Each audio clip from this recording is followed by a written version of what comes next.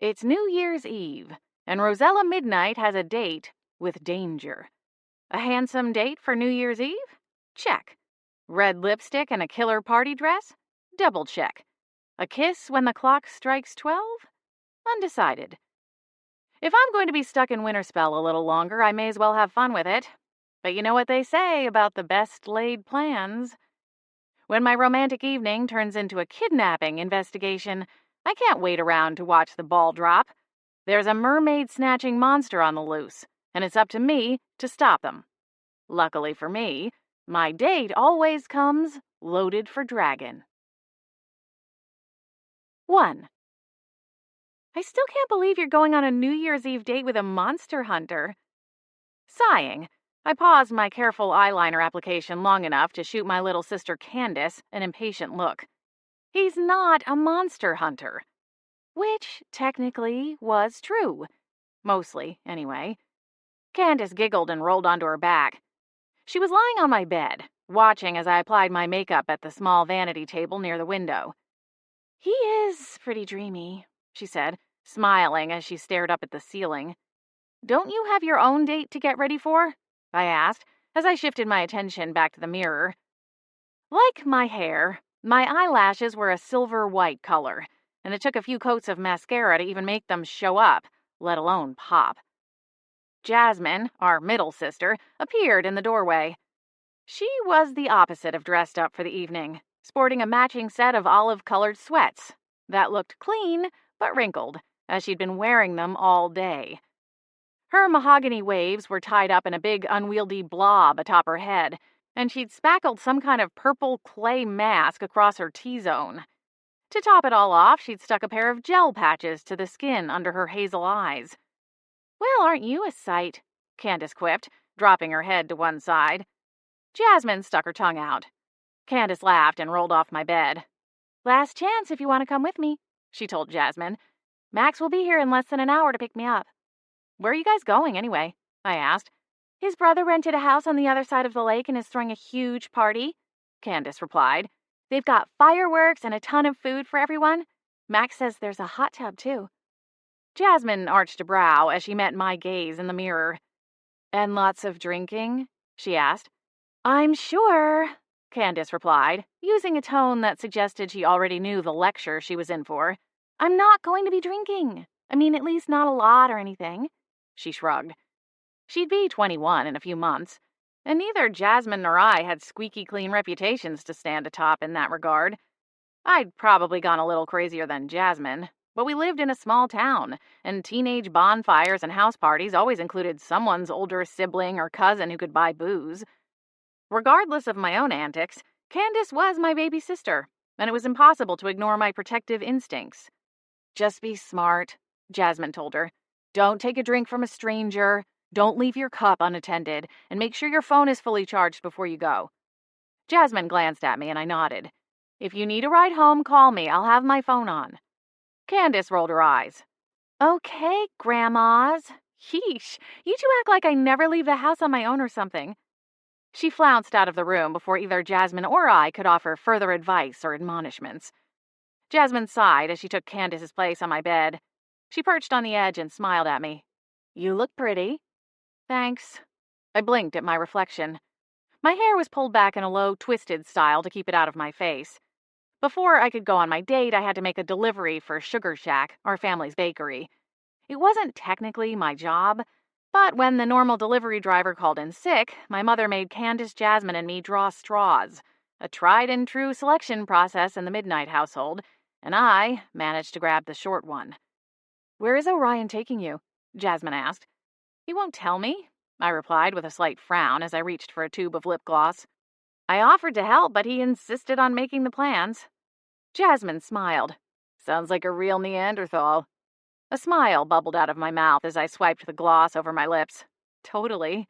I'm still not quite sure how I managed to get talked into going out with him. After that whole thing with the Christmas elves and Santa, I guess I got caught up in the moment. I smiled, realizing how insane the sentence sounded. Jasmine noticed, too. You've only been back in Winterspell for a couple of months, and already your life is far more interesting than mine. Setting the lip gloss aside, I twisted on the padded stool and faced her. Is everything all right, Jazz? Why aren't you going anywhere tonight? Surely there's something more interesting to do on New Year's Eve than sitting around here, watching Grandma Rose's favorite romance flicks till you pass out. Jasmine tried to smile as she shrugged off my question, but none of her usual warmth showed in her eyes. Hey, at least there's bottomless popcorn and a solid bottle of Merlot included in the deal. I could do worse. My heart twisted. I'm not going to tell you how to live your life, but Jazz, at some point you've got to break the ties of your old memories. Otherwise you might miss the chance to make new ones. Jasmine's jaws flexed as she looked down at her hands.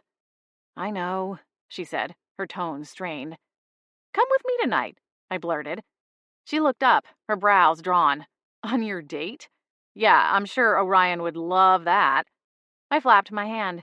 It's not like it's even a date anyway. One of her brows peeked into an arch. Well, I mean, at least I don't think it is, I added.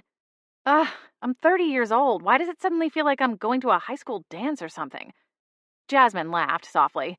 Because you're being stubborn and refusing to admit you might sorta like the guy? Grinning, I shook my head. No, that doesn't sound right. Our dad, James Midnight, appeared in the doorway and rapped his knuckles against the wooden doorframe. He wore a navy suit, likely the only suit he owned, with a white shirt and silver and blue striped tie. Evening, ladies. Whoa, Dad, you look all snazzy, Jasmine said. Bring me a doggy bag with something chocolate, will ya? Dad laughed. I'll see what I can do. Are you staying in tonight? A glimmer of concern showed in his eyes, though it faded quickly enough I hoped Jasmine might not have noticed it. I've heard there's a singles event going on at Merlin's Well tonight. You might meet someone new. Jasmine groaned. New? In Winterspell? I hardly think so. Unless they moved in since yesterday and the gossip grapevine hasn't spread word of it all over town just yet. I suppressed a smile. She was right, of course. Winterspell wasn't Mayberry tiny, but it was small and close-knit. And since it was a secret community, composed solely of magical beings, the residents didn't tend to change as much as they might in a non-magic town. Someone new moving in was big news, and not likely to have escaped notice, especially this time of year, when there wasn't much to do besides sit in cozy coffee shops and gossip. Well, what about you, Rosella? Dad said, nervously shifting his attention away from Jasmine. You look a little overdressed for a simple delivery job. Do you have plans for the evening? I'm going out with a friend, I replied. Jasmine coughed into her closed fist. A friend? Narrowing my eyes, I shot her a look. Very mature. She flashed me a grin. Right, well, have a good time, Dad said. If you have questions once you get to the bakery, just give us a call. We'll have our phones on. I resisted the urge to roll my eyes. Thanks, Dad, but I think I've got it. He nodded, gave Jasmine one last glance, then pushed away from the doorframe and headed off down the hall, his shiny dress shoes smacking against the hard floors. I stood from my stool at the vanity and smoothed my hands down the sides of my purple party dress. It fell a little past the knee, in a flirty A-line silhouette, and was a good mix between dressy and formal. Since I didn't know where Orion was taking me, I'd gone for something versatile. I wrapped a beaded black shawl around my shoulders, secured it in place with a sparkly pin, and then slipped on a pair of black faux suede booties. Out by the front door, I had a knee-length gray peacoat that I planned to layer over the top to keep out the biting chill. Central Washington was cold this time of year, even more so in Winterspell, which sat at a higher elevation than the neighboring non-magic communities. We'd had a few snow days already this season, with more to come, no doubt. Last chance for escape, I told Jasmine as I spun back around to face her, one hand resting on the light switch near my bedroom door. She waved me off, then pushed up from my bed. I'm fine, really. You'd better get going or you'll run late on the delivery. And believe me, you don't want that lecture tomorrow. I'll keep my phone on in case Candace gets herself into trouble. You just have fun. Enjoy your caveman, she called as I slipped into the hallway. Thanks. I scurried through the large farmhouse, my childhood home, and stopped at the front door just long enough to slip into my coat before hurrying out the door. My phone, car keys, and other essentials were stashed in a silver wristlet dangling from my right forearm. Careful to watch my step on the frost-coated stairs and driveway, I made it to my mostly functional Ford Focus and climbed in behind the wheel. I turned the key, and breathed a sigh of relief when the engine revved to life.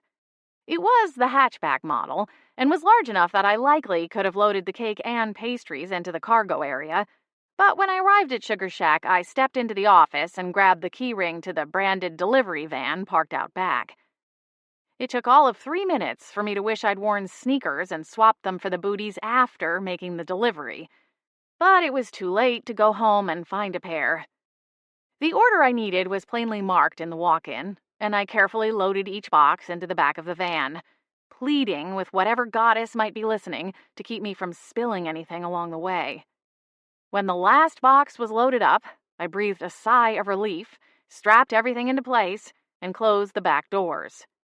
And promptly had a heart attack when I turned to find a man standing beside me in the alleyway behind the bakery. "Maddie!" I screeched, one hand clenched to my chest to keep my heart from catapulting right out of it. "Don't do that!" Maddie winced. "Sorry, Ella. I thought you would have heard me walk up." I shook my head. Maddie O'Lear was one of my oldest friends, our relationship having deep roots back into our elementary school days, when we'd bonded over our shared love of macaroni crafts and stories about dragons. He stood a couple inches taller than me, but was nearly twice as broad, with thick shoulders and a squared-off jawline. He could look intimidating if the occasion called for it, but most of the time, he was grinning and cracking jokes. He had thick auburn hair, eyes the color of evergreens, and a splash of freckles across his nose. "I just stopped by your parents' place and Candace said I might catch you here," he explained. "She also told me that you have a date tonight," Maddie added, with a wide grin as he planted one large palm against the back of the delivery van. I laughed at the feigned sternness in his eyes. "I was going to tell you." "Oh, yeah?" His smile widened. "When?" "It's really not a big deal, okay? I know you kind of met him in that whole sea monster/kidnapping thing last month, but I didn't realize you two were even friendly, let alone anything more." I licked my lips and plucked the correct key from the delivery van keyring. I don't even know if date is the right word. He's in town taking some vacation time and asked if I was free. Maddie's amusement only seemed to grow. "He just happened to be vacationing in Winterspell? What are the odds of that?" "I need to make this delivery," I said, pushing his arm away from the van. "So unless you want to come with me and sling boxes of tarts, you need to scoot. What are you doing tonight anyway? Shouldn't you have a date of your own to get to?" "Don't tell me one of Winterspell's most eligible bachelors is spending New Year's Eve solo." Maddie snorted. "Now you're starting to sound like my mom. She's been trying to set me up with her friends' daughters for months now. I'm not sure who's a bigger nag, her or Sonia." I smiled, though the edges felt a little bittersweet. Sonia Reyes, Maddie, and I had been a trio, the Three Musketeers, all through school and beyond. But Sonia and I had drifted apart over the years I wasn't in Winterspell, and since my return, things between us felt strained. "Where is Sonia tonight?" "She's out with her girlfriend, dinner and dancing. She tried to make it a double, but I turned her down." He sighed and let his gaze drift for a moment, back toward the street. His breath floated between us, a puff of white mist. "I don't know, Ella. It just seems like every date is the same as the one before. Somewhere along the way, I got bored. I have more fun hanging out with my friends, people I know, than I do spending hours trying to find common ground with a stranger in a bar or sitting through an awkward dinner." Smiling, I wrapped my arms a little tighter around myself. "I hear ya. I think that's part of the reason I stayed with Leo as long as I did. We kept gravitating back to one another, not because we were meant to be or whatever, but because we were comfortable, familiar. We'd reached that broken-in phase of the relationship. It's hard to resist." Maddie bobbed his chin, his gaze still distant for another moment. When he dragged it back to me, he slipped on a gregarious smile and slapped his hand against the back of the van. "I shall let you get going. Good luck with the delivery. And the date. Are you going home?" He thumbed over his shoulder. "Picking up my takeout order. I ordered enough for a small army." He chuckled. "I thought you might have been free." "Sorry." I offered a sympathetic smile. "You could go save Jazz from her movie marathon with Grandma Rose." He laughed and took a few steps backward, toward the sidewalk. "I just might do that. Catch you later, Ella." Have a good time tonight. Thanks, Maddie. I held up a gloved hand. See you next year. That's right. See you next year. He laughed and turned away. He had reached the mouth of the small alley when I called out his name. Yeah, he said, glancing over his shoulder. Do you know anything about a big party at one of the lake houses across the way? Maddie hitched one broad shoulder. Luke Parrish is supposedly throwing a kegger out at his parents' place. Why? That's where Candace is heading? Ah. He raised his fingers to his brow. I'll swing by around midnight and see if she needs a ride home. You're sure? He flashed a smile. Absolutely. Have fun on your date. I expect the full rundown tomorrow. I laughed as I headed for the back door of the bakery to lock up. You always were a gossip. He chuckled and stepped out of the alleyway. Happy New Year, Ella. 2. The Winterspell Chalet was a large resort on the outskirts of town. The interior of the main building looked like something ripped from the pages of a luxury real estate magazine in Aspen. I'd visited the attached day spa a couple of weeks earlier, as a guest, along with Jasmine and Candace. Our parents had purchased certificates, so all three of us could get a massage and pedicure as a thank you for the long days we'd put in at the bakery leading up to Christmas. However, on this visit, I bypassed the guest parking out front and pulled around the side of the building to the smaller lot meant for staff. With a little bit of effort, I managed to back the delivery van into a space near a set of metal doors. My phone chirped as I cut the van's engine. I reached over to the passenger seat and fished it out of the small wristlet I'd tossed there. Orion's name appeared at the top of the message. Blue or red? Frowning, I stared at the message, unsure how to respond. After a moment, a second text came through. This one, a photo of two neckties laid out on the foot of a neatly made-up bed. One in a cobalt blue, the other burgundy. My lips twisted into a smile, and I tapped out a quick reply. You don't seem like the kind of man who needs help getting dressed. Orion's reply fired back. This is just my sneaky way of asking you what you're wearing. I laughed at the tongue-out emoji attached to the message. I see. Well, you'll have to be patient and find out. As for the tie, I like the blue. Blue it is. See you in 30? Yeah, assuming I don't faceplant into this cake I'm delivering. These heels were a bad call. I hit send, then climbed out of the van. Thankfully, the asphalt was dry underfoot. May the goddess bless whoever had salted it. You want me to come give you a hand? Orion asked in his next reply. I'm good. See you soon. I shoved the phone into my coat pocket and closed the driver's door. A gust of frosty wind ran across my neck, and I shivered as I pressed a finger to the buzzer at the back entrance. A moment later, one of the doors opened, and a petite brunette appeared, her expression nervous. Are you with the bakery? She asked me. That's right. Nodding, I went to the back of the van and swung open the doors to the cargo area. You wouldn't happen to have a card or anything, would you? I asked over my shoulder. I think so. Hold on. I'll go look, the young woman chirped. I'll be right back. Thanks. Smiling, I started releasing the bungee ties I'd used to keep the boxes from sliding all over the place. At this rate, I'd be out of here in no time.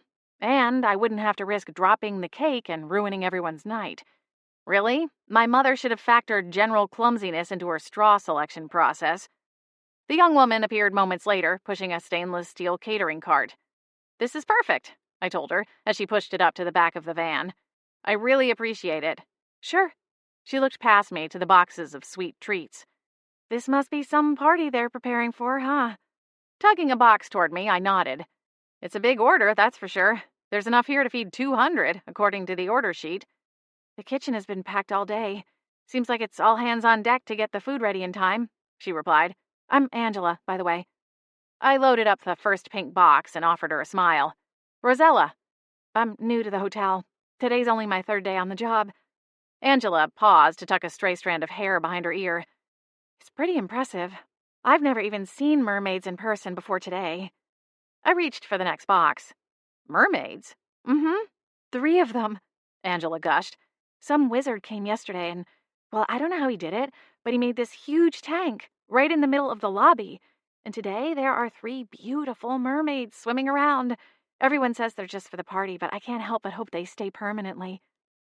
I quickly loaded the rest of the smaller pastry boxes onto the cart and began maneuvering the cart toward the building. I'd come back for the cake.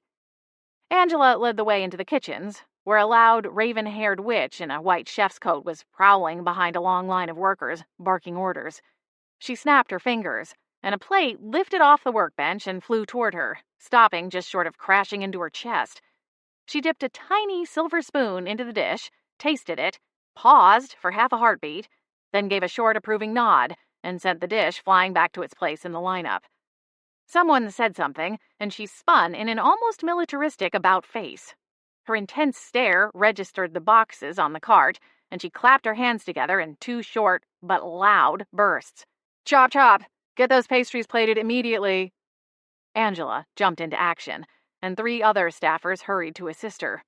Within seconds, the cart was empty, and 4 uniformed employees manned their positions along the counter to begin sorting the variety of pastries and tarts onto small dessert plates. "Where is the cake?" I snapped to attention at the witch's commanding voice. It's in the van," I stammered, thumbing over my shoulder. "I'll go get it." The head chef clapped her hands together once more, then pivoted away to fire off another round of orders to the kitchen workers. I scrambled back outside, dragging the cart in my wake, and did my best to not get rattled as I transferred the 4-tier cake onto the cart. I wished I had the head chef's magic ability to levitate items at will. I bet she never had to worry about dropping something precious or fragile. The woman was likely an air witch. Jasmine was one, too. Generally, those born between the autumn equinox and the winter solstice were blessed with power over the wind. As magic went, there were degrees of skill, most of which was determined by the raw strength of a witch or wizard's talent. But even those who weren't born with intense power could learn to grow their magic over time. As for me, well, I couldn't make fire from nothing or harness the forces of the wind. I didn't have power over water or the earth either. My day of birth happened to fall on the vernal equinox, the day where winter hands her crown to spring. Normally, this would mean I'd be gifted either water magic or earth magic, and it likely would have been weak magic at that, not deep enough to fully take root inside me. Instead, something in the stars went wonky, and I'd been granted, or cursed, depending on who you asked, a rare form of magic that manifested itself in my ability to speak with animals. It was reminiscent of earth magic, whose wielders often had a gift for training or shepherding animals, but in my case it was something twisted and unusual. While I could communicate with virtually any species on the plate, all of the communication took place inside my mind, with no way to prove what the animals were saying to me. My magic came in handy, of course, but it was more trouble than it was worth. A handful of incidents in my childhood had led to some nasty rumors about me using my magic to harm others. And there were some even more fantastical accusations that claimed I had the ability to turn into some kind of beast. There were also darker rumors that twisted my magic even further. Some of the townspeople feared me, believing my powers extended to the human mind and that I could somehow bend it to my will. It was nonsense, of course, but once someone got that idea in their head, it was hard to get out. Air magic might not be super glamorous, but the ability to toss plates around like magical frisbees would have made my life a lot less complicated. Sighing, I got a good grip on the cake box that contained the 4-tiered confection. The top half of the box had been cut away. The only reason it was in a box at all was for transport. If the box slid free of its restraints, the cardboard sides would theoretically protect the cake itself in the event of bumping into the van's inner wall or another box of desserts.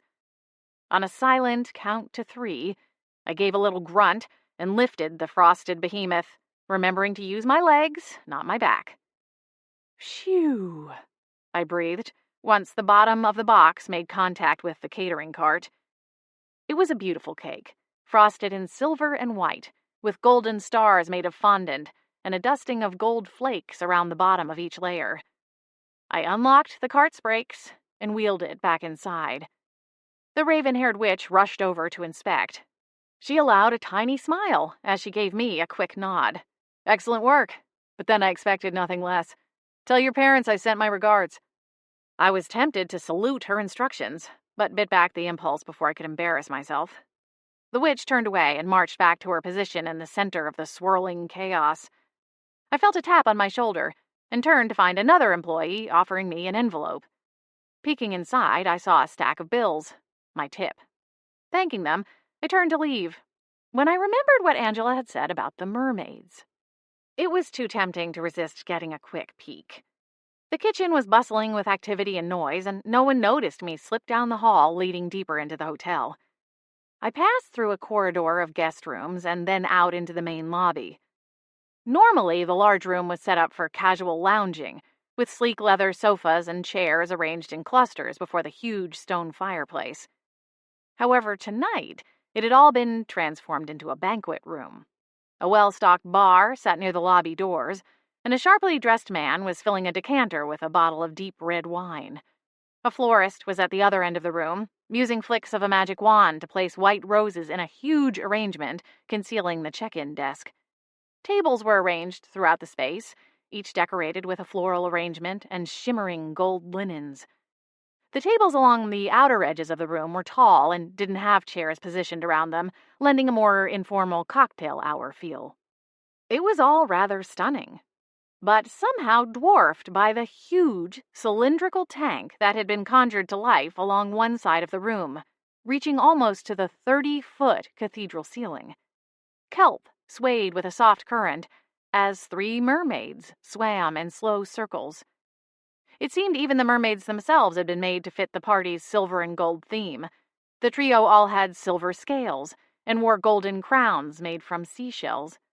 2 of them had dark brown hair, left loose so it floated about them in the water.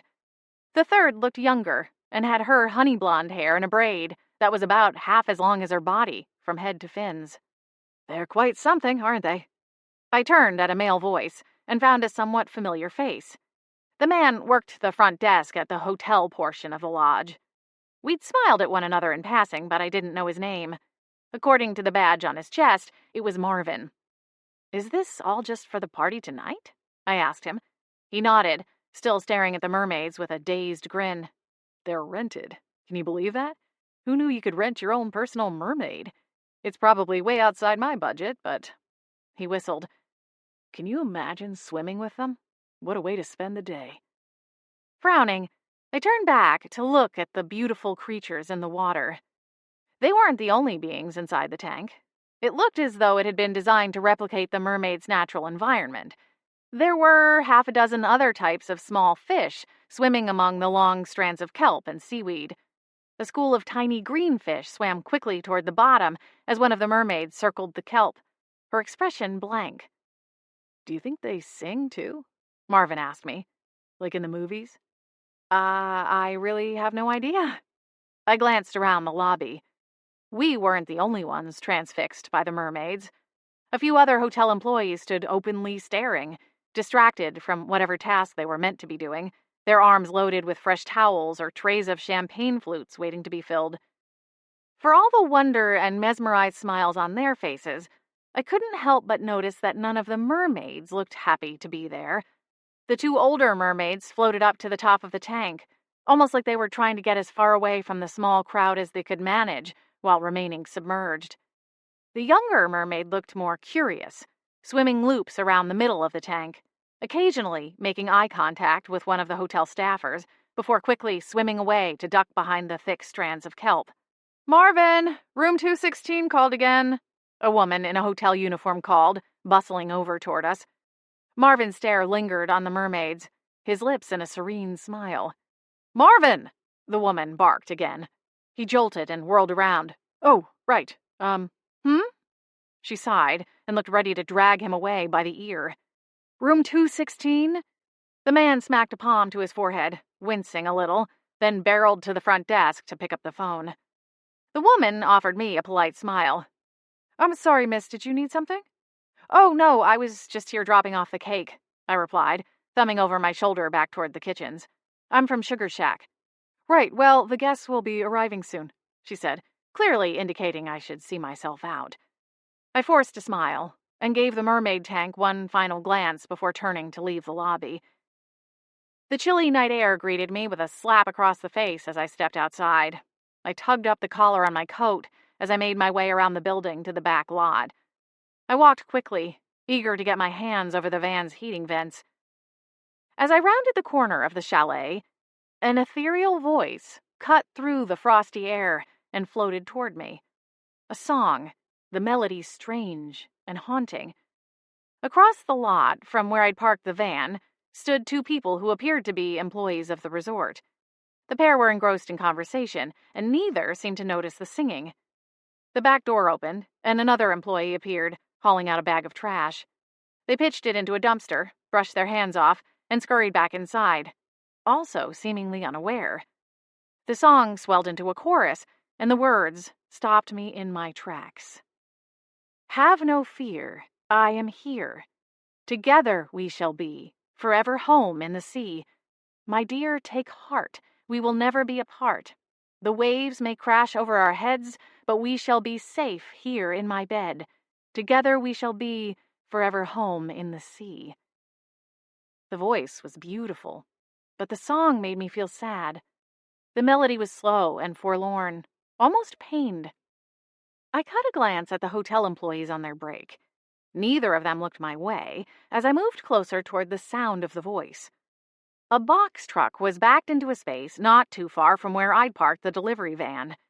The cargo door was rolled up, and a silver ramp had been lowered down to the sidewalk. I didn't see anyone around, but a strange creeping sensation swept along the back of my neck, along with the icy breeze, raising the tiny wispy hairs that were impossible to scoop into an updo.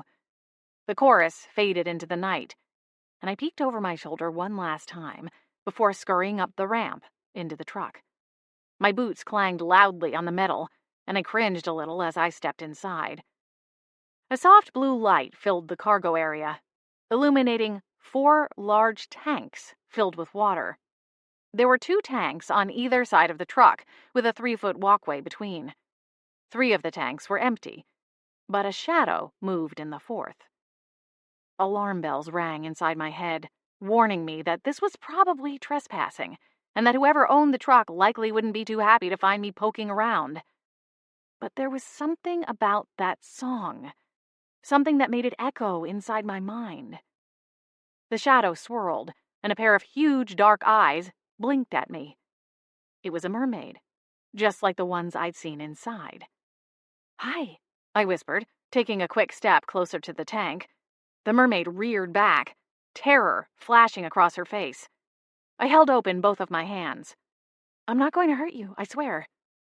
Pausing, I peeked over my shoulder, training my ear for any hint of footsteps. When none came, I turned back to the mermaid. "I heard your song. It was beautiful. What's your name?" She stared blankly, but some of the fear in her eyes ebbed. "I'm Rosella," I told her. She opened her mouth and began to speak, but it wasn't like watching a human underwater. There were no air bubbles escaping as she moved her mouth. Her words came to me inside my head, and I realized her singing, too, had been the same way.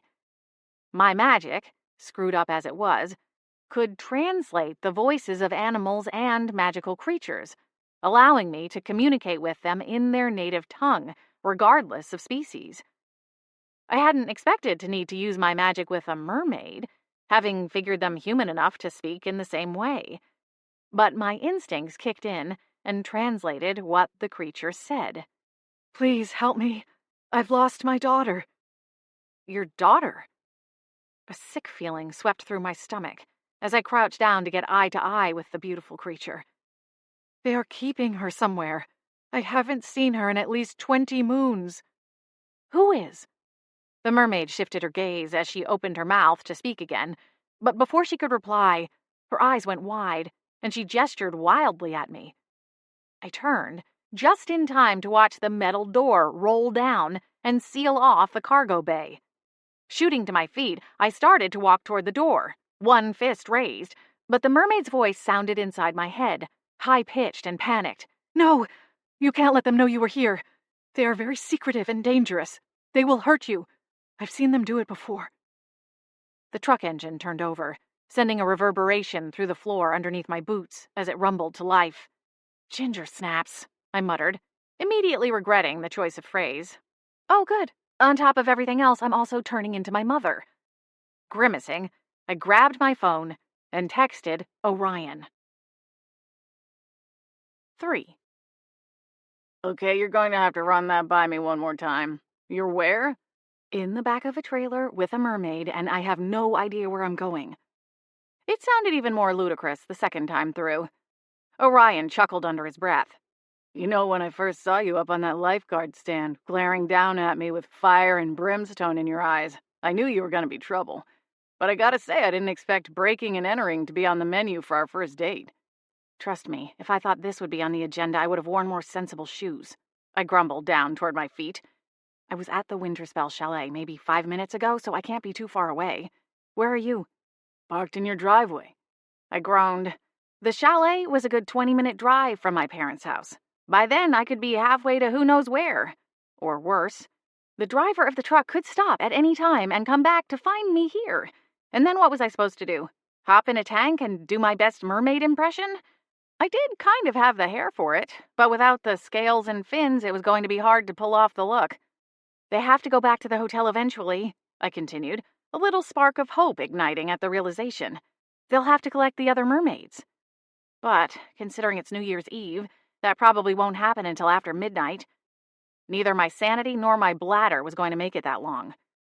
What's the name of the company? Orion asked. Did you happen to see it on the side of their truck, or is there anything in the back there with you that has the name and number? I checked around for any sign of paperwork.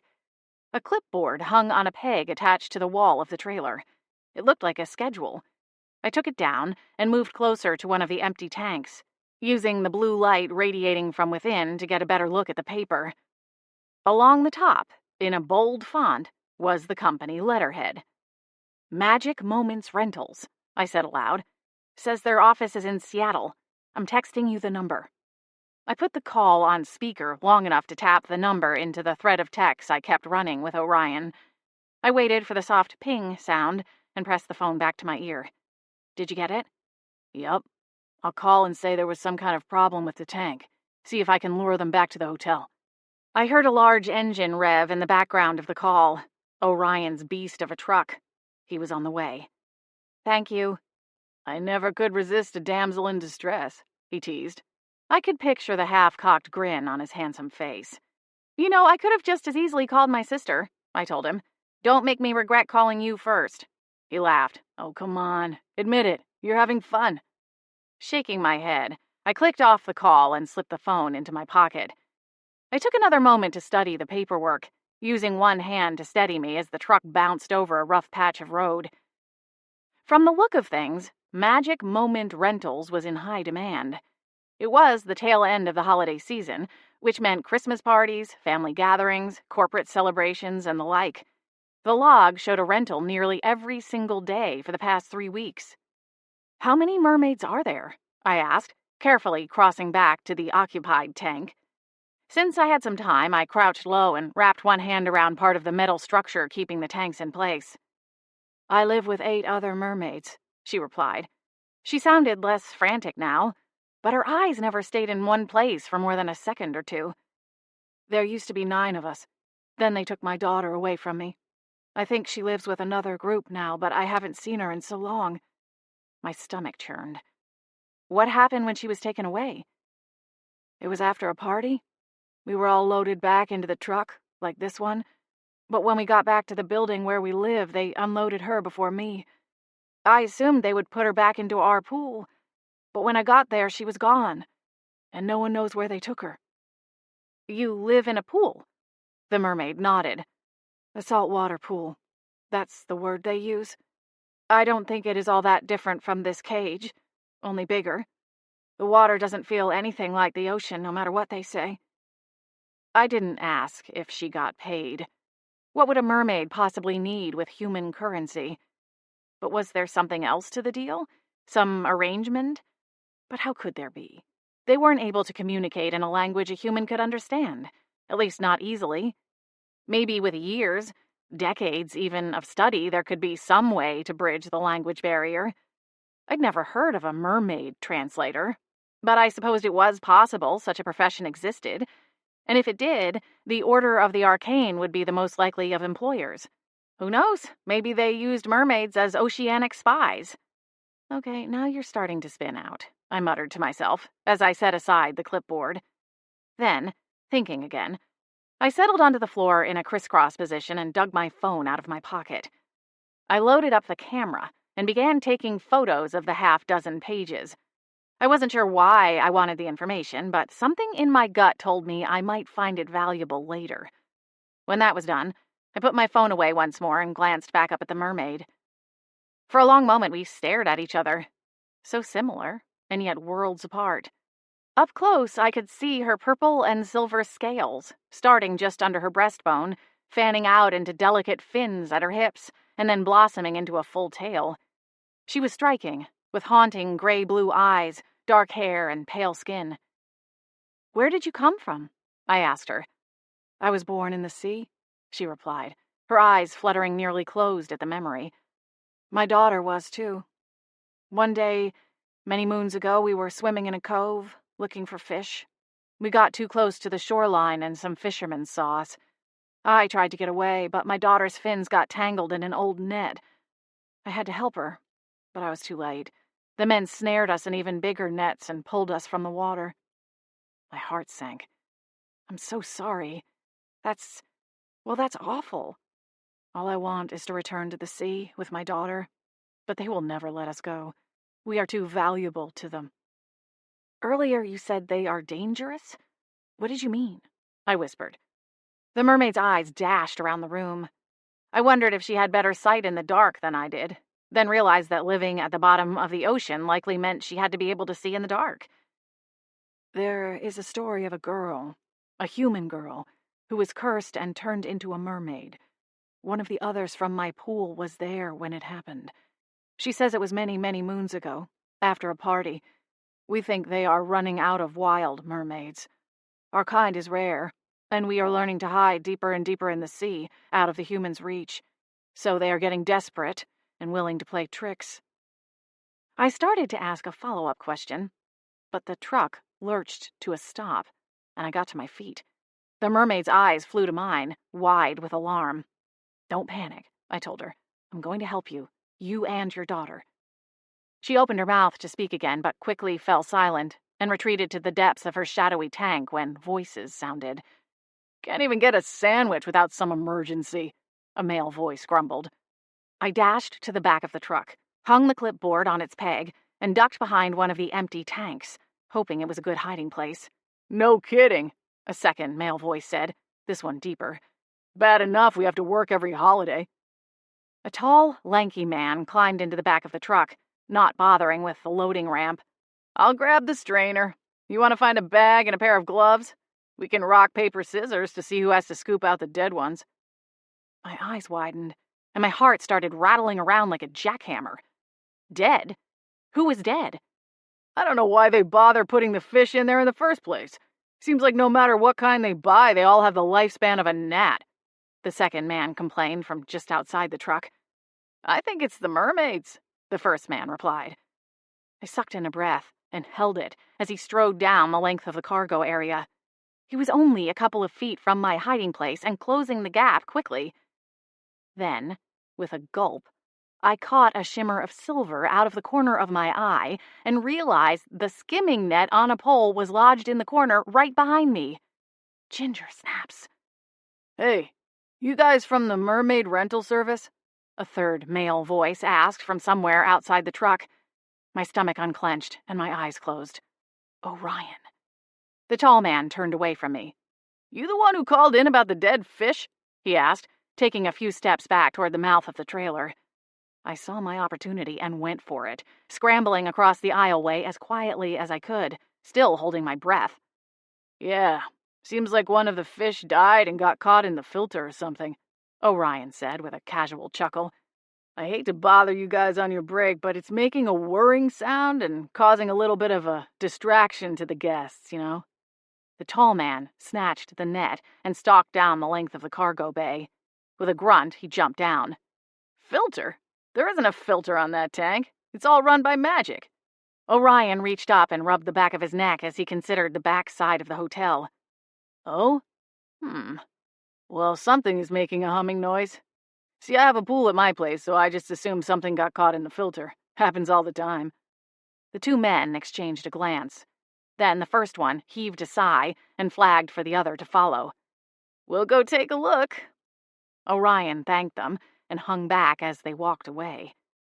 When the coast was clear, he approached the back of the truck. "Ella?" he whispered. "Ella, you there?" I bolted, no longer caring if my boots made a ruckus. But then pulled up short when I felt the mermaid's eyes on my back. Turning around, I placed a hand on the cold glass. "I'll find your daughter." "Rosella?" Orion prompted. I tore my eyes away from the mermaid and hurried out of the truck. "So, I'm assuming I've screwed up your plans for us tonight?" I asked, once we were safe inside the cab of Orion's truck. I blasted the heat and pressed my palms along the vents. In addition to having great night vision, mermaids were also apparently immune to the cold, because the back of that trailer had no heating whatsoever, and now that my adrenaline was coming back to Earth, I realized how cold I was. Orion backed out of the parking space. "Okay if we come back for your van later? I'd rather not be around when those guys realized the whole thing was a lie." I nodded, and we headed out of the chalet's parking lot, down the country highway leading to the heart of Winterspell. "As for the date, it's not ruined per se," Orion continued. "But our dinner reservations are toast." "Sorry," I mumbled. He shrugged one shoulder. "It's not a big deal. We have options. What did you tell that mermaid before you got out of the truck? Something about her daughter?" I quickly caught him up on what I'd learned. "How can they even do that?" I asked him when I finished recounting the conversation. "Keeping such beautiful creatures locked up like prisoners should be illegal." Orion sighed heavily. "Technically, by order standards, some magical creatures are permitted to be kept in captivity. There are zoos and parks and other businesses that keep various creatures. However, there are strict rules around such things. The creatures are not to be pulled from the wild, and for the ones already in captivity, there is a long list of exhibit requirements to make sure the creatures have everything they need to live long, healthy, happy lives." I frowned. How could something like a mermaid ever be expected to live happily in a cage? "Personally, I'm with you. I think it goes too far.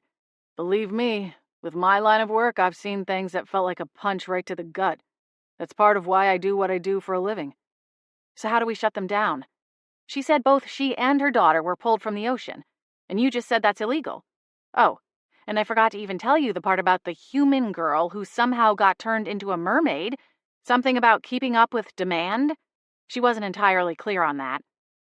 Orion slammed on the brakes. A horn blared behind us as a car swerved to avoid rear-ending the truck. The driver laid on the horn again as he cruised past. Orion didn't seem to notice. He was staring at me, his mouth open. "What did you just say?" "I don't know if it's true or not, but she said there was a human girl who was cursed into being a mermaid, and that she thought it was because they weren't able to keep up with demand. So I think—" He didn't wait for me to finish before swinging the truck around. My pulse spiked again. Orion's jawline had turned to granite, his eyes like lasers as he stared down the highway. "What are we going to do?" I asked, a little afraid of the answer. Orion bit out his reply through clenched teeth.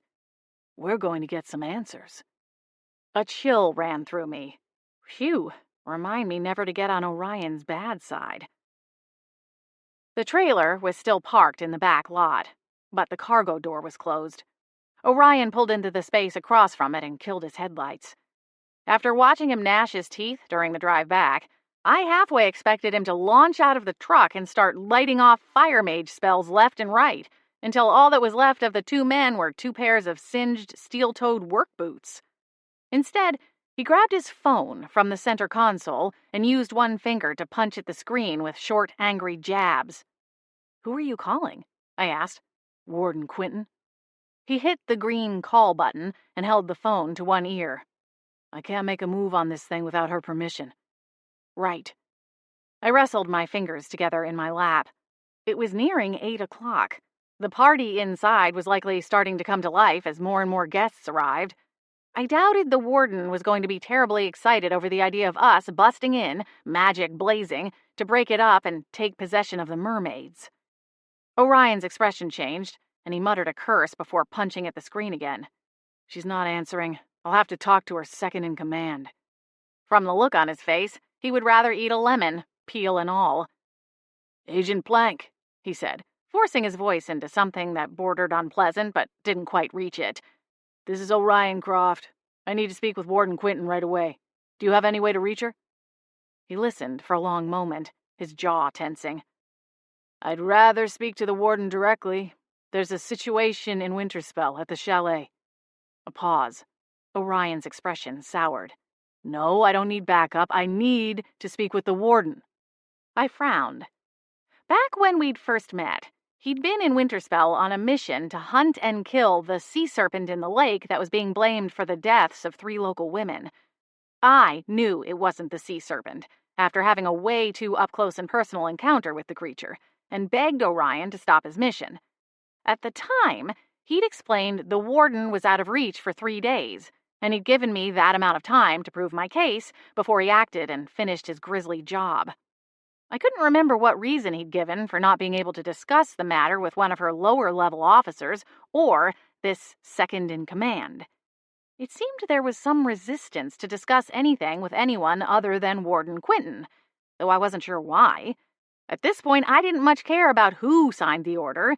I just wanted the mermaids freed, back to the ocean where they belonged, and more importantly, to reunite the one in the truck with her missing daughter.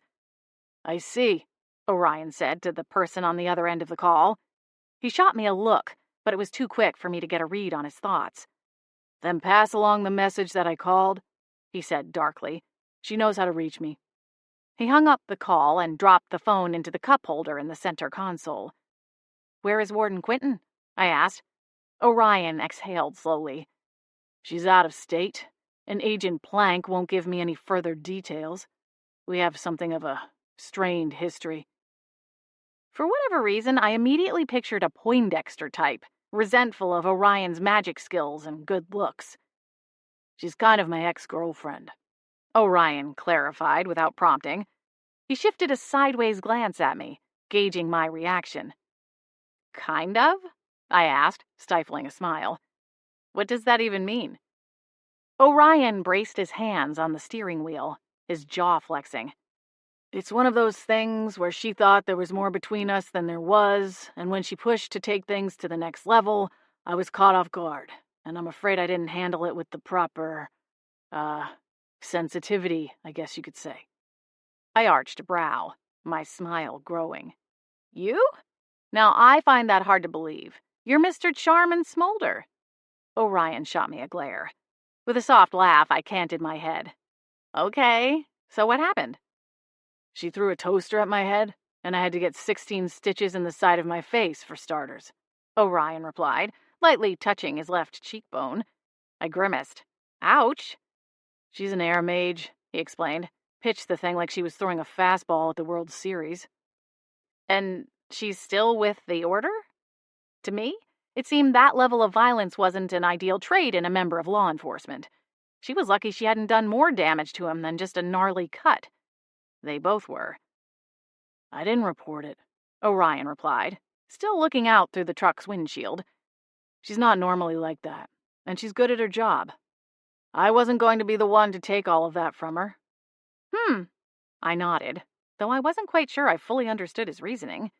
At the same time, I didn't feel right pushing the issue further.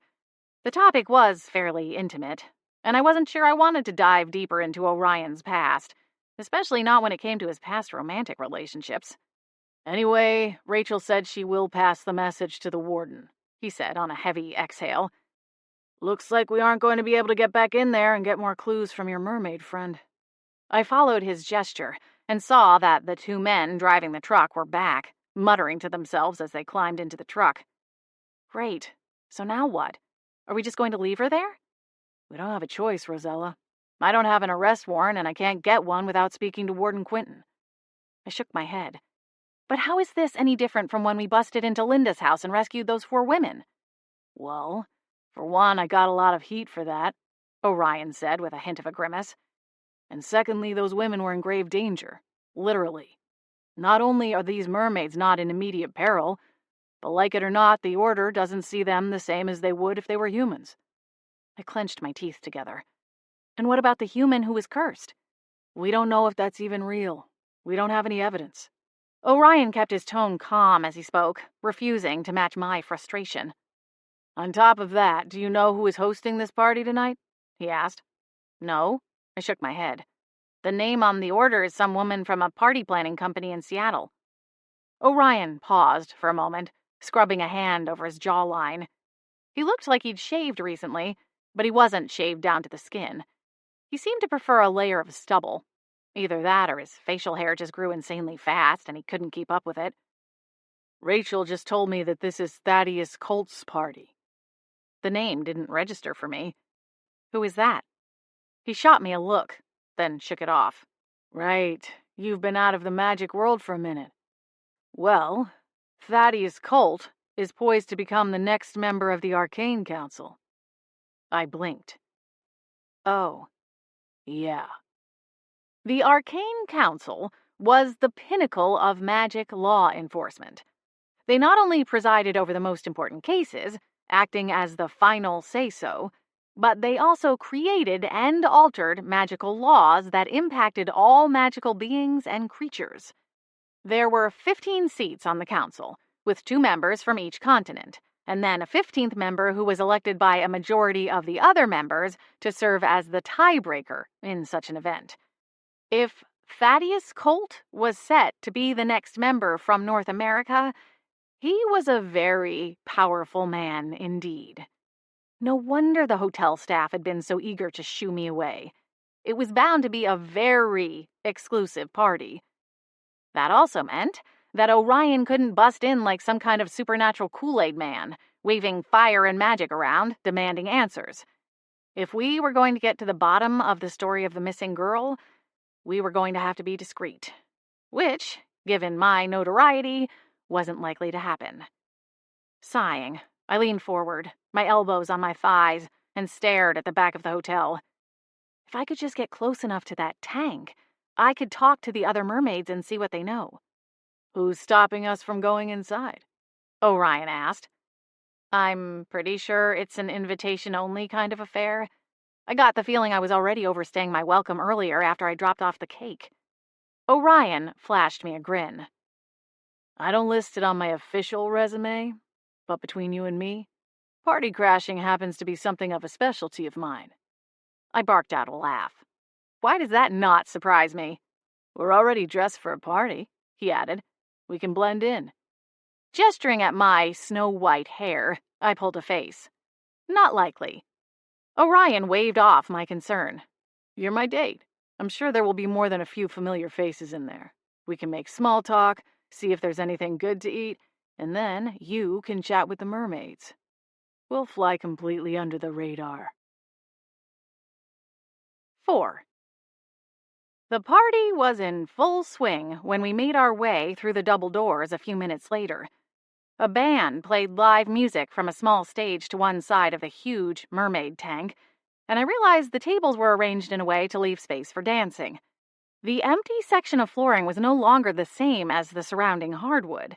Instead, it looked as though it were made of water.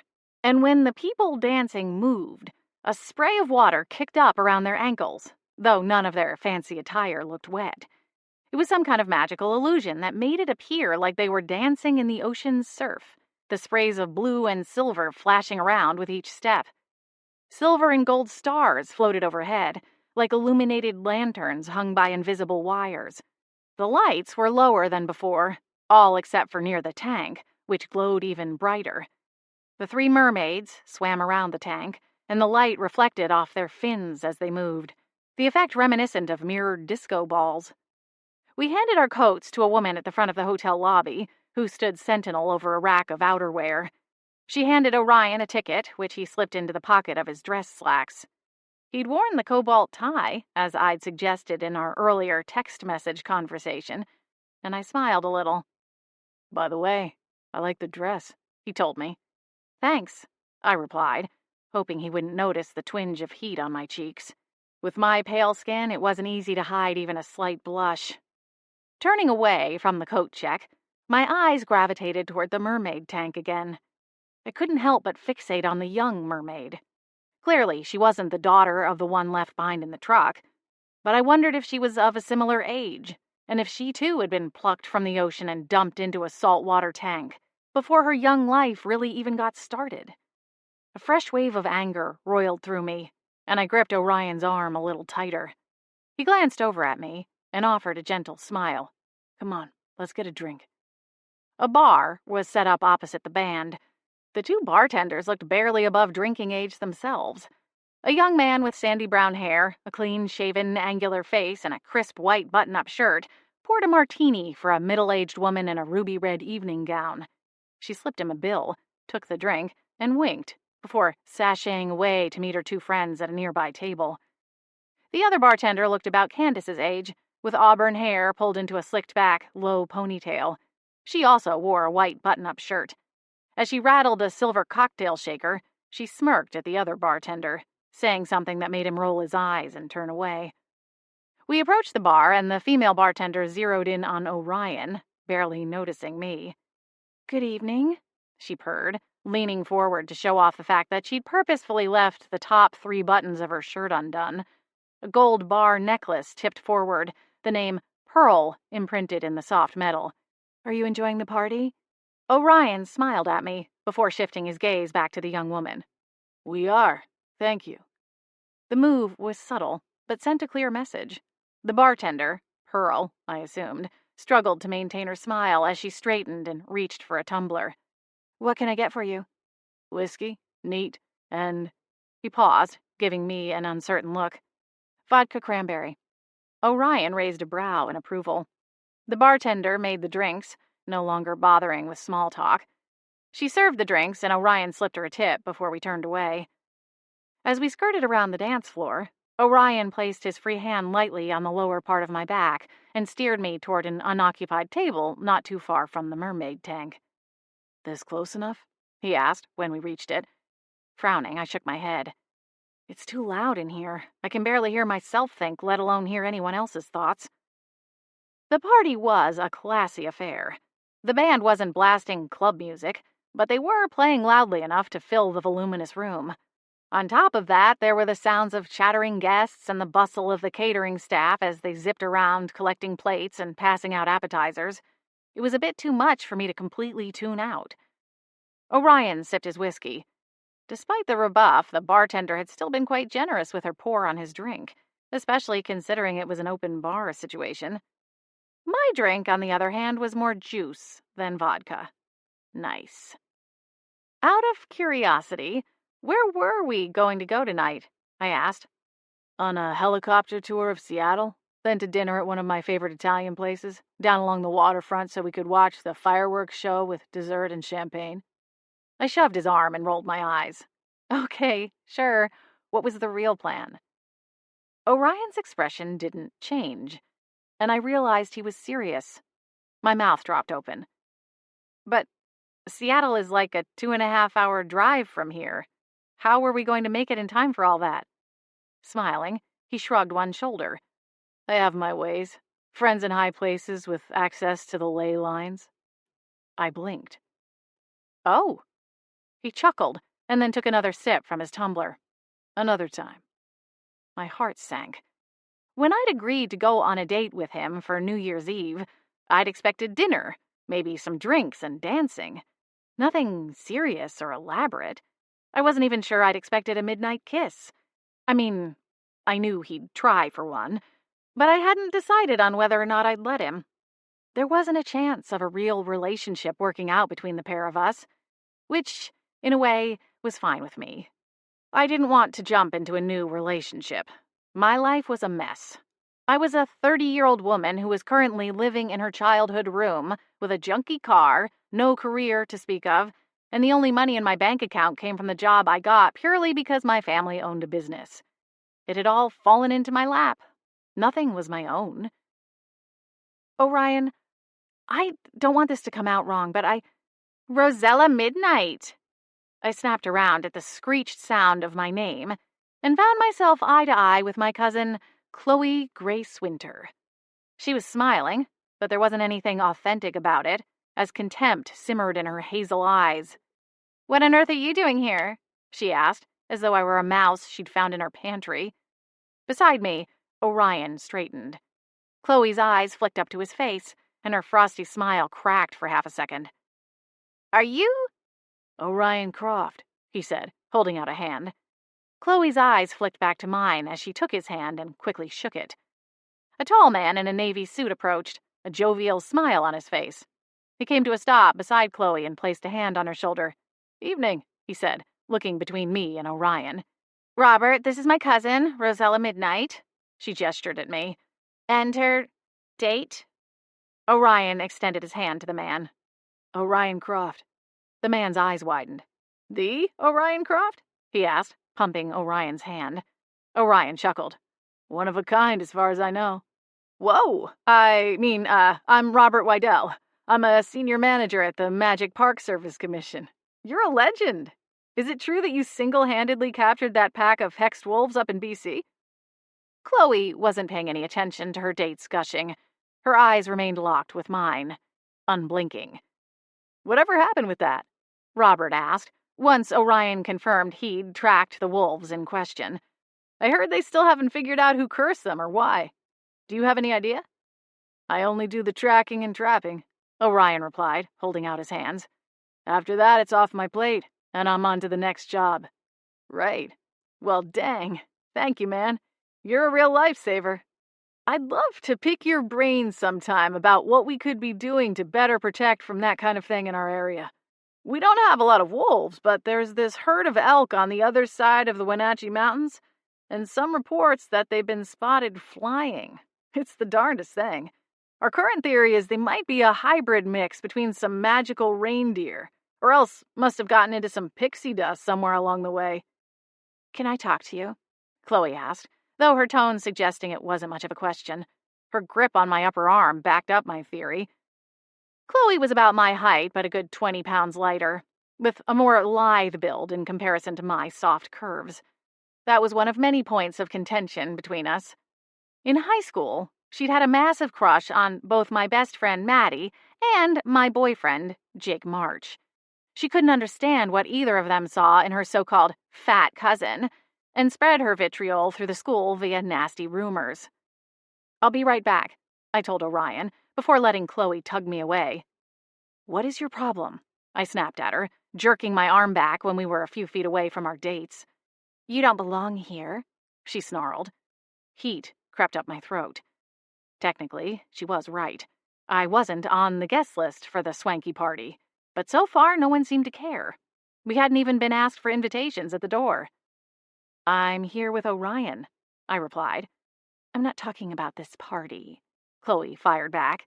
"I mean here in Winterspell. Everyone was happier when you were off frolicking around with the humans." My fingers curled inward as I strained to keep my voice neutral. "Chloe, just because you were prom queen doesn't make you queen of Winterspell, all right? You don't get to play gatekeeper to the entire town." Her delicate nostrils flared. "Maybe not, but it doesn't mean I can't express my opinions. And I think it would be best for everyone if you were gone. Away. Somewhere you can't make trouble for all of us." "Oh? And what trouble is that exactly, Chloe? Is this about Jake?" My cousin's eyes widened. Bingo. My sisters had already informed me that little Chloe Grace had swooped in and tried to get her talons into Jake after I left town. Things had since fizzled, but as far as I knew, that had nothing to do with me and everything to do with Chloe. Because, let's face it, you were never going to keep him whether I was here or not, I continued. "This isn't about Jake," she hissed. "I've already moved on. Way, way on, in fact." She cast a look past me toward her date for the evening. When she flicked her eyes back to mine, she unleashed a smug smile. "Robert is going to be head of the Parks Commission someday. It's a big job. We'll be able to buy any kind of house we want, travel the world, put our kids in the top-rated schools." "Well, great. Then you're all set. So leave me alone." Brushing past her, I went to rejoin Orion. He and Robert seemed to be in the middle of a polite conversation, but Orion paused when I approached. Something flashed in his eyes, and he placed a hand at the small of my back. Chloe managed to tamp down the crazy in her smile as she leaned into Robert's side. Darling, I think I just saw Thaddeus on his way to the bar. Perhaps now is a good time to go over and say hello. Don't you think so? Oh, Robert blinked. Sure. Well, it was nice to meet you, Orion, and, Rosella, was it? I smiled politely, managing to rein in my frustration. It was nice to meet you too. Orion and Robert shook hands once more before Chloe dragged her poor date off across the room, whispering something as they went. Poor guy, I muttered. He's got no idea that he's being turned into her little marionette. Orion chuckled. You all right? Yeah. Chloe paused her mission long enough to speak briefly with a woman in a black pantsuit. The woman turned her head and found Orion and me before looking back to Chloe. The pair spoke for another moment, then Chloe glanced back, twinkled her fingers at me, and continued her war march to the bar. The woman in the pantsuit came over to us. Good evening, she said, offering a tight smile. Did you happen to turn in your invitations when you arrived? It's come to my attention we may have missed collecting a few of them at the doors. Orion didn't miss a beat, immediately patting at his front pockets. That's strange. I must have left them in my coat pockets. Turning to me, he made a subtle nod toward the tank. Darling, why don't you wait here? I'll go take care of this. Would you like a refill on my way back? Sure, thank you. Orion gestured ahead, letting the woman in the pantsuit lead the way back across the party. I abandoned my drink and hurried around to the other side of the mermaid tank. Without the invitations, we'd likely find ourselves tossed out of the party. I only had a few minutes to get the information. Unfortunately, the other side of the mermaid tank was just as crowded. Squeezing my eyes closed, I tried to block out the ambient sounds of the party, but when I sent out a tendril of my magic, nothing rebounded back to me. Muttering to myself, I opened my eyes and tried to catch the eye of one of the mermaids above, but it was nearly impossible to do so without drawing the eye of the other partygoers in the process. When the nearest mermaid swam away, I swore and tried with my magic one more time. But between the mermaid's distraction over being in a literal fishbowl and my own anxiety, there wasn't a chance of forging a connection. Someone tapped on my shoulder, and my eyes popped open. Jolting, I swung around and found a man in a black suit standing behind me. Ma'am, I'm going to have to ask you to come with me, he said, his expression regretful but stern. Sighing, I gave the mermaids one final glance, then let him lead me out a side door, away from the party. 5. Orion was already outside, leaning against the driver's side of his truck. He smiled at my approach. Compliments of your cousin, I assume? I groaned. Yes, she's not happy unless she's making someone else miserable. Orion pushed away from the truck and held my coat open for me. Grateful, I slipped into it and tightened the belt around my waist. Well, Mr. Party Crasher, what do we do now? He gestured at the truck. First step, we get out of the cold. We climbed into the cab of the truck, and he cranked up the heat. Thankfully, the engine hadn't sat in the cold for too long, and the air coming out of the vents was already pre-warmed. So what's the deal with your cousin? Orion asked, cutting me a wary look. Ugh, it's a long story, but we never really got along. Exhaling, I sat back in my seat. Like I've said before, my magic isn't super common, and some people in this town think I'm cursed, or that my power can do things it really can't. Rumors, mostly, but it made school tricky for me. I got bullied a lot for being different. And for Chloe, all that mattered was being popular, so hanging out with her weird, maybe cursed cousin wasn't going to serve her goals. Then there was this thing with a dog. Orion frowned. A dog? My jaw tightened at the memory. We were young, maybe in the 1st or 2nd grade. We were at this park for her birthday party. Everyone was eating cake and playing in the grass. A ball got kicked over by some bushes and Chloe went after it. Then this big dog came running toward her. I think he was chasing after the ball, but she got in the way and it started snarling and baring its teeth. Chloe started to scream. I got there first and tried to tell the dog to leave her alone, using my magic. Well, the dog went berserk. and snapped at her leg before one of the adults cast a spell and scared it off. I was trying to help her, but she told everyone that I made the dog bite her, and she pretended she'd suffered some war wound, even though the thing's teeth never touched her skin. I paused and rolled my eyes at the memory of Chloe's hysterics. Sighing, I continued. But, of course, everyone believed the howling birthday girl.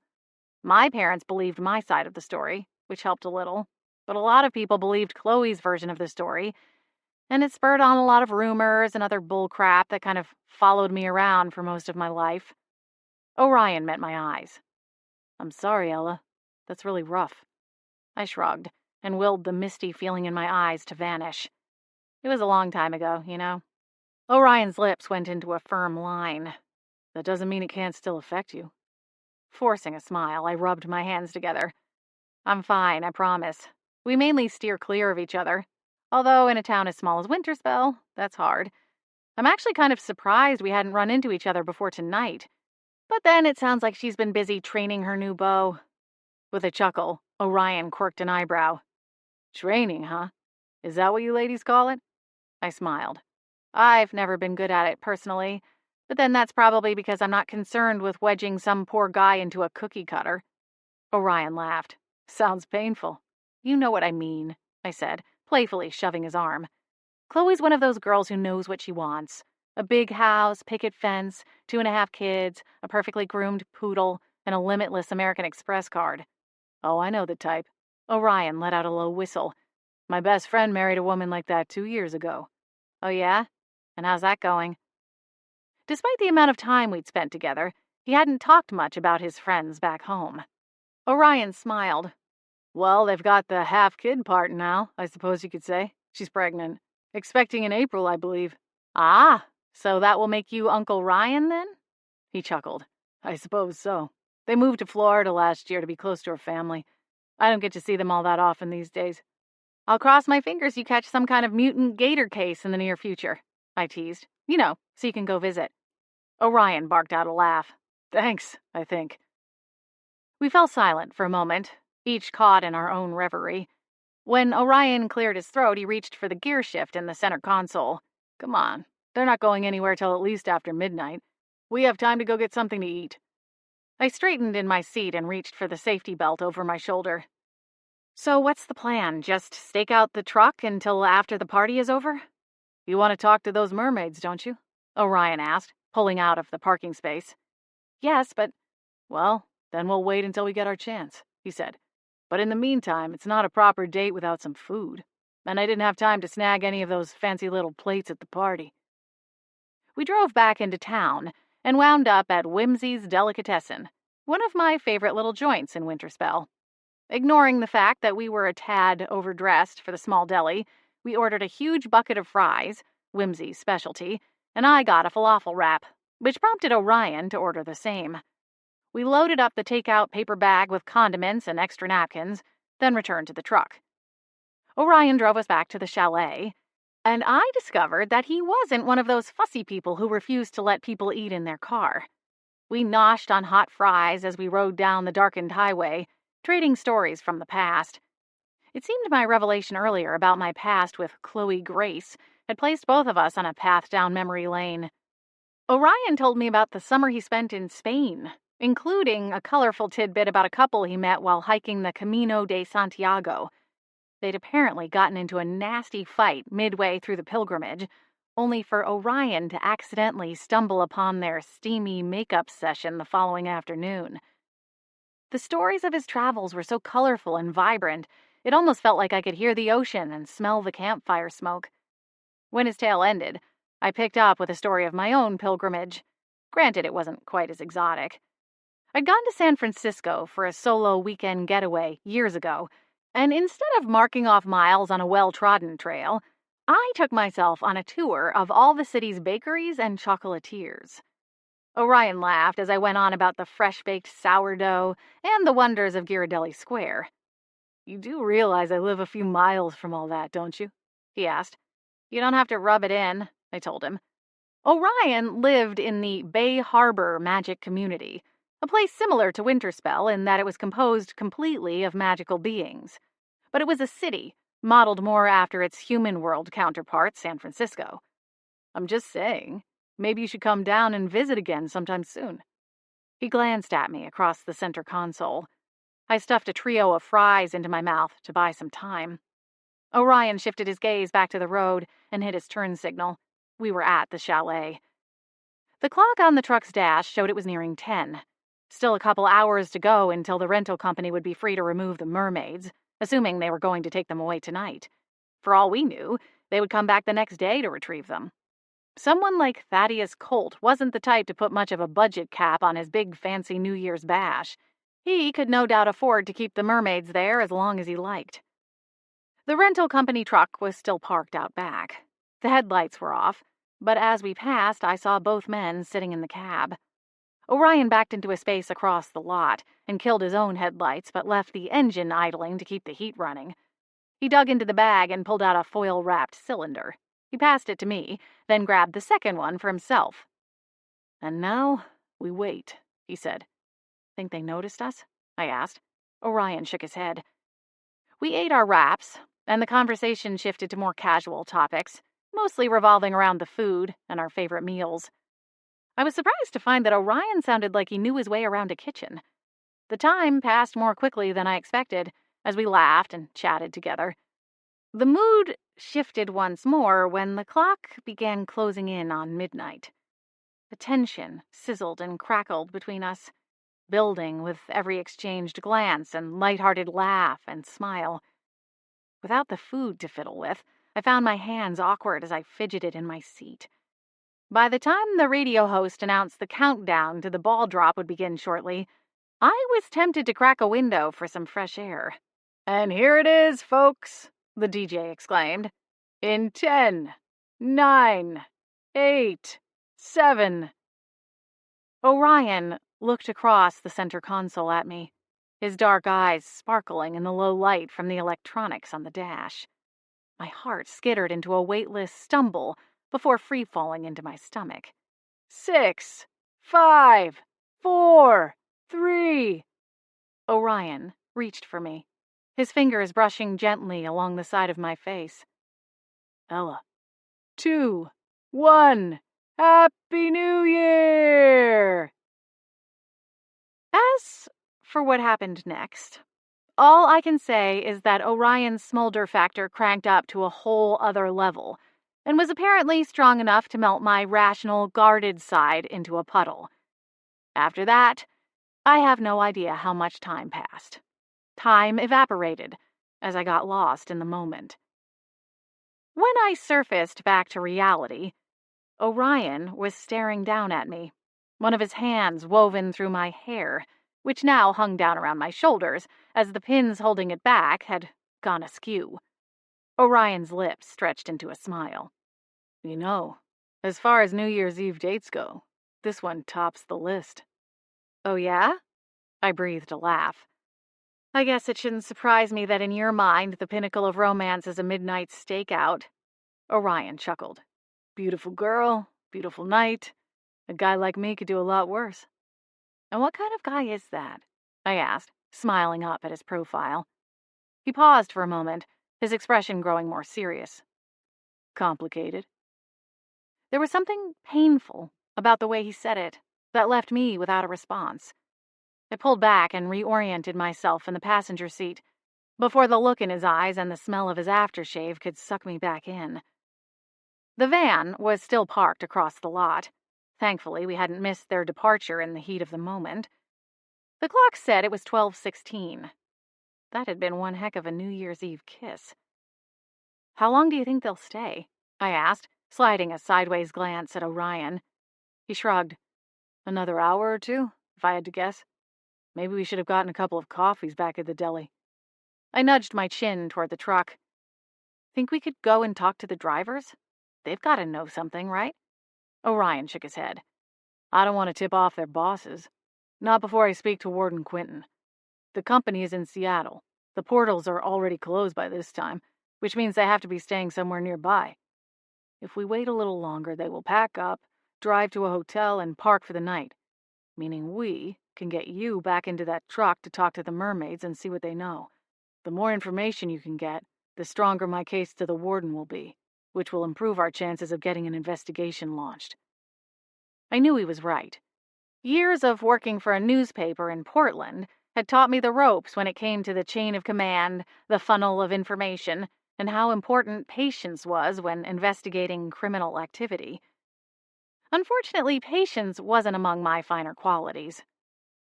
We chatted a little more as another hour ticked by.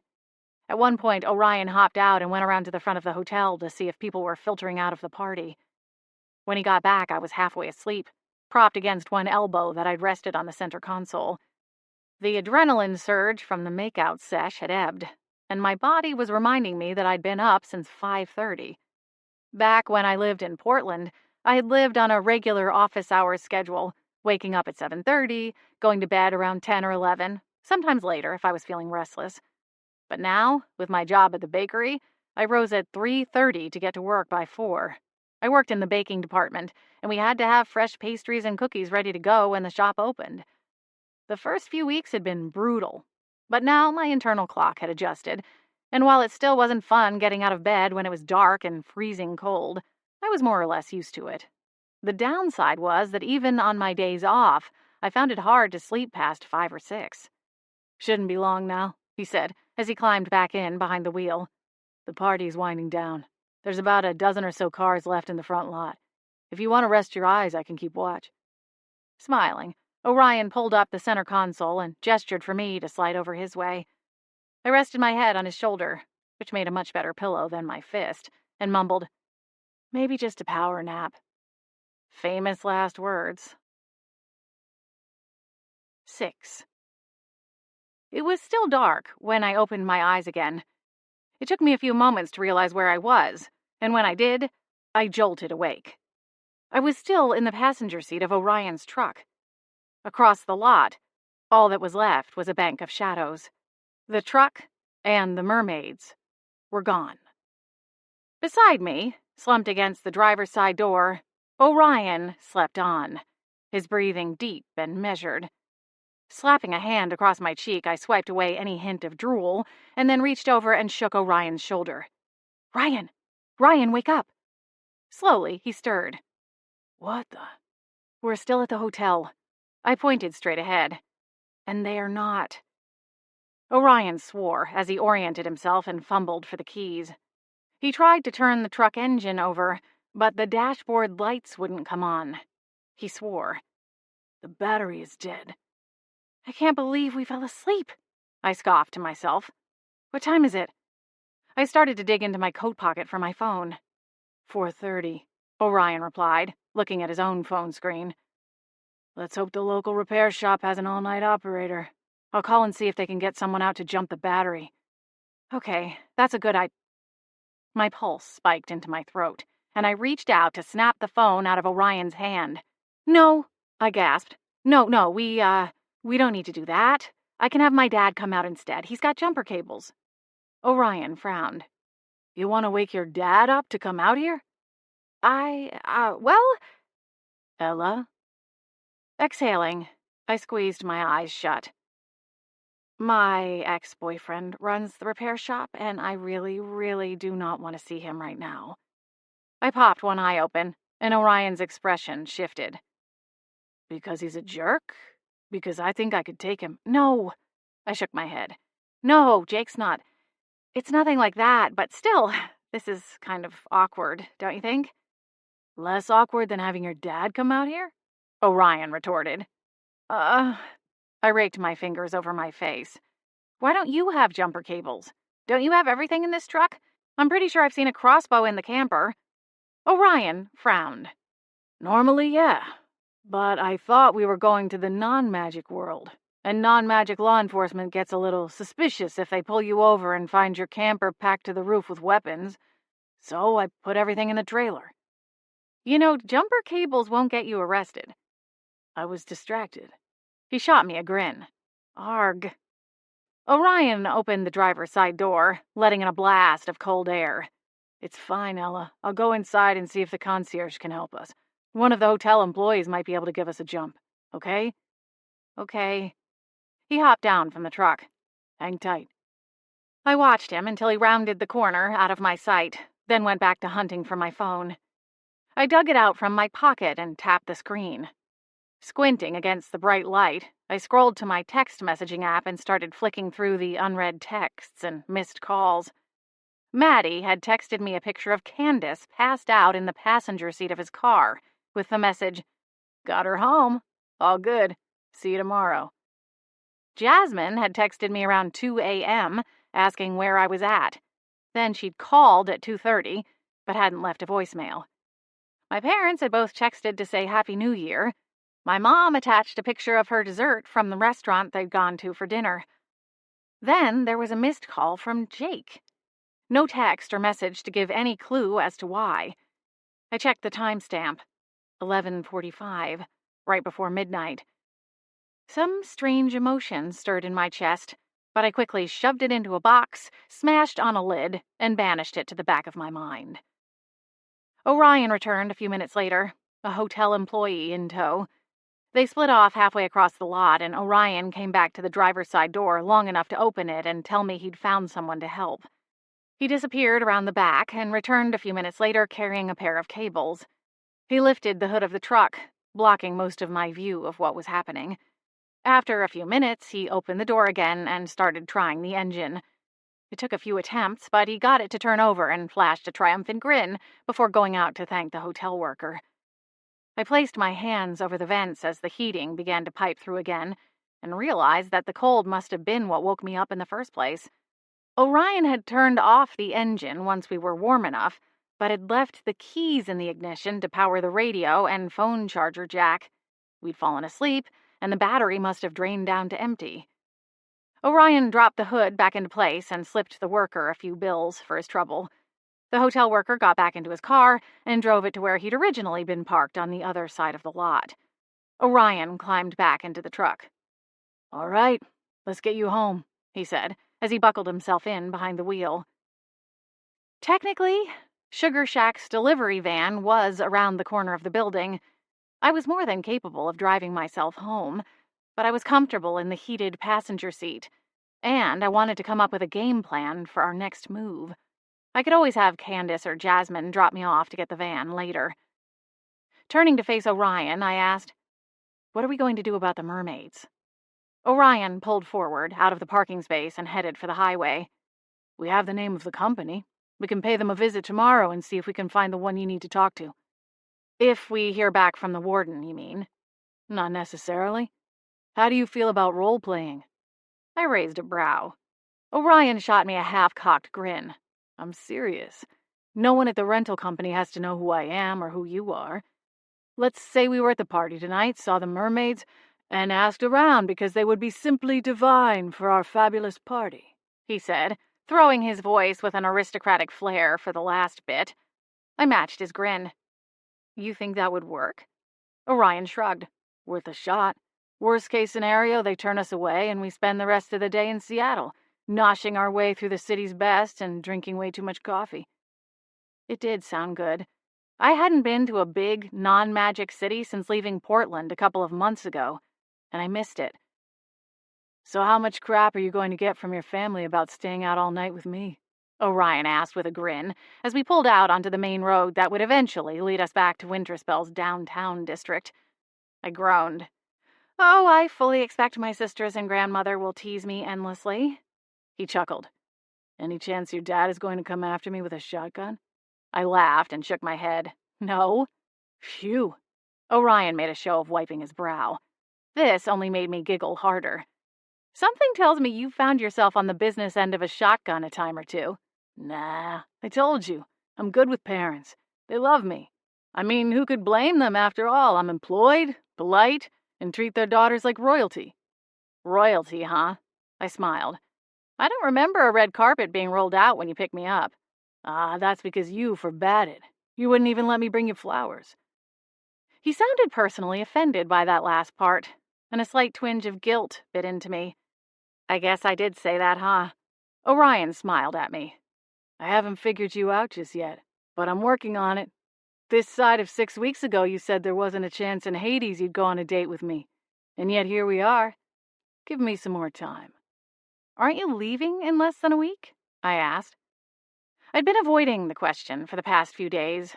I knew he had 2 weeks off, and that technically I'd already had him in town a week extra because he'd been here on a mission from the warden when Santa's grimoire was stolen right before Christmas. "You gonna miss me?" he asked, flashing another wicked grin.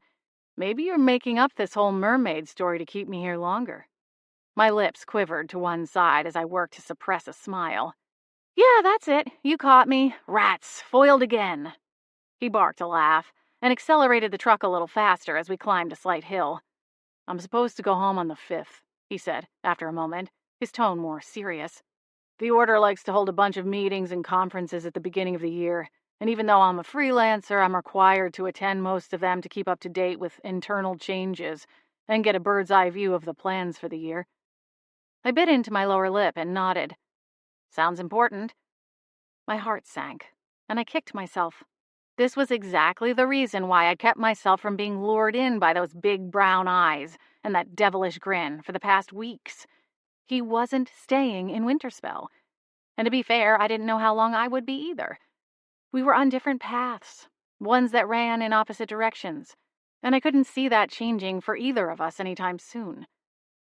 The conversation dwindled after that, as both of us got lost in our own thoughts.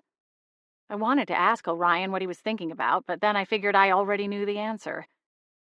It was still dark out when we pulled into my parents' driveway, but the porch lights shone just enough for me to catch the fluttering of curtains in the front room. Just swell. The only person who would be awake at this hour, regardless of the late night before, was Grandma Rose. Orion kept the engine idling as he shifted the truck into park. Turning toward me, he smiled, gentler than before. "Thanks for the unforgettable night." I laughed softly. Orion reached for me, but I was a hair faster than him and pushed open the passenger door before he could lean in for the kiss. Something flickered in Orion's eyes as he retracted his hand. His expression was quizzical for a moment, but he quickly rearranged it into a soft smile. "Get some rest. I'll call you this afternoon." "Okay, night." I unbuckled my seatbelt, hopped out of the truck, and scurried up the front steps, not stopping to look back over my shoulder before pushing my way into the house. If, in fact, Grandma Rose had been the one at the window, she decided to make herself scarce upon my entry. It was out of character for her, but relief washed over me as I tiptoed down the hall and around the corner to my room in the far corner of the first floor. I shucked out of my boots and party dress and burrowed under the covers, too exhausted to worry with makeup removal. I'd regret it when I awoke, but so be it. In what felt like mere minutes, my slumber was interrupted by the obnoxious chiming tone of my phone's alarm clock. In a foggy haze, I remembered setting it the day before, knowing I would likely forget once on my date. Cringing, I slapped around my nightstand until I found the thing and turned off the alarm. Groaning, I tossed the phone into the bed with me as I rolled over and gathered the covers a little higher around my neck and shoulders. All I wanted was to snuggle deeper into the warmth and sleep another 10 hours. Maybe when I woke up, I would figure out what the heck I was doing. Another chirp sounded from somewhere in my tangled bedding, and I swore under my breath. Okay. Maddie's text was still on the screen when I found the phone and held it up to my face. "Heading out in 5. This is your final wake-up call." Frowning, I muttered about the pitfalls of having lifelong friends who knew me entirely too well. Another text. "Just remember, bottomless mimosas." Oh, good grief. I flung the covers off and shivered as I shuffled across the room to get dressed. I'd shower when I got home from brunch. Once bundled in a long-sleeve thermal shirt and a flannel button-up, I slipped on a pair of lined leggings and my slide-on Vans. I stuffed my uncombed hair into a messy top knot and removed yesterday's makeup, just to replace it with a fresh swipe of mascara and lip gloss before hustling out of the house before anyone could harangue me for information about my all-nighter with Orion. Maddie and Sonia were already at a table when I arrived at the little corner cafe on the main strip through downtown Winterspell. "There she is," Maddie boomed, raising a champagne flute at my arrival. "I knew the sweet siren song of mimosas would get you moving." Happy New Year, Ella, Sonia said, as I sat in the chair opposite her. Happy New Year, I replied, swiping what was left of Maddie's mimosa. He flagged down a passing server and snagged another one from her tray. The small cafe was cramped and crowded with enough knickknacks that it could almost double as an antique store, but they served the best breakfast food in town, and on holiday weekends they really went all out with their brunch, sometimes to the point where it could take an hour to get seated, which was almost unheard of in a small town like Winterspell. Maddie was just telling me about his resolutions, Sonia said, arching her eyebrows at him across the table. Maddie chuckled. I told her it's the same thing I always resolved to do. Work hard, play harder. I smiled and raised my glass. I guess I'll drink to that. What about you, Ella? Any resolutions? Sonia asked me. I hitched one shoulder. I don't know, really. Things have been so crazy the past couple of months, I haven't really slowed down enough to think about it. I'd like to get a permanent job, I guess. The bakery is great and all, but it's not what I want to do long term. Sonia looked at Maddie. I'd seen that "I told you so" look before, but had no idea what it meant in this context. Maddie smiled and clinked his glass with mine. A new job for the new year. Sounds good. Heat prickled at my cheeks. I hated feeling like I was missing some kind of inside joke or reference. Clearing my throat, I fidgeted with the stem of my champagne flute. How about you, Sonia? I'd like to shave a solid minute off my average jogging pace per mile, get a raise at work, coach my crew team to nationals again, and maybe even win the thing this time. She smiled. By comparison, my goals sounded wimpy and vague. Sonia had always been like that, top of her class, a star athlete. She went to college on a double scholarship, and it sounded like she hadn't slowed down in the decade plus since. Maddie grinned at me. Our little overachiever, still making us look like sloths. Sonia rolled her eyes and picked up her menu. Should we order? We turned our attention to discussing the merits of the cafe's various dishes, then launched into a classic pancakes versus waffles debate, and in the end, ordered a little bit of everything to share. For a moment, it almost felt like old times, an echo of a conversation we'd had many times in our high school days. But by the time the food came, we'd run out of things to talk about, and there were uncomfortable pauses between attempted stabs at a new topic. It was a little bit like when you get to the end of popping a bag of microwave popcorn, a kernel here and there, with more and more time spread between. We barely made a dent in the food when Sonia reached below the table and retrieved her cell phone. She held up one finger and mouthed, "Sorry," as she answered, "Hello?" I popped a grape into my mouth. "Oh?" Sonia's expression shifted, her brows drawn together. "Okay. Well, hang tight. I'll be there in 5. She lowered the phone and immediately started wrapping her scarf around her neck before standing and putting her coat on. "I'm really sorry," she said, digging into her pocket. "Is everything all right?" Maddie asked. Sonia pulled a small trifold canvas wallet out of her coat pocket and opened it. "That was Lucy. She got a flat tire on her way to visit her mom. I'm going to run out and help her get the spare on." Sonia set a pair of $20 bills on the table, to the side of the plate of food she'd barely touched. "I'm really sorry," she said again, tucking a strand of her dark hair behind her ear as she straightened and stashed her wallet away again. "Rain check?" Maddie nodded. "Sure. Bye, Ella. It was good to see you." She twinkled her fingers and then scurried in front of a server and headed out the restaurant's front door. "Gee, I hope everything turns out okay," Maddie said, reaching for a piece of buttered toast. I leveled him with a stare and waited for him to glance up. "What?" he asked. "Don't play dumb with me, Maddie. We both know there wasn't anyone on the phone. It didn't even ring or buzz once. Did you hear anyone on the other end?" "Oh, come on, Ella. Sonia wouldn't do something like that." Maddie chomped into the toast. "She's been weird with me ever since I got back into town, Maddie. Every time we've tried to get together, she has to leave 10 minutes into it." Maddie considered my point as he chewed, then washed down the toast with a swig of coffee. "Sonia's not some wilting wallflower, Elle.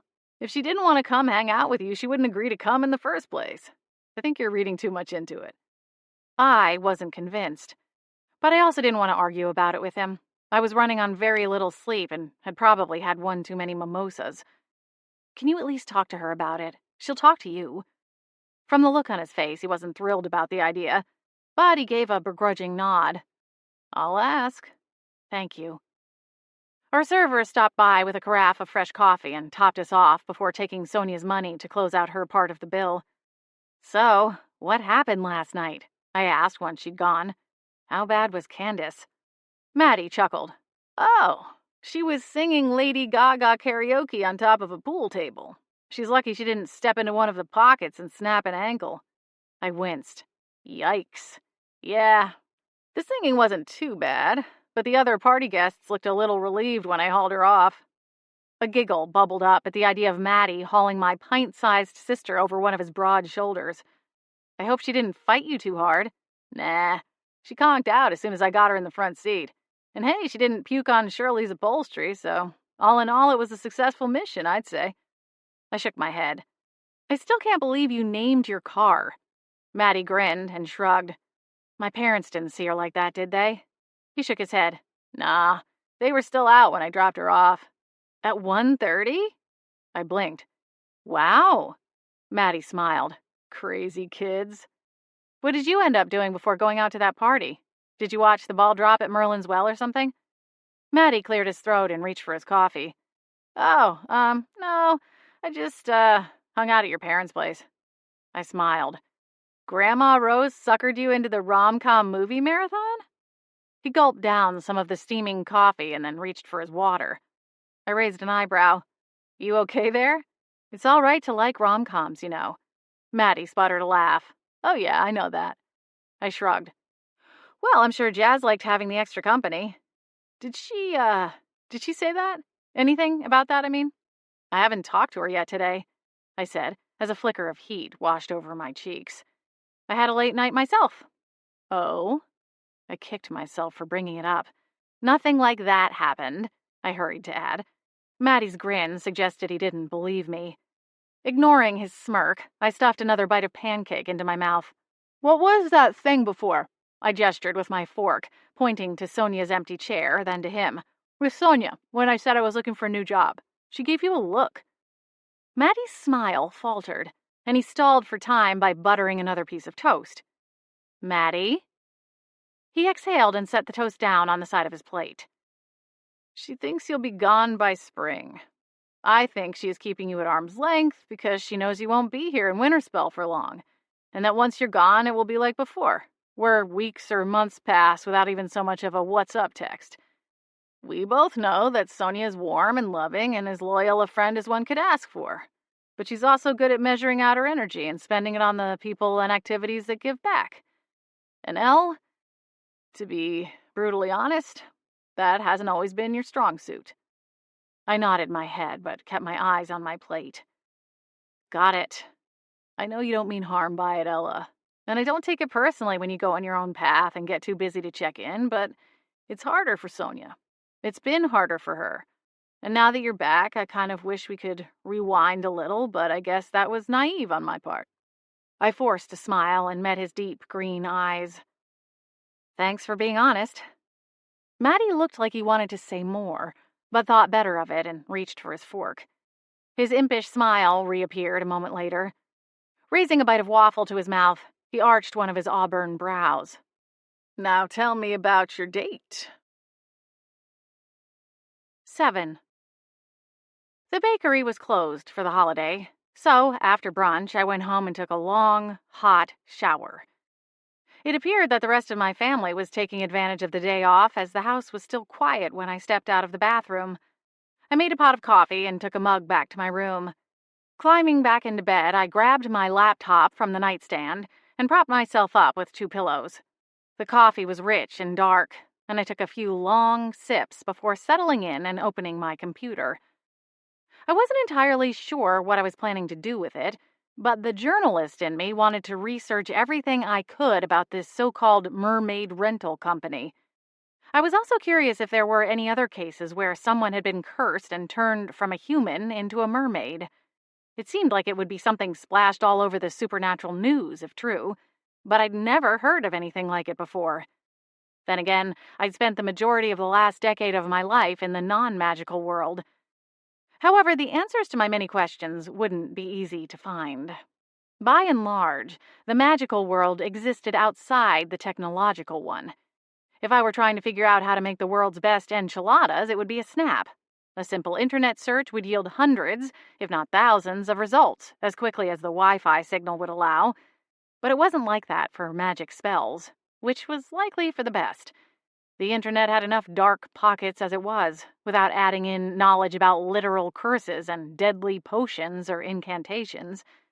In any case, I wasn't going to be able to Google mermaid curse and find any reputable results, or track down some witch or wizard with expertise on the matter. My fingers hovered over the keys as my eyes struggled to keep focus on the blinking cursor in the search box. I could look up stories of mermaid sightings. Sure, they weren't as common as, say, Bigfoot or the Loch Ness Monster, but it wasn't unheard of for a surfer or sailor to report seeing something they swore to be a mermaid. Maybe I could piece together the details, cross-referencing the common threads, and see about going to interview some of them. But then what good would that do? Unless it led to the unveiling of the person or persons who were mermaid-napping the creatures from the sea, it wasn't going to lead to anything fruitful. Frustrated, I pushed the laptop down to my knees and then rubbed at my eyes. I was already tired, and the champagne from the mimosas wasn't helping. I was somewhere between consciousness and sleep when a loud buzz reverberated against the top of my nightstand. I jolted awake and nearly knocked my coffee mug to the floor in my hurry to reach for my phone. Orion's name appeared on the screen, and I quickly tapped the accept button. "Hello? Are you up for a little field trip?" he asked. I closed the lid on my laptop, shoved it off my legs, and flung aside the covers. "Where to?" I asked, though I was already slipping my Vans back on and trying to recall where I'd left my purse. "I just spoke with Warden Quinton. She's granted me permission to do a little reconnaissance on the mermaid rental company. I thought you could come along, as a consultant." A smile spread across my face. "Okay, but this time no elves." Orion laughed. "I make no promises." The last time I'd consulted on one of his cases, we'd ended up narrowly missing being hexed by one of Santa's not-so-little ex-helpers, and wound up having a face-to-face meeting with the big guy himself at the North Pole. Brush with death aside, it had been surreal meeting Santa Claus. Not to mention the per diem rate I'd received from the Arcane Order had helped fund my last-minute Christmas shopping. Still, I wasn't jonesing for a repeat experience. I found my purse underneath a pile of clean clothes I hadn't gotten around to folding just yet, and slung it over my shoulder before stepping out into the hall. I closed the door to my bedroom and asked, "Where should I meet you?" "I'll pick you up," Orion replied. "I'll be there in 5. I just left the hotel." We hung up and I headed to the kitchen. A headache was starting to roll in, and I needed to send it packing. Jasmine was sitting at the table, a hardcover book propped open in one hand, while her other dug around in a bowl of trail mix. She glanced up at my appearance and popped a pretzel into her mouth. "Hey, Ella, did you just get home?" I shook my head as I crossed the room to grab a pitcher of filtered water from the fridge. "I've been here for a bit. I'm actually heading back out again. Orion's on his way over to pick me up." "Ooh," Jasmine teased, as she rifled through her snack to find a candy-coated chocolate morsel. I smiled as I found an aluminum water bottle in one of the cupboards and filled it with water. "It's a work thing." "Uh-huh, sure." I shot her a look over my shoulder. She wiggled her eyebrows and set aside her book. Apparently, I was more interesting. "Orion needs a mermaid translator," I explained patiently. Jasmine's smile faded as she realized I was being serious. Her brows knit together as she reached back into the bowl of assorted nuts and candies, this time selecting a large cashew. "What for?" "Long story." I finished filling the bottle, set the pitcher aside, and went off in search of the bottle of pain-relieving potion my mother kept stocked in one of the cupboards, along with an assortment of other potions and salves from the local apothecary. I found it easily, and I smiled to myself. It was funny how little things had changed in the years since I'd left home. Most everything was right where I'd last seen it, like some kind of living time capsule. Jasmine slung an arm over the back of her chair and twisted to face me. "Did you really get into it with Cousin Chloe last night at some party?" My fingers paused on the stopper wedged into the small amber potion bottle. "What?" "Grandma Rose got a call from Aunt Rebecca," she explained, her expression more than a little amused by the prospect. "According to Chloe, you humiliated her in front of everyone at some fancy party out at the chalet." I rolled my eyes and muttered under my breath as I tugged the cork free. I didn't humiliate her, I replied, pausing long enough to grab a spoon from the drawer beside the sink. I poured a dose of the potion onto the spoon and shoveled it into my mouth. Raspberry mint. With an approving nod at the smooth flavor, I tossed the spoon into the sink, replaced the stopper in the potion bottle, and returned it to the proper cabinet. If anyone was humiliated, it was me, I told Jasmine. She literally had me and Orion thrown out of the party for no reason other than that her date was more interested in talking to Orion than her. Jasmine snickered and pulled the candy dish closer. What were you even doing there? I thought you were just going to the chalet to drop off the cake. Was that where Orion took you for your guys' date, too? No, that was just The doorbell rang, and our family dog, a large yellow lab mix named Samantha, got up from her place in front of the fireplace to go offer a couple half-hearted woofs at the front door. Cousin Chloe is crazy, I said, before quickly screwing the cap on my water bottle. I'll talk to Grandma Rose when I get home. Jasmine looked even more confused than before, but she shrugged one shoulder and cracked open her book again. Okay, have fun. Thanks. I hurried out of the kitchen and shooed Samantha back from the door before opening it. She considered Orion, barked once more, then turned around and wandered back to the living room. Orion smiled after her before turning his attention back to me. Some guard dog you've got there. I smiled. I'm pretty sure the chickens would put up more of a fight in case of home invasion. You have chickens? Orion asked, peeking past me as though he expected to see one strutting down the hall. In the barn, I explained, hooking my thumb over my shoulder to point at the back of the house. We used to have a pony, too. Orion gave me a bemused grin. This isn't helping your petition for me to stop calling you Dr. Doolittle. You know that, right? With a roll of my eyes, I slipped past him and hurried to close the door behind me. Come on. Tell me what you found out from the warden. Pocketing his hands, Orion followed me across the porch and down the steps. He'd left his truck idling in the driveway. The temperature was even lower than the day before. There was a distinct feeling of snow in the air, and I imagined it wouldn't be long before it started coming down. I think it's safe to say that Warden Quinton is indulging me, Orion explained, as we got into the cab of the truck and buckled up. She told me I could go poke around, check permits, make sure things are above board. But we're going to need some sort of hard evidence if we're going to convince her to launch a full investigation into the matter. The word of a mermaid isn't going to be enough, I'm afraid. I sighed. There was no point in asking why not. I already knew the answer. Mermaids, like sea serpents, were still considered creatures beneath humans. They were more humanoid in form, but according to the societal structure, were still too different to be included. It was the same thing with centaurs and harpies. More beast than human, and therefore left out when the rules of humankind were forged. It's like déjà vu, I complained. Orion offered a sympathetic frown. The good news is that if we can figure out who the missing girl is and link her to an open missing persons investigation, that will give us more leverage to get the order to do something about it. Nodding, I tapped out a little beat with my fingernails against the armrest. I thought about pulling recent missing person records earlier when I was on my computer, but without so much as a basic description, age, or even the location from where she went missing, it would be like hunting for a needle in an entire field of hay. I had the same thought, Orion replied. Are you sure anyone is even going to be at the rental company's office? I asked. It is a holiday, after all. Orion gave a nod before turning to back out of the driveway. I called over there before calling you. A guy answered the phone.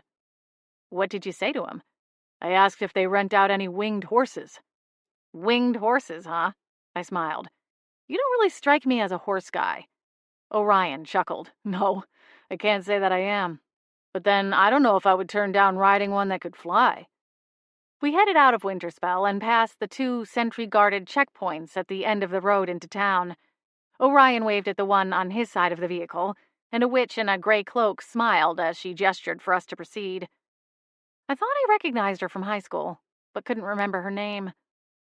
Winterspell was sealed off from the human world in several different ways, most of them magical in nature, but its remote location also helped keep nosy, non-magical beings from nosing about. The road leading into Winterspell looked like an unmarked emergency exit ramp designed for large trucks. A powerful illusion spell kept the real road concealed. Once a car drove far enough down the gravel outlet, it would shift into the road to Winterspell. But those without knowledge of the town would see a large tree trunk and halt before passing the magical threshold. And even if someone did manage to cruise past the spell, there were other spells and charms in place, forming a dome-like shield of magic. Then there were the sentries, tasked with patrolling the borders and guarding the main checkpoint. Most of them had lived in Winterspell all their lives and were revered by the community.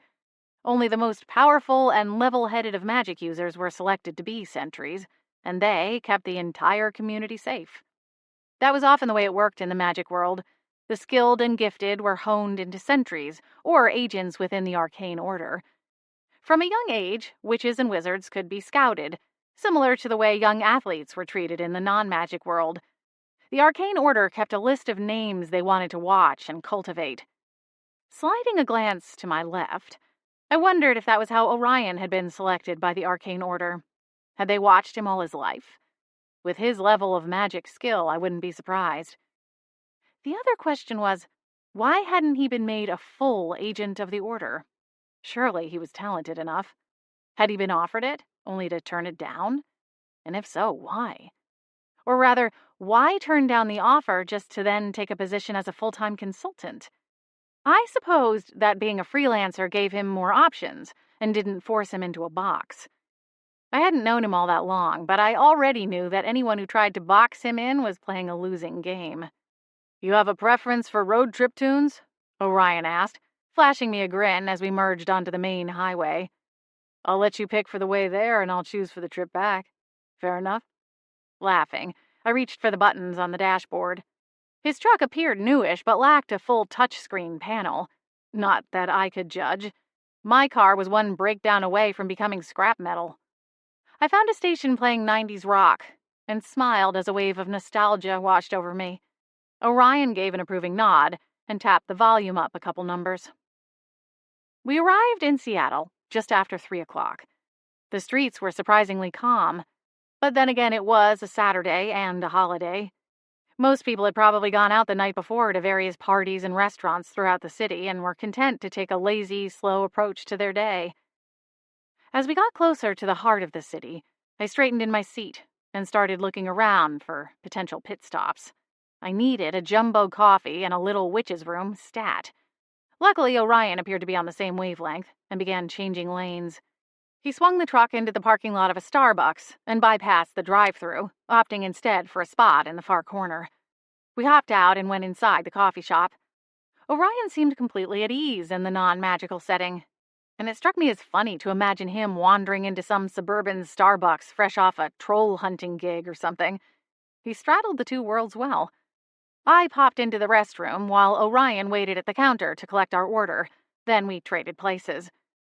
The coffee house was sparsely populated, and those seated in the various chairs and booths all shared the same half-glazed-over look as they stared at their phones, laptops, and paperbacks, while intermittently sipping their drinks or nibbling the edges of a muffin or a bagel. As I glanced around the room, a pang of longing swept over me. Something as simple as a Starbucks run was so commonplace to me in my old life, and there was a part of me that missed it. No one in the shop was staring at me. I was just like everyone else. Or at least, I could look like it. Orion sidled up beside me and plucked his Americano from the counter. "All set?" he asked. "Mm-hmm." He placed a hand on my back, and I quickly picked up my pace to step away from the brief contact. We climbed into the truck and set off again, sipping at our drinks as we drove deeper into the city until we were smack dab in the middle of downtown. We arrived at a drab 4-story office building, wedged in between a strip of retail shops and small restaurants. I double-checked the address against the GPS. "This is it?" I asked. Orion shrugged. "Looks like it." I canted my head and peered up at the building. I guess I was picturing something more like a warehouse in the middle of a big lot, somewhere in the industrial district. You think they keep the mermaids here? It doesn't seem very practical.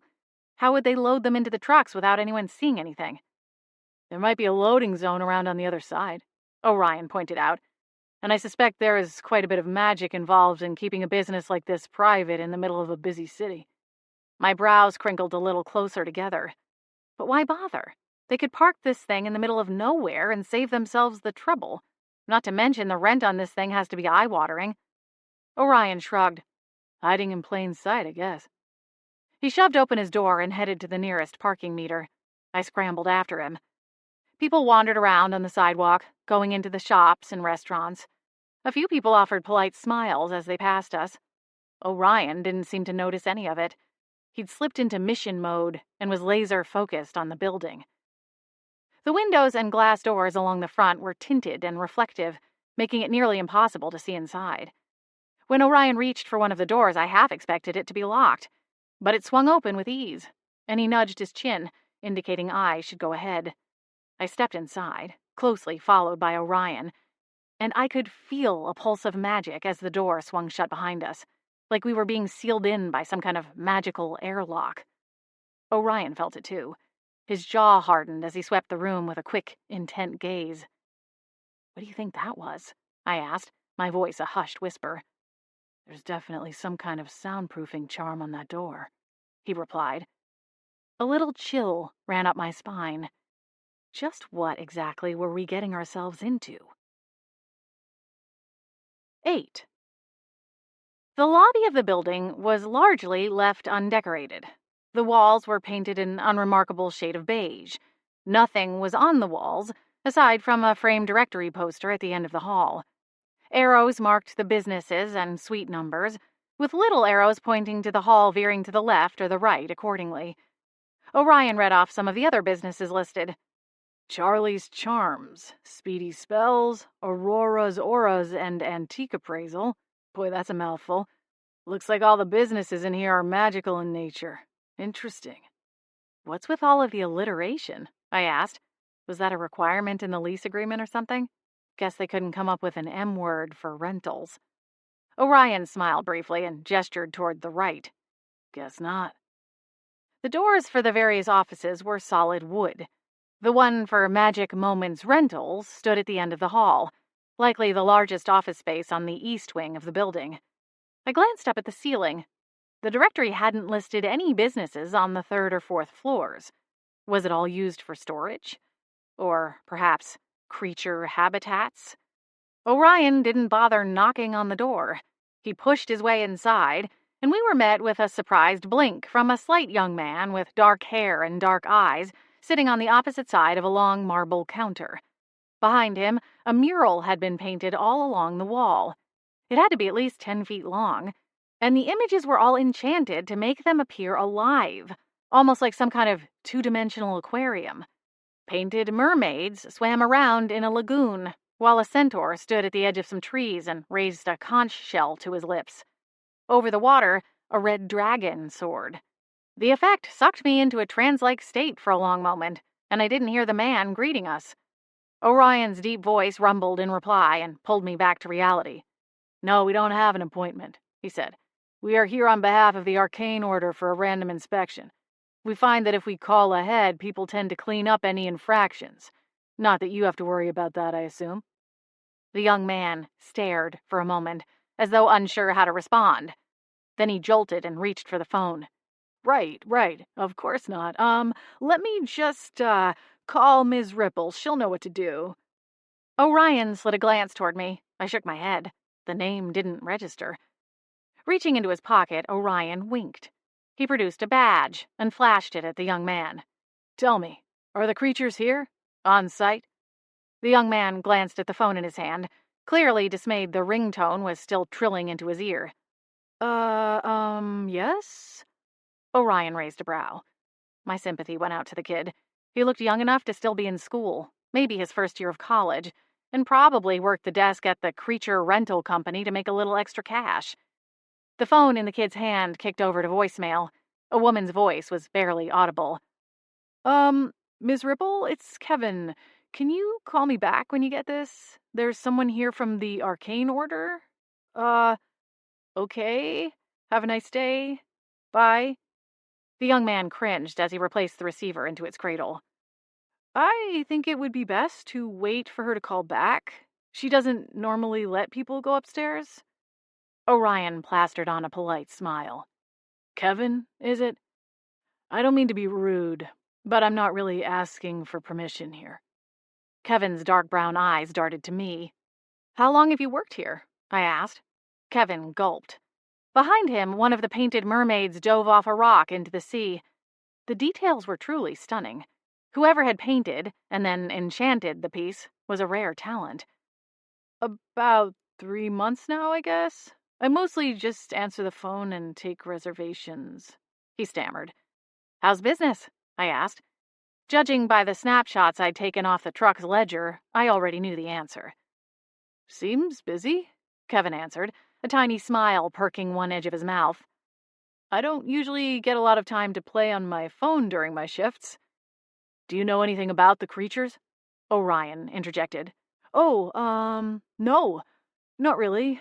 Like I said, I handle reservations and, sometimes deal with customer complaints, but Ms. Ripple usually has me send those through to her line. Kevin's hands clenched together in front of him. I arched a brow. Do you get a lot of complaints? No, I mean, my last job was at a coffee shop, so, comparatively, this doesn't seem too bad. I smiled. Ah, a fellow soldier in the trenches. I worked at a coffee shop in Portland for a few years while I was going to school. I feel your pain. Kevin returned my smile, and his fingers unkinked themselves. It's brutal, isn't it? I swear, one stray dash of cinnamon and some people are ready to call in their legal representation to file a formal complaint. Nodding, I laughed. Right? And no one wants a vanilla latte anymore. It's a half pump of sugar-free caramel, 2 pumps of sugar-free vanilla, 1 pump of regular vanilla with non-fat milk, and just a thimble of half and half. Shaken, not stirred, Kevin quipped, following the joke with a roll of his eyes. I grinned. I swear my high school chemistry class was less complicated. Kevin laughed. What do people have to complain about here? I asked, waving my hand around the small lobby.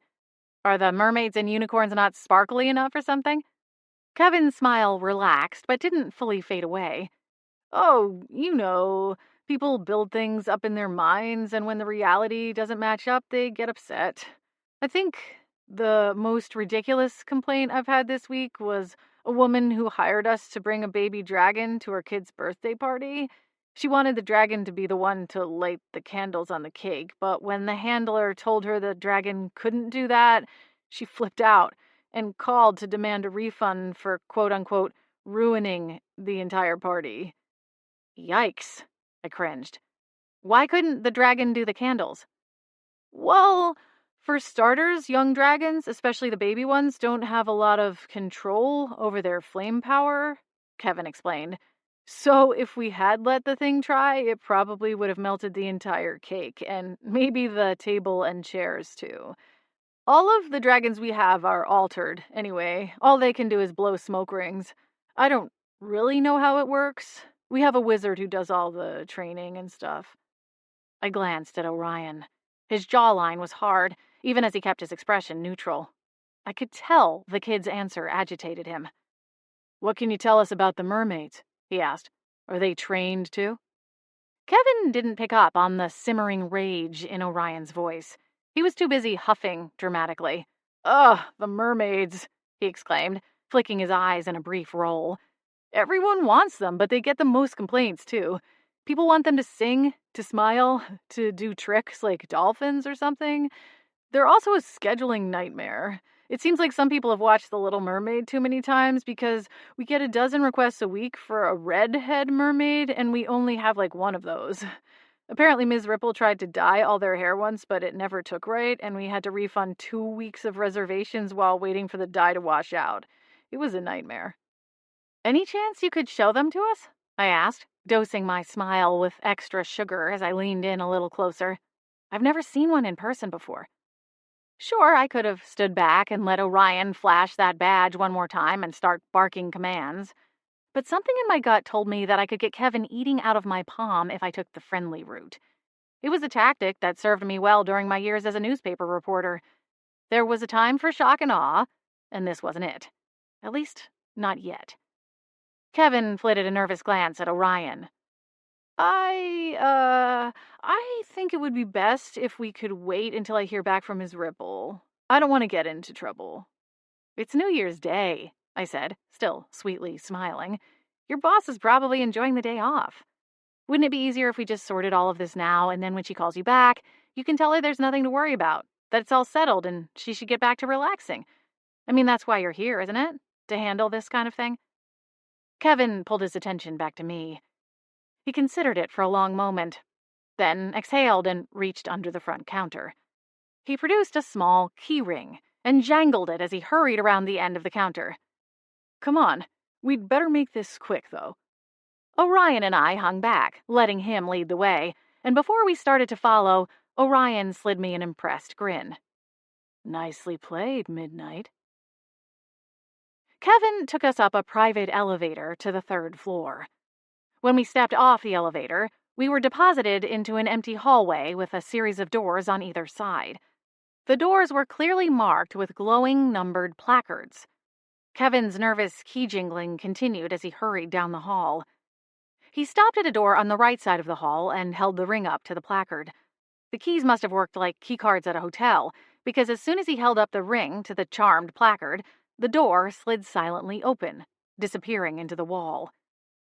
The room beyond was an entirely different climate than the hallway. Instead of the typical corporate office feel of a steady thermostat set to 72 degrees and a filtered air system, it was like being sucked into a seaside cavern. Cold, damp, salty, and fishy. I gagged a little at the smell. Orion cleared his throat as he raised a balled fist to his mouth. Yeah, their diet is almost exclusively raw fish, Kevin explained upon noticing our reactions. They were just fed, so it's still a little pungent. Who takes care of them? Orion asked. I'd like to speak with them. Kevin glanced down at his right wrist, tugging back his cuff a little to see the face of his watch. The caretakers probably just left. It's a holiday, so we're running a little bit of a skeleton crew today. I drifted toward the massive tank dominating most of the room. I had no idea how the building was structurally sound enough to hold such a huge aquarium. It appeared as though the 3rd and 4th floors of the building, or at least this part, had been merged, because the tank had to be close to 20 feet in height and another 40 feet wide. Aside from a rock formation and a few strands of kelp, it was empty of any kind of decoration or attempts to make a more lifelike habitat for its residents. I quickly counted 9 mermaids, including the 4 I'd seen at the party the night before. Orion and Kevin were busy at the other end of the room. Orion was going through the logs and paperwork, while Kevin stood close by, once again nervously wringing his hands together. Quietly, I approached the tank, not wanting to make any noise or sudden movements and startle the mermaids. One of the mermaids swimming around the outer ring of the tank spotted me. She made a sound, and the other mermaids turned to stare at me. The dark-haired mermaid from the truck turned and whispered something into her companion's ear before leaping off the rock to swim over to me. How did you find us? She asked, her words sounding inside my head as her mouth only issued soft, squeaking sounds her fellow mermaids could understand. It's a long story, and I don't think we have much time. I want to find your daughter, and in order to do that, I need more information about the missing girl, the human who was turned into a mermaid. Can you tell me anything else about her or where I might find her? The mermaids weren't going to understand the complicated law enforcement procedures of a society they weren't a part of, and I didn't want to get bogged down in the details. The mermaid didn't argue. She turned and linked her arm with one of the others, a blue-tailed mermaid with purple eyes and inky black hair. This is Zenola, she told me. She saw the girl get turned. My eyes widened as I sent my magic toward the second mermaid. You saw the curse? Zenola gave her friend a tentative look, but then nodded. I'm not sure where I was, she replied. It was one of those places where humans gather at a long table and drink all kinds of colorful concoctions. A bar? I asked. The mermaid looked at her friends, then shrugged. I guess. We were in a private room in another part of the building, but I saw this, bar when they brought us inside. It was a smaller party than we usually go to, not as many humans, and none of them really seemed to pay much attention to us. The party ended, and only a few remained, and then there was some kind of argument between 3 of the men. Or at least, they looked like men. Strange men, Strange, how? I asked. Their teeth? She paused and held her fingers up to her lips, indicating fangs. My brows lifted. Vampires? She once again consulted her friends, but none of them seemed to have the answer. Very sharp and shiny, she told me. What were they fighting about? I asked, before realizing it was a stupid question. They didn't speak English, at least not well enough to decipher something like that. Add on the fact they would have been in a tank, their hearing likely impaired by the thick glass and water. Without my magic, they wouldn't have understood much of what I was saying either. Or, how did you know it was an argument? I added. They were throwing things, dishes, candlesticks. And then one of them... Zenola paused, her purple-hued eyes squeezed shut. One of them had some type of weapon, a stick maybe, and he jabbed at one of the other men, and right before my eyes, he turned to ash. I was so scared. I'd never seen anything like it. That's when the girl came in. I drew in a breath. A sick feeling roiled through me as I played out the rest of the story in my imagination like a scene from a movie. A vampire fight. One killed another with a wooden stake, and a human saw the whole thing. She was young. Maybe like you? She had hair and skin like Tella. She paused and gestured at the mermaid on the other side of her, one with chestnut brown hair and fair skin. I don't know her name, Zenola continued. I'd seen her carrying drinks around during the party. A server? The mermaids frowned, not understanding the term, and I waved it off. Not important, I told them. Tell me about the curse. That part happened later, Zenola continued. The men talked. They looked upset. One of them took her by the arm and dragged her away. Then, some moons later, we were at a party, at a house, outside, in a swimming pool, and there was a tank, much smaller than this one. She paused and glanced overhead. And there she was. But this time she had a tail and fins just like us. You're sure it was her? The mermaid nodded vigorously. I tried to talk to her, to ask her what had happened, if she really was the girl I'd seen that terrible night, but she couldn't speak. Or at least, not in a way I could understand. I suppose she was more like you, human. I didn't bother correcting her. I was far from human, but I caught her meaning. If the missing girl had been turned into a mermaid by magic, that must make her some kind of hybrid, not fully human and not fully mer either. When did all this happen? When did you last see her? Zenola considered it for a long moment before replying, More than 20 full moons ago. My jaw unhinged. The poor woman had been trapped for years? Across the room, Orion called for me. My pulse spiked as I twisted away from the tank. I didn't want to leave yet. I still had more questions to ask. But when he gestured for me to follow, I had no choice. I promise I am going to help you. Stay strong, I told the mermaids, before dashing away.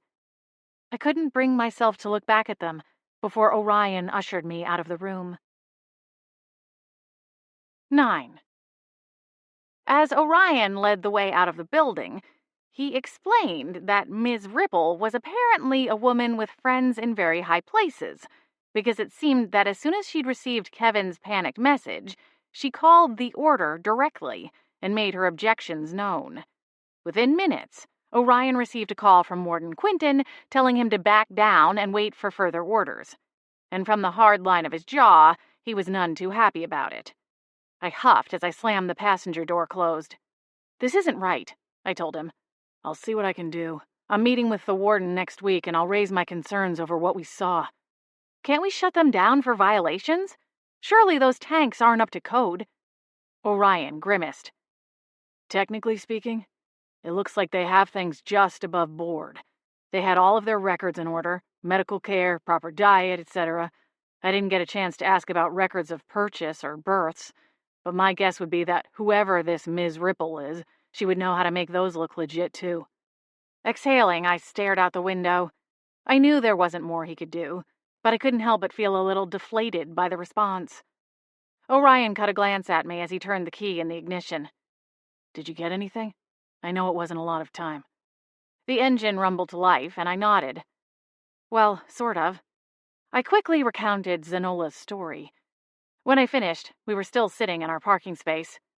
Orion frowned at me, his hands drumming lightly on the wheel as he churned something over in his mind. She must be part of the magical community in some way, he said after a minute. I frowned. How do you figure? If she was human, the vamps would have just glamored her brains out and she would have been sent on her way. A few whispered words and she would have forgotten all about seeing a guy turned into a giant dust bunny. On top of that, how would they have explained the mermaids being in the bar? I mean, you've seen them up close. Do you think a human wouldn't realize they weren't looking at some kind of elaborate costume? I gave a reluctant nod. True. Orion continued. Vampire glamour doesn't work on most magic wielders. It's like two positive charged magnets. The glamour bounces off. That's good to know. But why turn her into a mermaid? That just seems so bizarre. Agreed.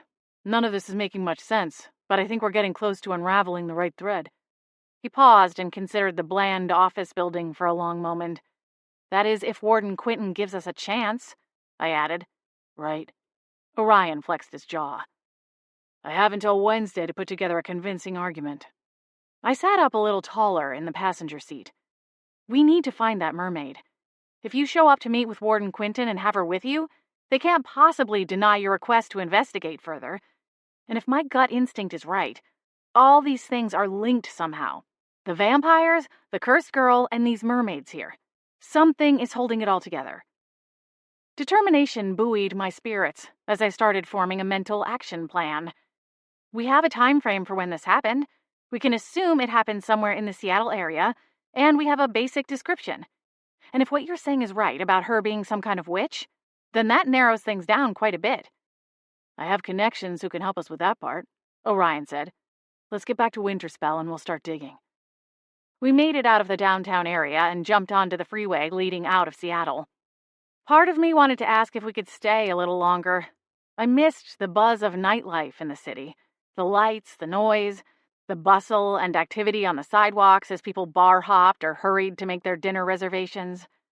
Everything all right? Orion asked. You forget something? I realized I'd craned around in my seat, watching the city grow smaller as we drove away. With a sigh, I faced the front again. I'm fine. We're going to figure this out, Ella, I promise. If you know anything about me so far, it's that I can be a little stubborn. Orion chuckled to himself, then added, Not unlike yourself. Oh, I know. I wasn't thinking about that. I exhaled and let my head drop back against the heated seat. It's a new year, and I guess I'm just a little melancholy over the way it's starting. I'll try not to take that personally, Orion teased, his lips curved into a smile as he glanced over at me for a brief moment before returning his attention to the road ahead. The traffic was still fairly light, but a spatter of drizzle had kicked up. Smiling, I rolled my head to one side and considered his profile. It has nothing to do with you, shocking though that may be. Orion laughed as he flicked up the windshield wipers another degree. Well, it's only the first day of the new year, so you couldn't have blown too many resolutions yet. What's got you down? Let's see. I'm about to turn 31. I'm single, virtually broke, living in my childhood bedroom, and my journalism degree is collecting more dust with each passing day. Orion canted his head to one side. I could solve the single part for you. In fact, I've been trying for the past 2 months. I laughed and shook my head. You don't give up easily, I'll grant you that. Why should I? Look how much progress I've already made. We went from you hating my guts and wanting to incinerate me on sight to going on our first, and might I add, wildly successful date all in 8 weeks' time? And I wasn't even in town for the majority of it. Imagine how fast I could have you under my spell if I decided to extend my visit. He turned and waggled his dark brows at me. Your spell, huh? I giggled as I rolled my eyes. And what are you planning to do once I'm fully enchanted? Orion's eyes sparked with amusement. You'll have to stick around and find out. Ah, I see. No game plan whatsoever. Just as I thought. Grinning, I pushed his cheek away until his eyes shifted back to the road. He chuckled as he let me redirect his attention. That's fine. Underestimate me. It only makes it more fun when I win. Even if you stayed an extra week or two, what difference would it make? I asked, my smile fading slightly. You don't live in the same town, let alone the same state as me. You seem to have some sort of preference for working with Warden Quinton, but as far as I know, you work with the Order at large, and that means traveling all over the country. Whereas I am stuck in Winterspell for the foreseeable future, unless some perfect job just falls out of the sky and lands in my lap. And even then, it doesn't really solve the whole long-distance thing. Do you always do this? Orion asked. My brows furrowed. Do what? He smiled. Overanalyze, and talk yourself out of trying new things before you even begin. I frowned. I'm not overanalyzing. I'm being realistic. Even if we somehow manage to make long-distance work, there are other complications, things to consider. Such as? Well, for starters, you have a very dangerous job, and I tend to worry. You go off the grid for work, and I'd be left behind wondering where you were, if you were okay, or maybe even start thinking you'd find someone new while on a job. Oh, come on, Ella. You're not the insecure, jealous type. Let's just say I've had several friends that tried the long-distance thing, and it's always ended badly. Ah, well then, perhaps instead of saying you aren't the insecure type, I should have said that if you were with me, I would never make you wonder. My heart started to do a little shimmy, and I sucked in a quick breath, as if to cage it tighter behind my ribs. So, that's what you want then? A full-blown relationship? Orion smiled as he glanced at me. I pictured this conversation happening in a more romantic locale, but yes, Ella, that is what I want. I know you have it stuck in your head that I'm some kind of casual flirt, but that's not really how I operate. At least not once I find something I want to pursue.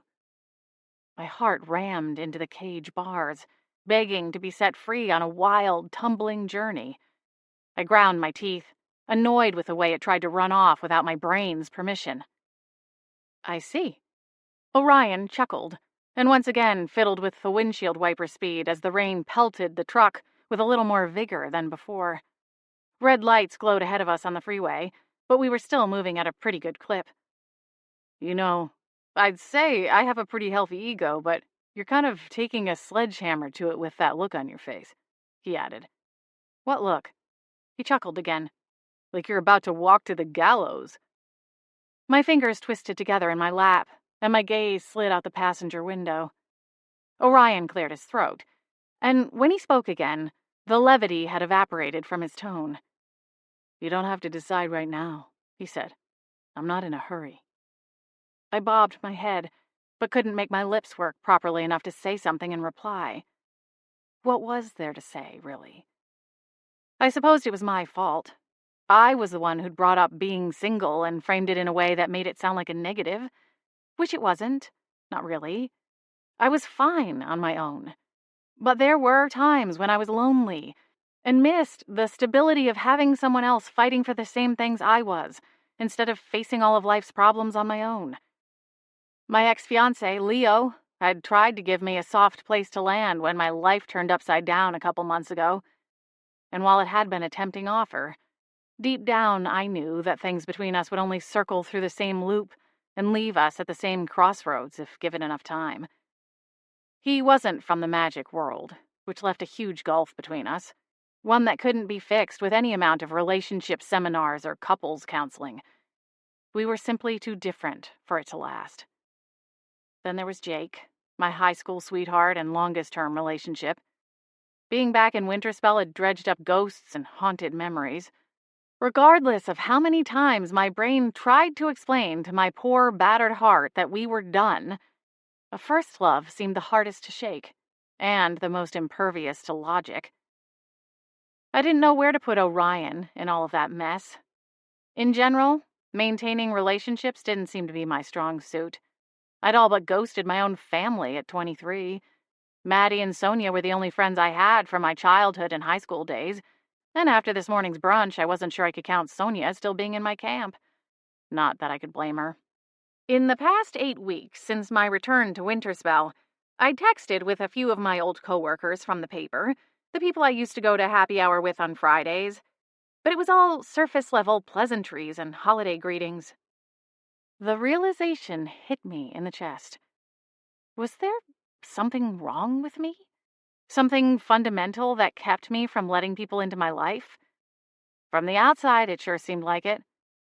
And I couldn't imagine that it would be any different with Orion. I needed to figure my own life out before I could expect to share it with someone. As it was, I didn't plan on permanently planting my fragile baby roots back in my hometown. But for now, it was the best place. Changing course in order to build my life around another man was a recipe for disaster. Been there, done that. I had the t-shirt and enough emo journal entries to last a lifetime or two. Luckily, Orion didn't push the issue. He expertly maneuvered the conversation away with a lighthearted joke about a billboard we passed, and then he let things fall to a comfortable silence with only the radio playing in the background. We made it back to Winterspell, and I breathed a sigh of relief when we pulled into my parents' driveway. Orion left the engine idling as he slid the truck into park. According to the clock on the dash, it was just past 7 o'clock, and my stomach was growling. The coffee and snacks we'd grabbed at the Starbucks on the way into Seattle were long gone, and it seemed neither of us had wanted to suggest stopping for dinner after the strained conversation on our way out of the city. Orion broke the silence first. "I'll make some calls and text you later tonight to give you an update." "Thanks." I unbuckled my seatbelt. "On Monday, I can go to the Winterspell Gazette's office and see if there were any local missing persons cases that fit. They generally cover the Pacific Northwest for smaller profile stuff." Orion nodded. "Do you want to get lunch tomorrow?" "Can't. I have a shift at Sugar Shack. The holiday season is officially over, so it's back to the regular grind." I smiled, but it faded quickly. "Right." Something flashed in his eyes, and he looked away, out over the steering wheel at the closed garage door on one of the bays of my dad's shop. After a moment, he slapped a hand lightly against the steering wheel. "Tell you what, I'll stop by the bakery tomorrow. I'll need you to sign a few papers to make sure you get paid for your consulting time today. We can regroup then." "I'm not sure that what I did today is really worth the order's money," I protested. "All I did was talk to the mermaids, and we don't even know if this is going to lead anywhere." Orion smiled, though there was something muted about it. "My advice? Take the money. The order has plenty to spare." I laughed softly. "All right, you've convinced me." "Hard sell," he teased with a chuckle. "See you tomorrow?" "Okay." I nodded, and then turned to open the passenger door. Before hopping out, I twisted back around. "I usually take my break around 10. He smiled. "I'll be there." 10. As promised, Orion arrived at Sugar Shack promptly at 10, not 10 seconds after I'd punched out for my break. And he hadn't come empty-handed. "I thought you might need a little pick-me-up," he said, as he passed me a takeout bag with a Whimsies label printed on the side. Inside, a foil-wrapped cylinder sat nestled against a small bag of fries. "I believe you said you could eat this every day and never get sick of it." I breathed in the scent of the food and smiled. "Thank you." "You're welcome." Next, he produced a manila envelope. "Where should we go so you can sign these?" I gestured toward one of the wrought iron tables at the front of the bakery's retail space, and we took our seats. After signing the arcane orders paperwork, I dug into my fries. Even though I was working for the family business, I couldn't dawdle and take an extended lunch break. Blanche Mountain Spring, the fairy who managed the baking department, would come flying out of the back, literally, and drag me back behind the counter if I ran late. Orion added his signature to the paperwork and then slid it back into the envelope before pocketing the ballpoint pen. "I think I have a lead on our missing mermaid," he said. My brows lifted. "As you can imagine, in my line of work, I've helped put away more than a few people who traffic in magic creatures. Most of the time, they hold a grudge against me, some plot to get revenge once they're out of prison. But every now and again, one of them sees the light and decides to make themselves useful in exchange for a more lenient sentence." I popped another fry into my mouth and bobbed my head. "Okay." "I can't give you his name, but I spoke with a water witch who used to be in that scene. He works as an informant now, and helps me out when I need info and leads. He gave me the names of a few mermaid dealers in the area. I called around and I got the name of someone who is trying to sell a mermaid that matches the description of our missing woman. I paused to unwrap the falafel. In Seattle? Just outside, Orion confirmed.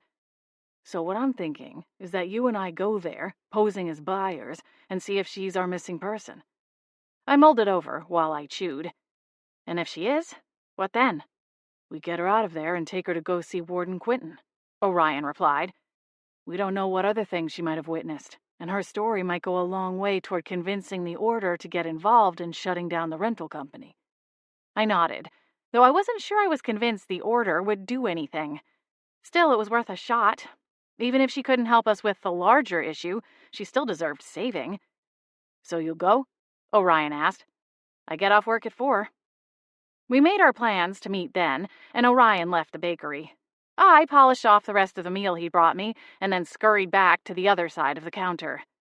My sisters materialized at the top of the stairs as I made my way up from the employee break room in the basement. My steps faltered, my fingers going still as they tied my apron strings. How's your monster hunter? Candace teased. Are you going to bring him to the house for dinner sometime soon? Mom was asking Grandma Rose about him yesterday afternoon. I blinked. She was? Mm-hmm, Candace giggled. She heard you two stayed out all night on New Year's Eve. I groaned and ran a hand over my face, then realized what I'd done and headed over to the nearest sink to wash up a second time. Nothing happened, and even if it did, I'm a grown woman. Why should anyone care who I spend the night with? I don't think she was being judgmental or anything, Jasmine interjected. She was more curious. I acknowledged her statement with a brisk nod, but my irritation didn't ebb. I hated being talked about behind my back, and my family knew that better than anyone. I'd spent my entire life leaving a trail of whispers everywhere I went. It was bad enough when it was strangers and neighbors doing it. I drew the line at my own family gossiping about me. I mean, we all are, Jasmine continued. Is he staying in town permanently? Or are you thinking of moving closer to him? And where exactly would that be, anyway? He lives in Bay Harbor, the magical community outside San Francisco, so no. Even if we were at that phase of the relationship, I couldn't afford to move to that area. Portland was expensive enough. I'd have to get a pretty significant raise to ever fathom saving up enough for a move like that. With a sigh, I marched over to the walk-in fridge and ducked inside long enough to grab a large metal bowl of prepared cookie dough. Taking it back to my station, I stripped away the thin layer of plastic wrap and began attacking it with my scooper. The dough was one of Sugar Shack's signature recipes, and each gooey little ball was flecked with chocolate chunks, white chocolate morsels, and butterscotch chips. For a moment, I was tempted to pop the whole scoop into my mouth, but resisted, and plopped it onto a huge cookie sheet instead.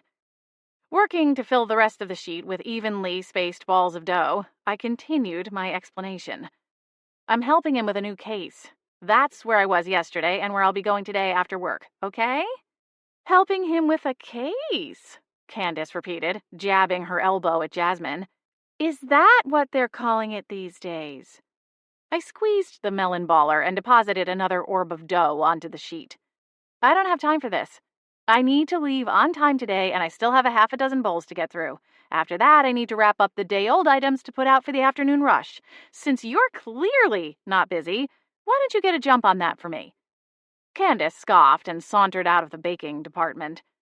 She worked up at the front counter, filling orders and chatting with customers. We were 10 years apart in age, and polar opposites when it came to personality traits as well. My bubbly little fire witch sister was always quick with a smile and some anecdotal story. She knew all the customers and details about their lives. It made her an excellent salesperson. Since returning home and seeing her in action, I'd teased our dad a few times about giving Candace a raise so she would stay forever, or else watch his bottom line suffer. We all knew it was in fun, though. Candace had grand ambitions of creating her own jewelry line someday, and while I wasn't sure it would ever turn into her full-time job, it wouldn't be over a lack of customer service or sales tactics on her part. Once Candace was out of earshot, Jasmine shifted her hazel eyes back to me. You know she's just messing with you. I know, I said, sighing heavily as I dropped another ball of dough. The task suddenly felt even more monotonous than usual. I'm just not in the mood for it today. Sorry. I'll talk to her later. She's fine. Although if she gets really annoying, you could threaten to tell Mom and Dad about her little New Year's Eve escapade, Jasmine said with a smile. Good point. I could bring in Maddie as a witness. I laughed as I slapped the last ball of dough onto the tray. Setting aside my scooper, I grabbed the tray and then slid it onto the tall, rolling rack beside me. Once I finished, I would push it to the other side of the baking department, to the huge wall ovens. 2 other bakery employees controlled the ovens and kept track of the various timers for things as they were loaded in and out. Jasmine reached up and twisted the end of her braid where it hung over her shoulder. As she worked the admin side of things, she wasn't required to wear any specific uniform and could keep her hair however she liked, as opposed to my own braid, which I had to keep tucked into a hairnet at the base of my neck. Speaking of Maddie, have you talked to him lately? I slid the rack into place and then grabbed an empty one. Setting it on the counter, I shook my head. Not since yesterday at brunch, and that whole thing was kind of awkward. Oh, why's that? What did he say?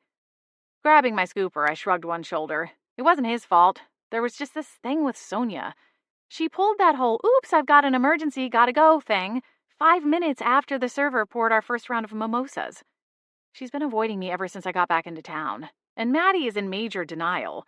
He wants us to go back to the way we were in school. I can't blame him, really. It was fun being the 3 amigos and all.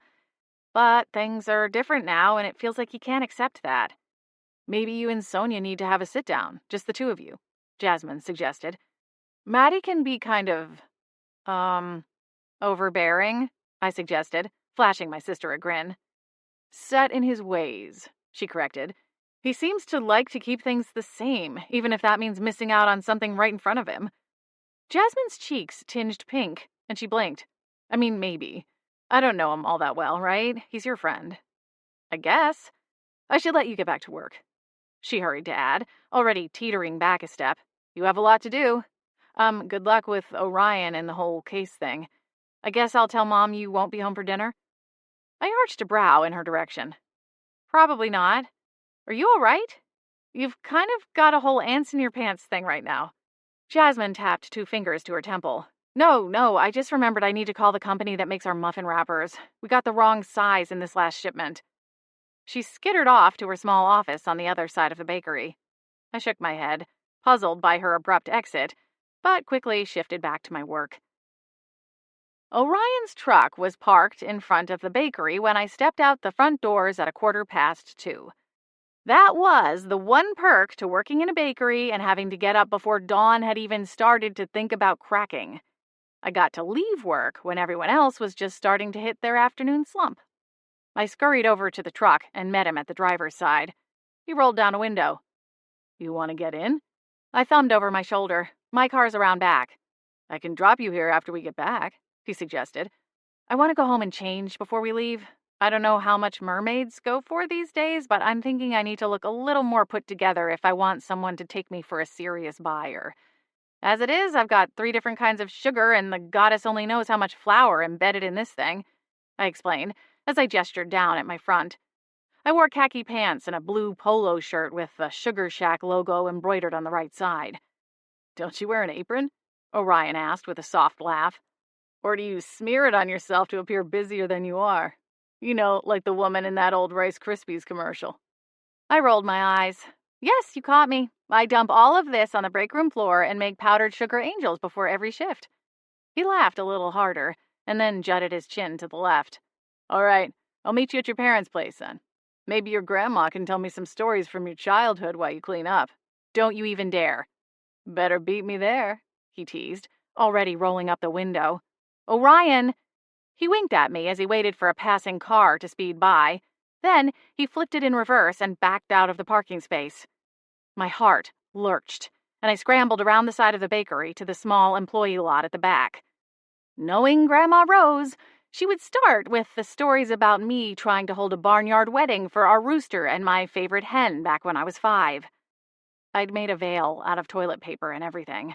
Or maybe she'd go with the classic tale of the time one of the neighborhood crows convinced me that I, too, could fly and led me off the roof of the barn. There was also everyone's favorite, when I gave the entire family food poisoning after cooking a special meal for my parents' 16th wedding anniversary. Then again, Grandma Rose was something of a wild card.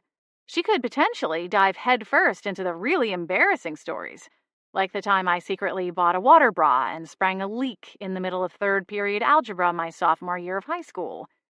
Eyes wide, I jumped behind the wheel of my Ford Focus, praying it would start the first time, and then cheered with joy when the engine caught. I sped home and pulled up just as Orion was knocking on the front door. Smiling, he turned and appraised my near-breathless state as I hustled up the steps and joined him just in time for Grandma Rose to pull open the door. "Well, well, this is quite the surprise," she said, giving me a knowing smile after thoroughly appraising Orion. Only then did I realize he'd dressed up for the occasion. Not quite as fancy as on New Year's Eve, but still he'd swapped his usual black cargo pants and utility jacket for a pair of well-fitting navy slacks and a tailored wool coat. "Hello, Grandma Rose," I said, an edge of warning in my voice. "I'm just here to get changed. Orion, you don't really need to come inside, do you?" Grandma Rose balked. Now, dearie, it's not polite to leave your gentleman caller out in the cold, especially not one as handsome as him." Orion's grin widened. "Ella tells me you're the one to go to for embarrassing childhood stories. What do you say?" I gave him a sideways glare.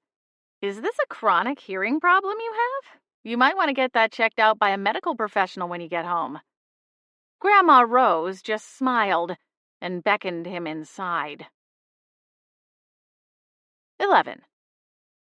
In what was something akin to the classic Tasmanian Devil cartoons, I changed out of my work clothes, washed my face, and applied a touch of makeup before racing back out to the living room. Fortunately, I managed to barge in while Grandma Rose was still in interrogation mode, thus keeping my embarrassing childhood secrets safe. For now, anyway. "Now you two be careful out there," Grandma Rose said as she followed us to the front door. "The snow's bound to make the roads extra slick. You've got all-wheel drive on that truck, I'll assume." Orion cracked a smile. "Yes, ma'am." "Ma'am?" Grandma Rose arched a brow. "What do you take me for, some old coot? Just because I'm wearing orthopedic shoes doesn't mean I can't take you down a peg." Orion held up a hand. "I don't doubt it," he replied, mirth shining in his eyes. Grandma Rose's tough cookie persona crumbled, and she laughed. "Oh, come on now. I'm just having a bit of fun with you. If you want to get in tight with the Winter Midnight Clan, you need a good sense of humor." "Noted." He inclined his head. "It was nice to meet you, Mrs. Winter. I hope I'll see you again soon." Grandma Rose shifted her Cheshire cat grin toward me, her other brow arching. "I like him. He's a good match for you, Rosella." We said goodbye and stepped outside into the cold. Orion teased me as we went down the handful of stairs. "You hear that? I'm a good match for you." "She'd say that about any tall, dark, and reasonably handsome man," I countered, shooting him a grin over my shoulder as my boots landed on the driveway. "Reasonably?" Orion sputtered. With a laugh, I reached for the handle to the passenger side door. Soon enough, we rumbled along the road leading out of Winterspell, the scenario something of a Groundhog's Day repeat of the day before. When we hit the highway, Orion filled me in on some of the details he'd left out during his brief visit to Sugar Shack earlier in the day. "The wizard's name is Charles Lexington. He's a lawyer. I couldn't find out much more than that, but it seems he doesn't have a permit to have a mermaid, which makes this whole thing a little sketchy." "If that's the case, why bother pretending to be buyers? Why not just flash your badge and a warrant?" "We don't need an arrest. We need information. And this guy is more likely to give it to us if he assumes we're okay with doing this kind of business under the table, so to speak." I nodded. It made sense. "Should we come up with fake names?" I teased. "I've always wanted to do that." Orion sprouted an annoyed look. I cocked an eyebrow at him. "Bad idea?" "What?"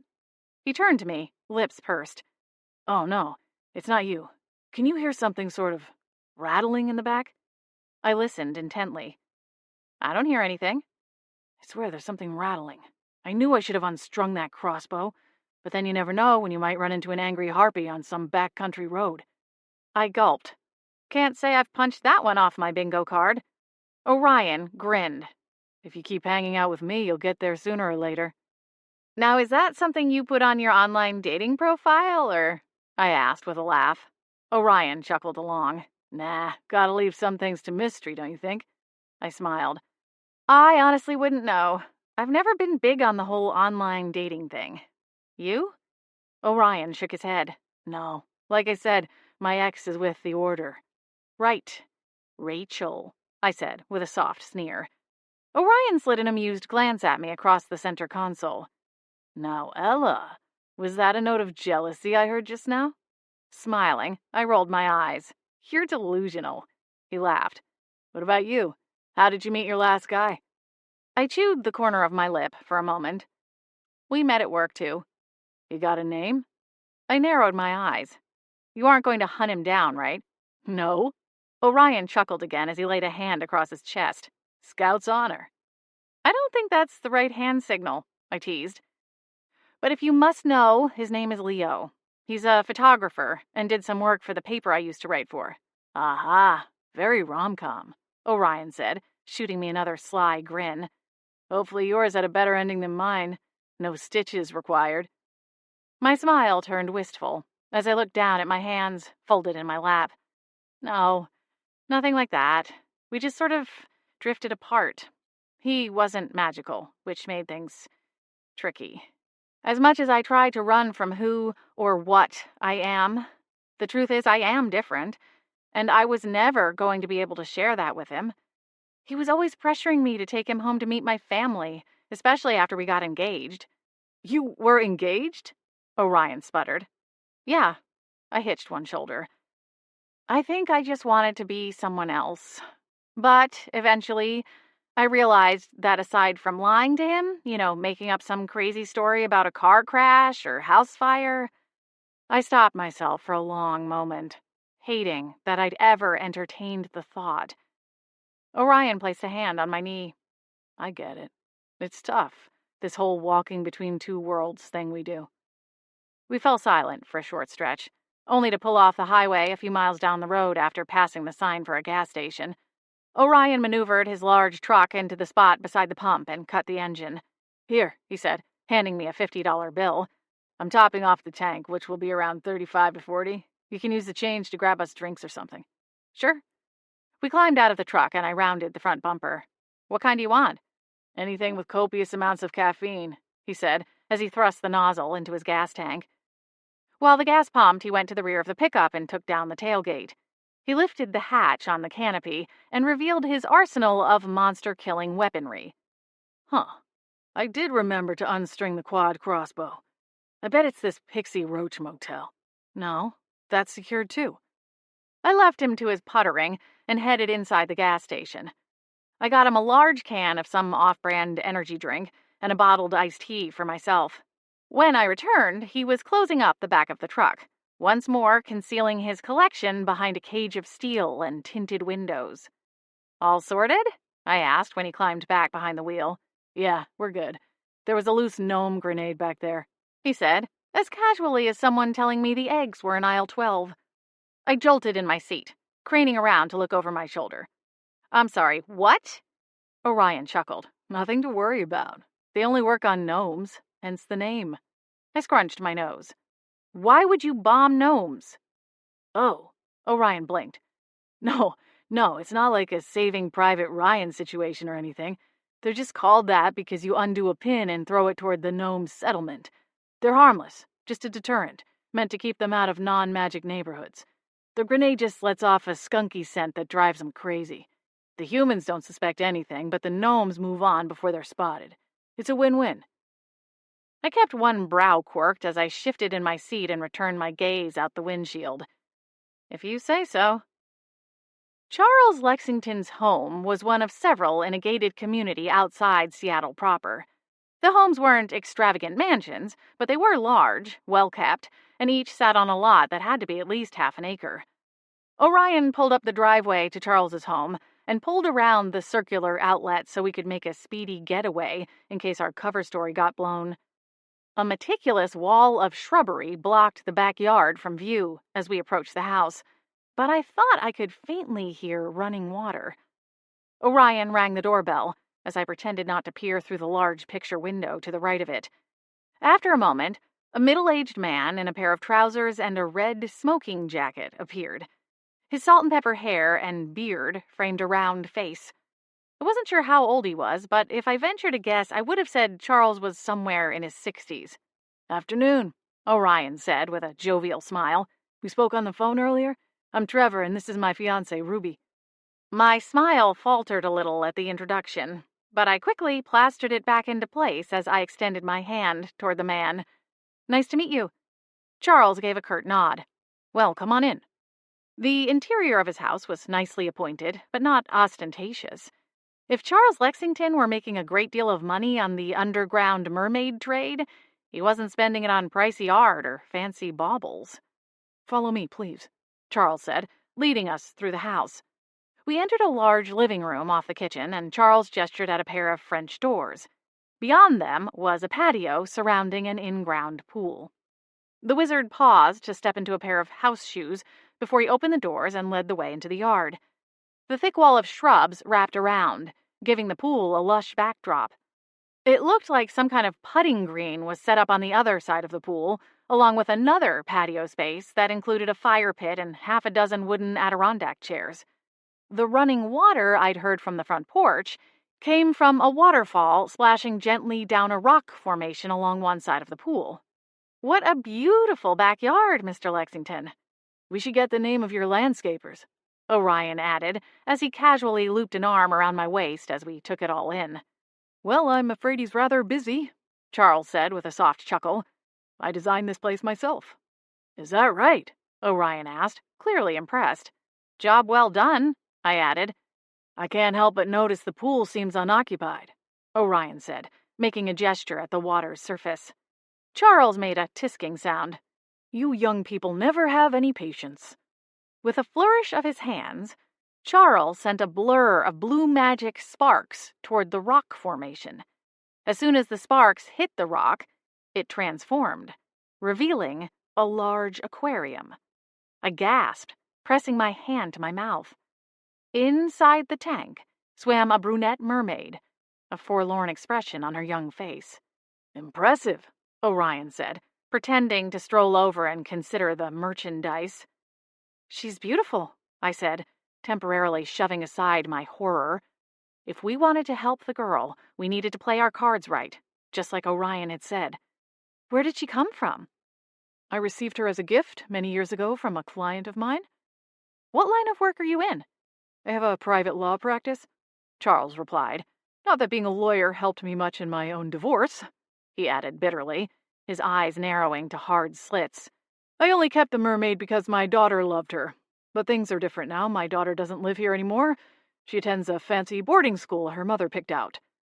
"I'm sorry to hear about that, Mr. Lexington," I said. "I assure you we will give the mermaid a good home. Does she have a name? What did your daughter call her?"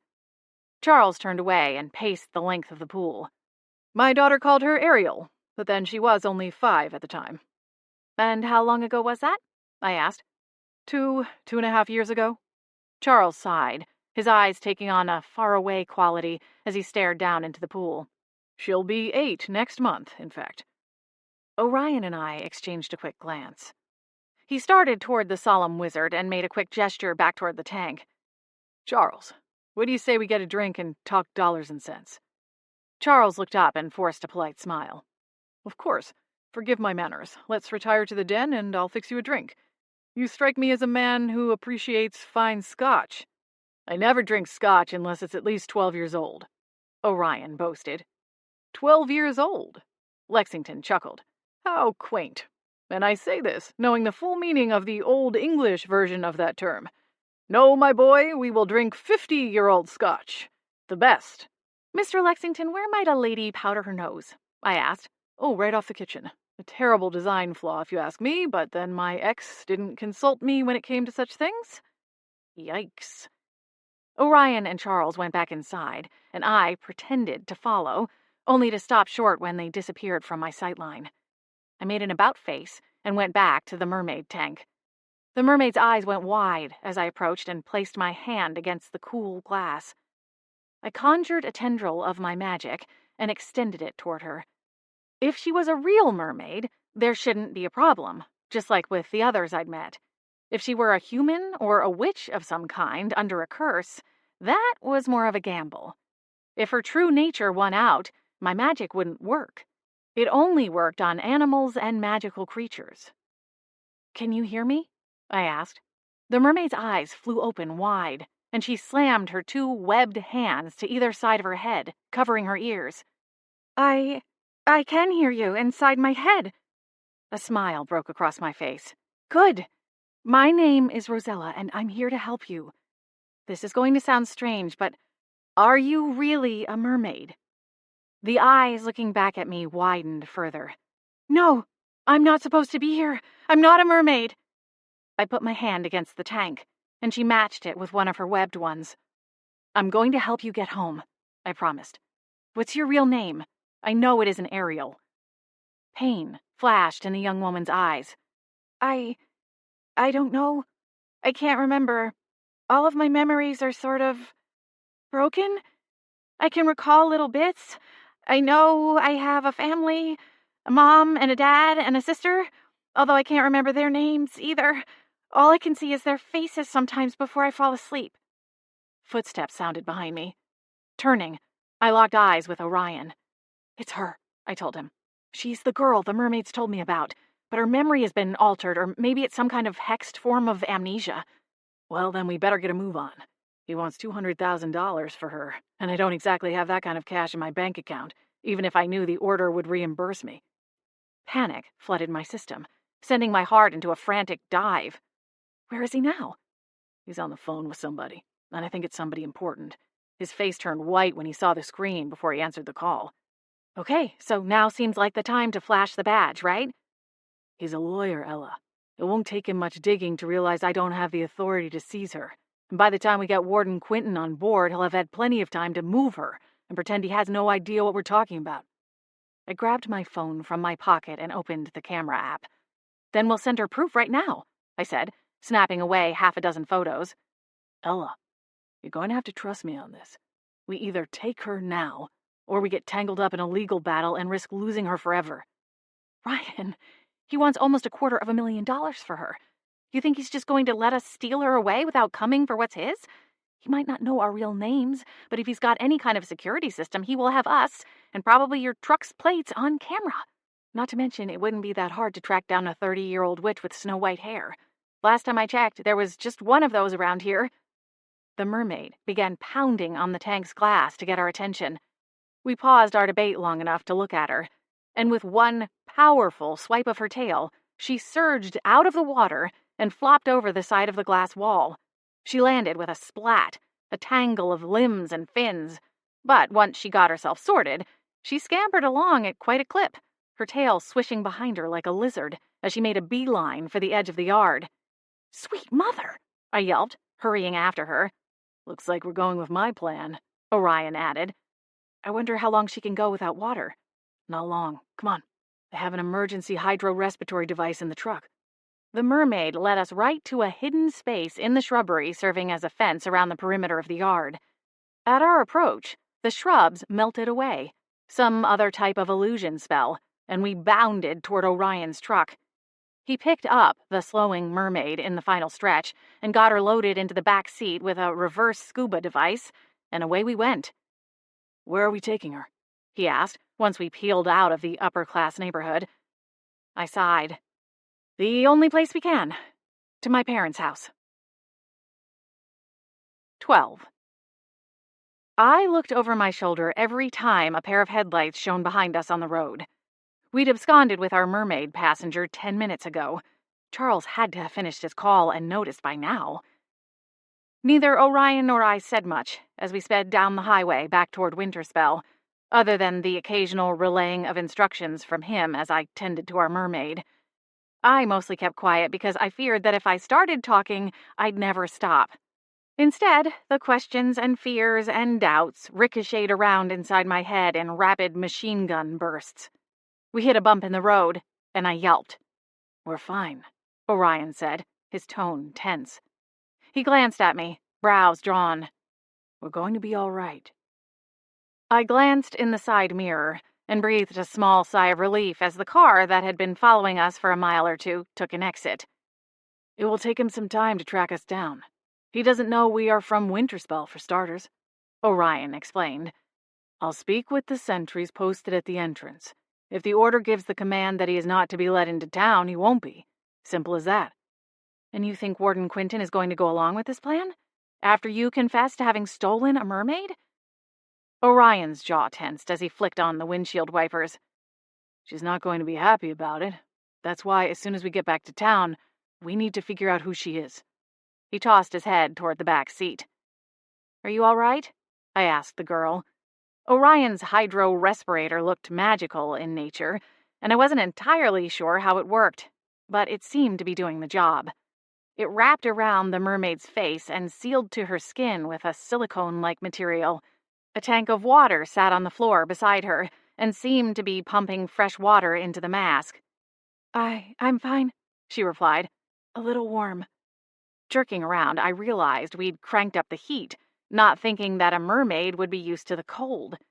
I quickly dialed it back down and asked Orion to crack the back windows to let in the chilly winter air.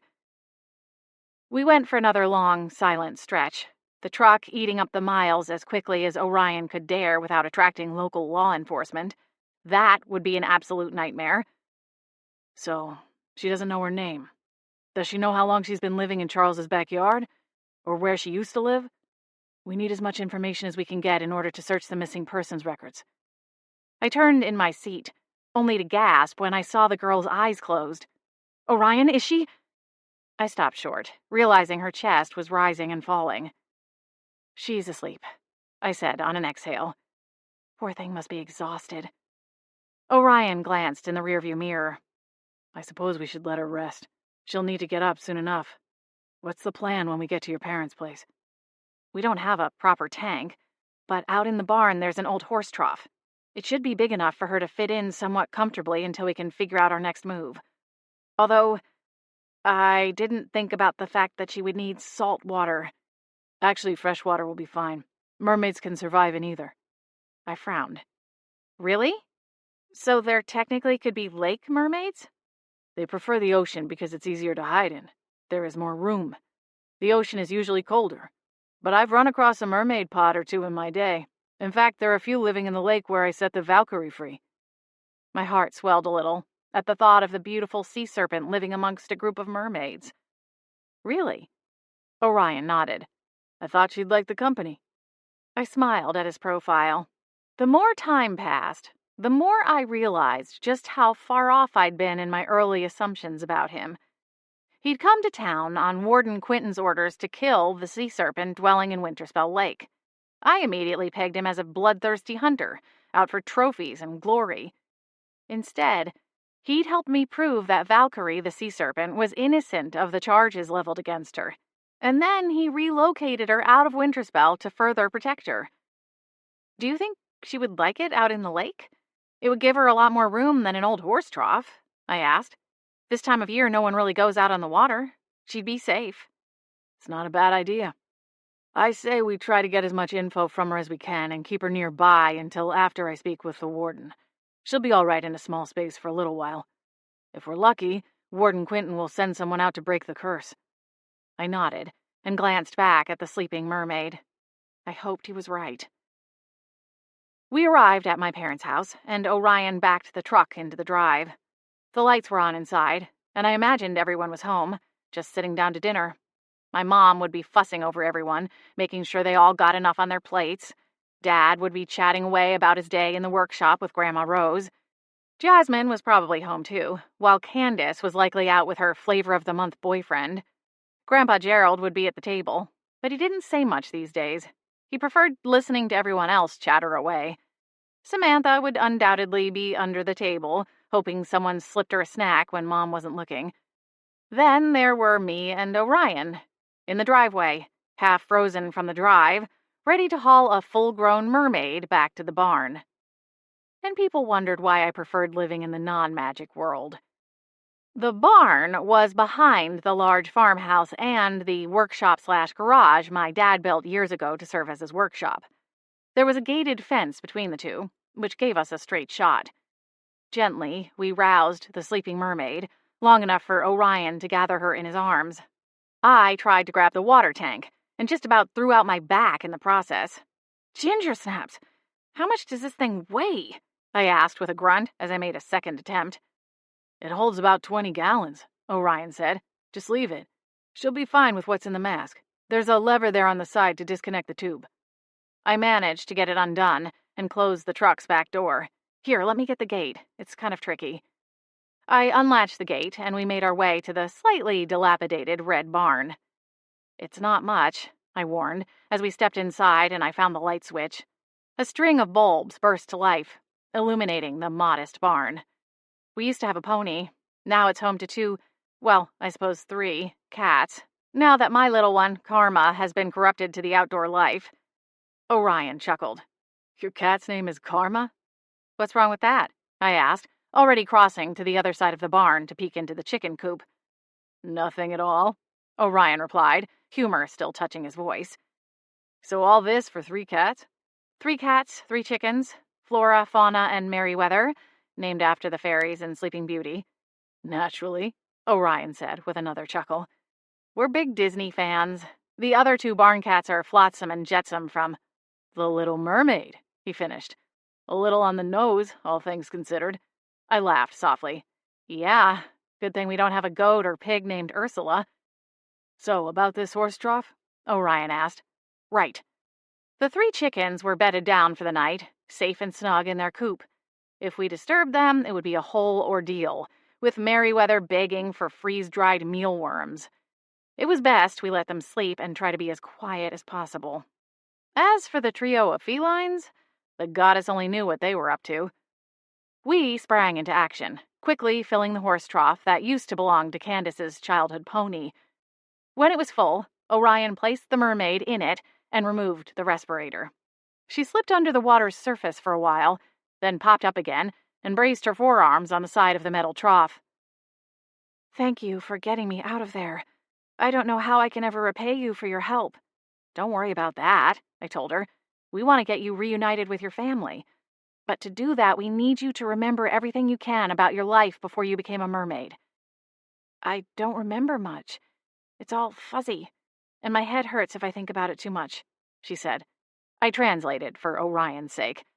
I think the curse must have damaged her memories. Whether it was intentional or an accidental side effect, I don't know.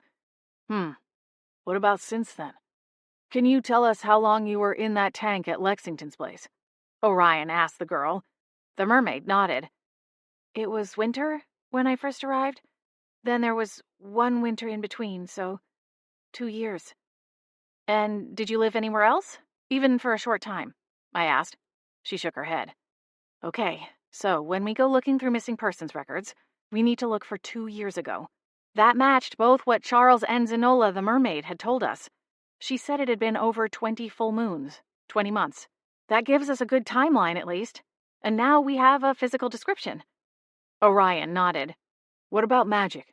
Did you have magic before being turned into a mermaid? The mermaid held up one hand, her fingers pinched together. Only a little. I could make things float. I was never very good at it, though. I relayed the information to Orion. She was an air witch. That helps us narrow down even more. You'd have been born in the autumn season. The mermaid slipped under the water again, presumably to get a breath. When she resurfaced, Orion had another question ready. Tell me about the time you spent at Lexington's home. What did you do in the tank all that time? Was he kind to you? The mermaid hitched one shoulder. He wasn't cruel. He mostly ignored me, unless he was entertaining. Then he would make a big show of me, like I was some kind of prized horse. I spent the most time with his small daughter, Kinsey. She's the one who named me. She would draw pictures and show them to me after school and tell me about her day. I think she knew I was sad, even though I couldn't speak to her. After I gave Orion her reply, he pushed up from his squatting position to stand at his full height. We're going to get to the bottom of this. Thank you. I took her cold, webbed hand in my own and squeezed it tightly. Hang in there. Do you need anything to eat? She shook her head and slipped back under the water. I took that as my cue that she needed to rest and I stood too, and joined Orion by the barn doors. Tumnus should be around here somewhere. I'll have him keep an eye on her. Orion cocked one brow. Tumnus being... Oh, he's a barn owl. I laughed at myself. Stars, this all must sound crazy. Orion shrugged, as one corner of his mouth curved into a grin. I like crazy. He grabbed my hand, and we left the barn, careful to secure the door on the way out. I'd warn Tumnus and the cats later.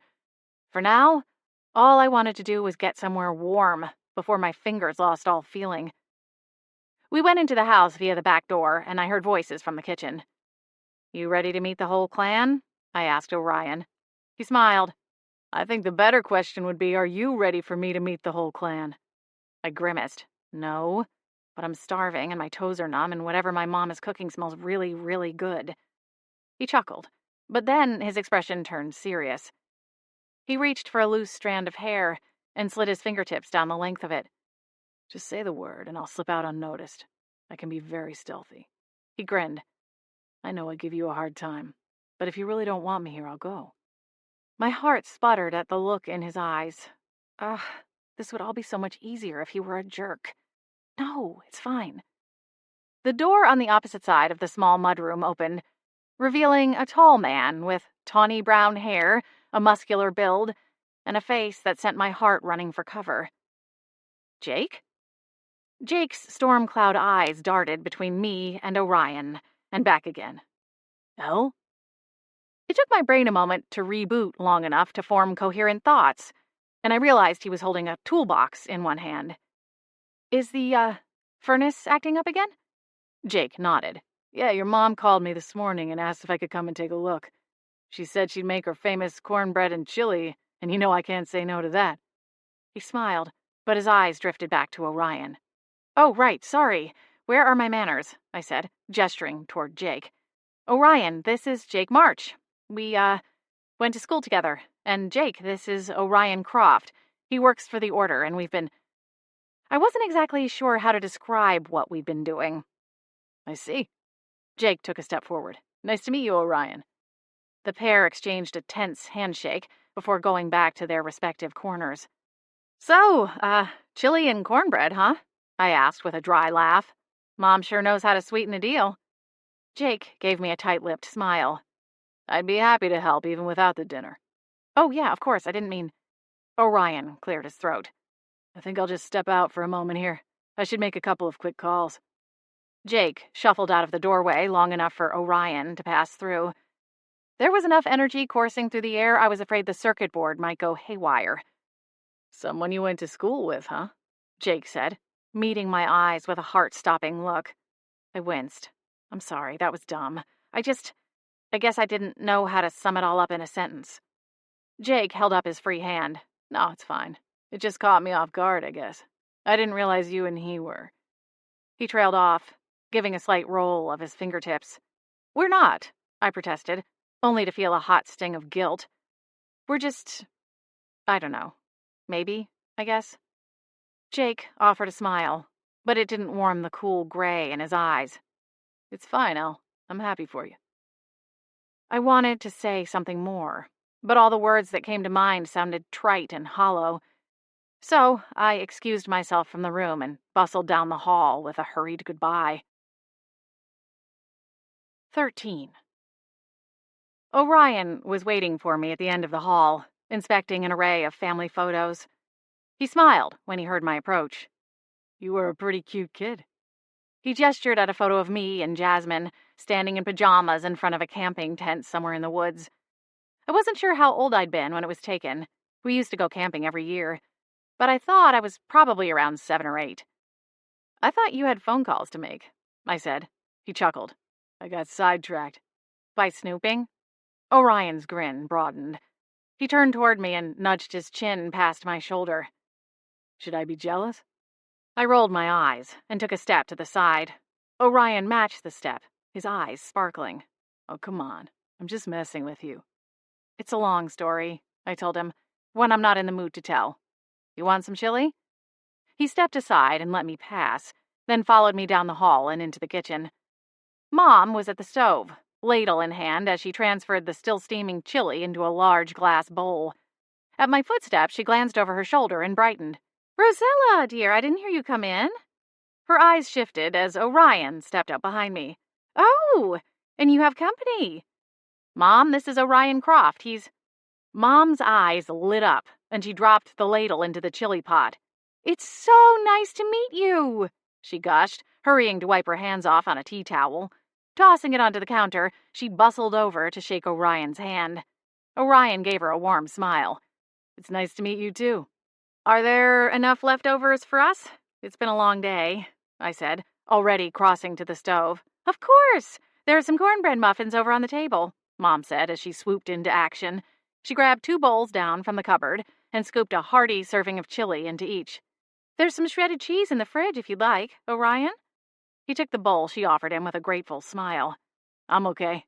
Thank you, though. This smells divine." Mom beamed at him. "It's a little on the spicy side, so I hope that's all right. Everyone around here tends to like it hot." Orion slid an amused glance my way. "Thanks, Mom. This will be great." I hoped she would take the hint and scoot along. But she quickly returned to cleanup mode and began peppering Orion with questions as she loaded the dishwasher. "I didn't realize you were back in Winterspell. Are you here on business for the order?" "No, actually. Vacation." Mom turned and gave me a knowing smile. "Is that right? Are you staying at the Winterspell Chalet? It's so pretty this time of year." "A little rich for my blood," Orion replied with a good-natured laugh. "I'm staying at the Blue Jay Motel." "Oh, Patty Marley's place. That's a nice little spot, too. Very cozy, and it has a great view of the water." Orion nodded as he raised a bite of chili to his lips. "Where is everyone else?" I asked as I reached for a cornbread muffin. "Your father and Grandma are out in the workshop," Mom replied with a slight roll of her eyes. "They're working on some new prototype. I could barely tear them away long enough to come in for a proper dinner. Candace is out. I don't think she came home after her shift. Jasmine should be home any time now." Mom paused and glanced at her watch. I'm actually surprised she isn't already here. Must have gotten hung up on something at the bakery." I frowned. The bakery had been closed for well over an hour at this point. It wasn't like her to stay late. Mom sighed and wiped her hands once more, then closed the dishwasher door. "There's soap already loaded up, so go ahead and put those in and run the cycle when you're finished." "Will do." Mom smiled at Orion. "It was really nice to meet you, Orion." "Likewise, Mrs. Midnight." Mom flapped a hand. "Oh, please, call me Penelope." He smiled. "I'm off to have a bath. I worked a 10-hour shift at the clinic, and my feet are feeling it." She gave us a final smile and headed upstairs. "Your mom is a doctor?" Orion asked once her footsteps faded. "Nurse. She works as a healer's assistant." "That must have been handy, growing up." I smiled. "Yeah, she could handle any bump, bruise, or scratch we threw at her, that's for sure. Although it had its downfalls, too. None of us could fake sick to get out of going to school." Orion laughed. "I didn't think about that. Man, I must have pulled that trick a dozen times. Granted, when I got older, I just skipped without telling my parents." "Always the bad boy, huh?" I teased. "I just wasn't a good student. Hated sitting still while some teacher droned on and on about stuff I didn't care about. I guess I'm still kind of like that. It's why I never joined the order as a full-fledged agent. The training process for that just sounded like school all over again. Everything rigid and cookie-cutter." He shrugged. "It's just not for me." I nodded. It answered a question I'd had rattling around my mind for a while. "That's why you like working with Warden Quinton? She understands you?" Orion smiled. "She tolerates my non-traditional approach. I'll put it that way." "Let's hope so," I said, my mind circling back to the mermaid out in the barn. I finished my muffin and dove into the chili, grateful for the warmth. Jake never reappeared, and I figured he must have slipped out the back so as to avoid a second run-in, because the vent in the kitchen was pumping out hot air by the time I went to load the last of the dishes. For a moment, I stared into the darkened yard, wondering what he thought about me and Orion. A chirpy ringtone pulled me back to reality, and I turned around just as Orion was answering his cell phone. "Croft," he said in a gruff voice. A quiver of anxiety radiated my belly as I waited to see who was on the other end of the line. Was it the warden? Someone connected with Charles? Or worse, A sentry posted at the front gate warning us that Charles was on his way here. That's right, Orion said with a nod. He glanced up at me and made a motion like he was writing in thin air. I lunged toward the end of the counter and grabbed the pen and paper Mom kept there for phone messages. My parents were still a little old school and kept a landline, even though everyone in the house had their own cell phones. As soon as I handed Orion the paper and pen, he began scribbling. Ginny with a G? Okay. Rogers. 22. Mm-hmm. He jotted down a few more lines of information, but I struggled to read his particular brand of chicken scratch. Got it. Thanks, Ted. I owe you one. With that, he hung up the phone and held up the paper. We got her. With the hum of the dishwasher in the background, Orion and I sat before the glowing screen of my laptop. She was reported missing by her parents, Orion said, his eyes still scanning the lines of text. They live in Colorado. Looks like they were planning to visit her in Seattle, where she lived at the time of her disappearance. When she stopped answering their messages, they got concerned. They flew out to check on her, and when they got to her apartment, they found spoiled food in the fridge, like she hadn't been home in some time. When did this take place? Orion gestured at the screen. The missing person report was filed 2.5 years ago, although she might have been missing a week or two at that point. We don't know how often she spoke to her parents. They may have thought she was just busy. Right. I frowned. It struck me how easily I could have wound up in similar circumstances. When I'd left Winterspell and moved to the non-magic world, I went weeks without speaking to anyone in my family. The people I'd kept in closest communication with were Maddie and Sonia, but even that went through ebbs and flows. If I'd suddenly stopped replying to their messages, would anyone have even known something was wrong? That I could be in danger? Or would they have assumed I'd finally severed the last dwindling threads to my hometown? Ella? Orion said. You all right? I nodded and tried to smile, but the effort faded quickly. Mm-hmm. So what do we do now? Should we call Warden Quinton? Orion considered me for another long moment, and I thought he was about to try and poke a little more around the edges of my unspoken thoughts. I hopped up from my place at the table and pushed my chair in. I mean, the sooner we get her reunited with her family, the better, right? Orion closed the laptop. First, we need to confirm that it's really her. Maybe saying her name will jog something in her memory.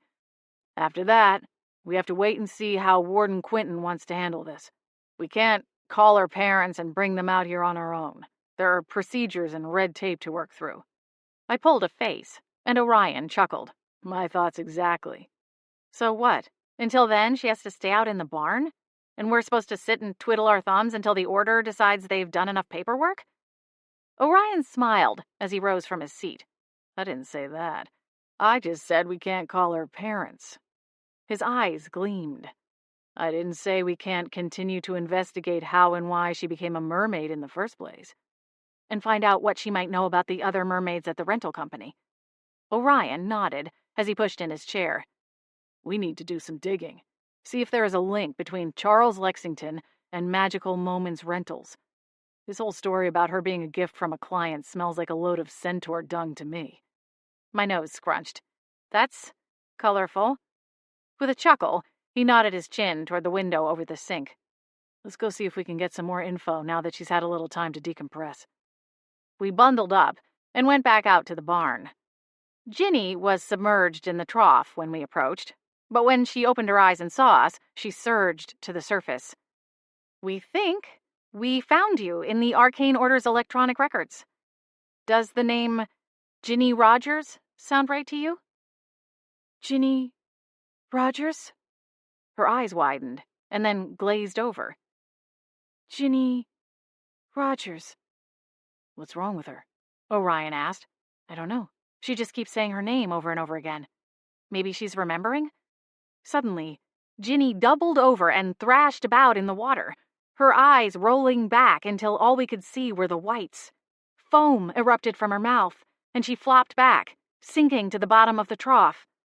I think she's having some kind of seizure, I shouted. We've got to make sure she's not choking on her own tongue. Without hesitation, Orion dove into the water. He dragged the girl back above the surface and held her still until her convulsions stopped. When she went still again, he slowly released his hold on her, letting her slip back under the water. Her pulse is trending back to normal. He considered her for another long moment. She's breathing on her own. I exhaled and leaned heavily on the side of the trough. What even happened? Orion shook his head. I don't know. It's possible the curse has some kind of memory block. We got too close to it and it triggered a shield. My heart twisted.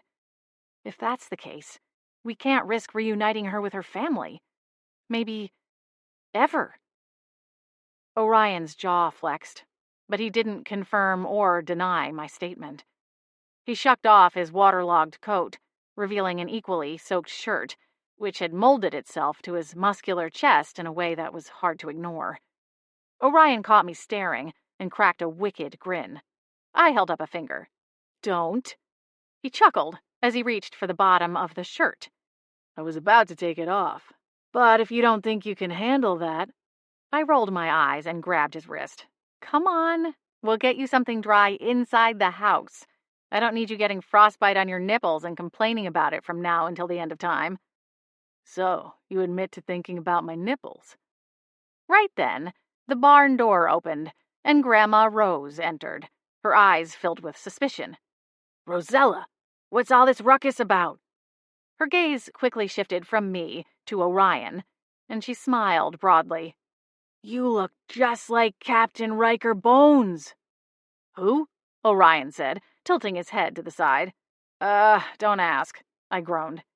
Indulge me, Orion replied, grinning even wider. Captain Riker Bones of the Black Starfish, Grandma Rose replied. You're a dead ringer for him. More like captain of the USS Bodice Ripper, I muttered. It's this pirate romance series she reads. What's wrong with pirates? Doesn't every woman yearn for a handsome buccaneer to whisk her away from the doldrums of her everyday life? Unabashed, Grandma Rose waggled her sparse eyebrows in Orion's direction. You should look into posing for the covers. They could use some new talent. Rolling my eyes, I tugged on Orion's arm. Okay, Grandma. I think that's enough career advice for today.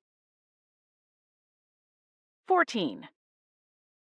Orion would have likely stayed all night, chatting it up with my parents, eating more of my mom's cooking, and attempting to wheedle childhood tales of baby Ella out of my grandmother. But I managed to shoo him away before he got too comfortable. Unfortunately, that also meant he left before we could do more digging into the strange case of Ginny's transformation. The next day at work, I struggled to keep my head in the game and wound up burning the side of my hand on a hot baking sheet. After that, the baking department manager, Blanche Mountain Spring, sent me on an early break with a scowl and a frustrated flurry of fairy dust.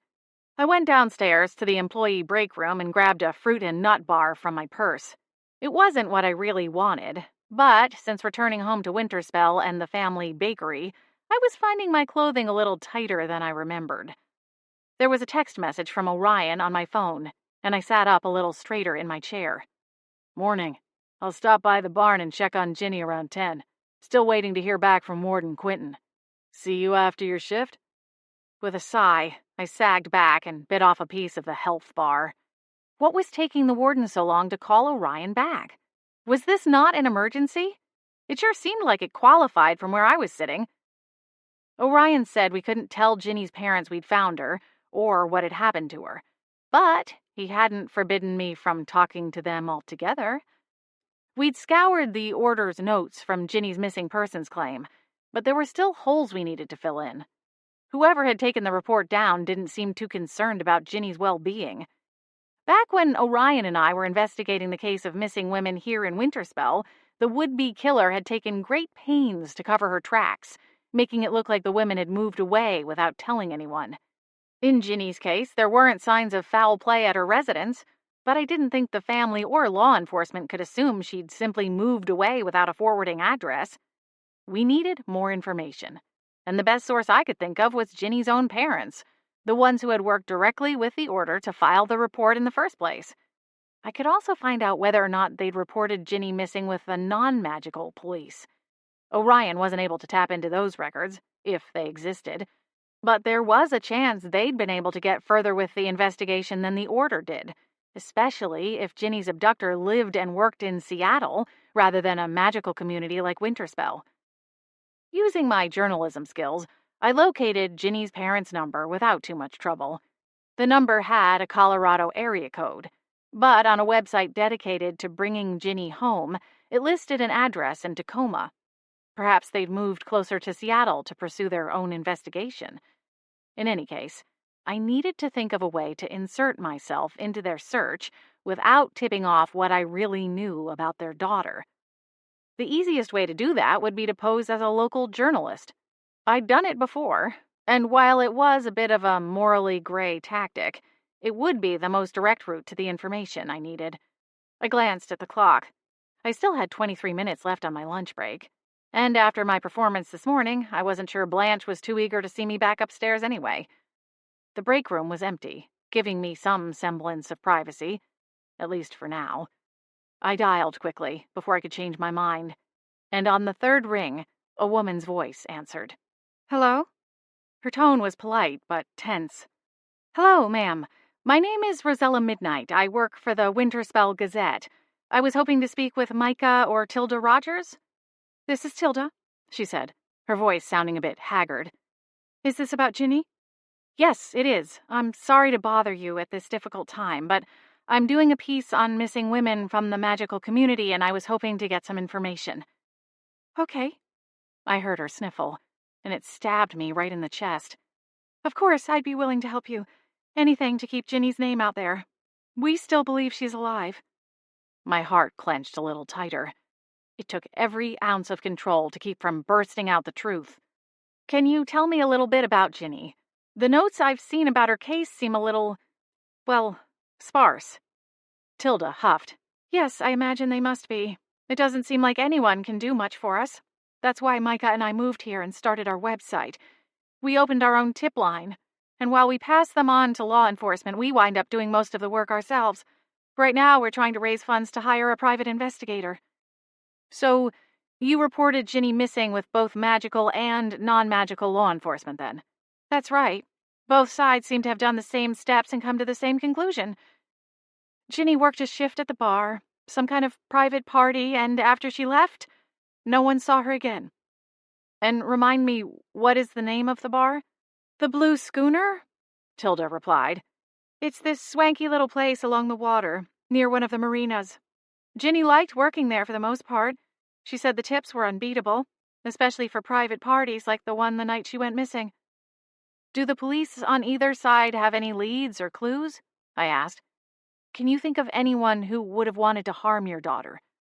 They went around and spoke with Ginny's friends and co-workers. No one had much to say, other than they hoped she would come home soon.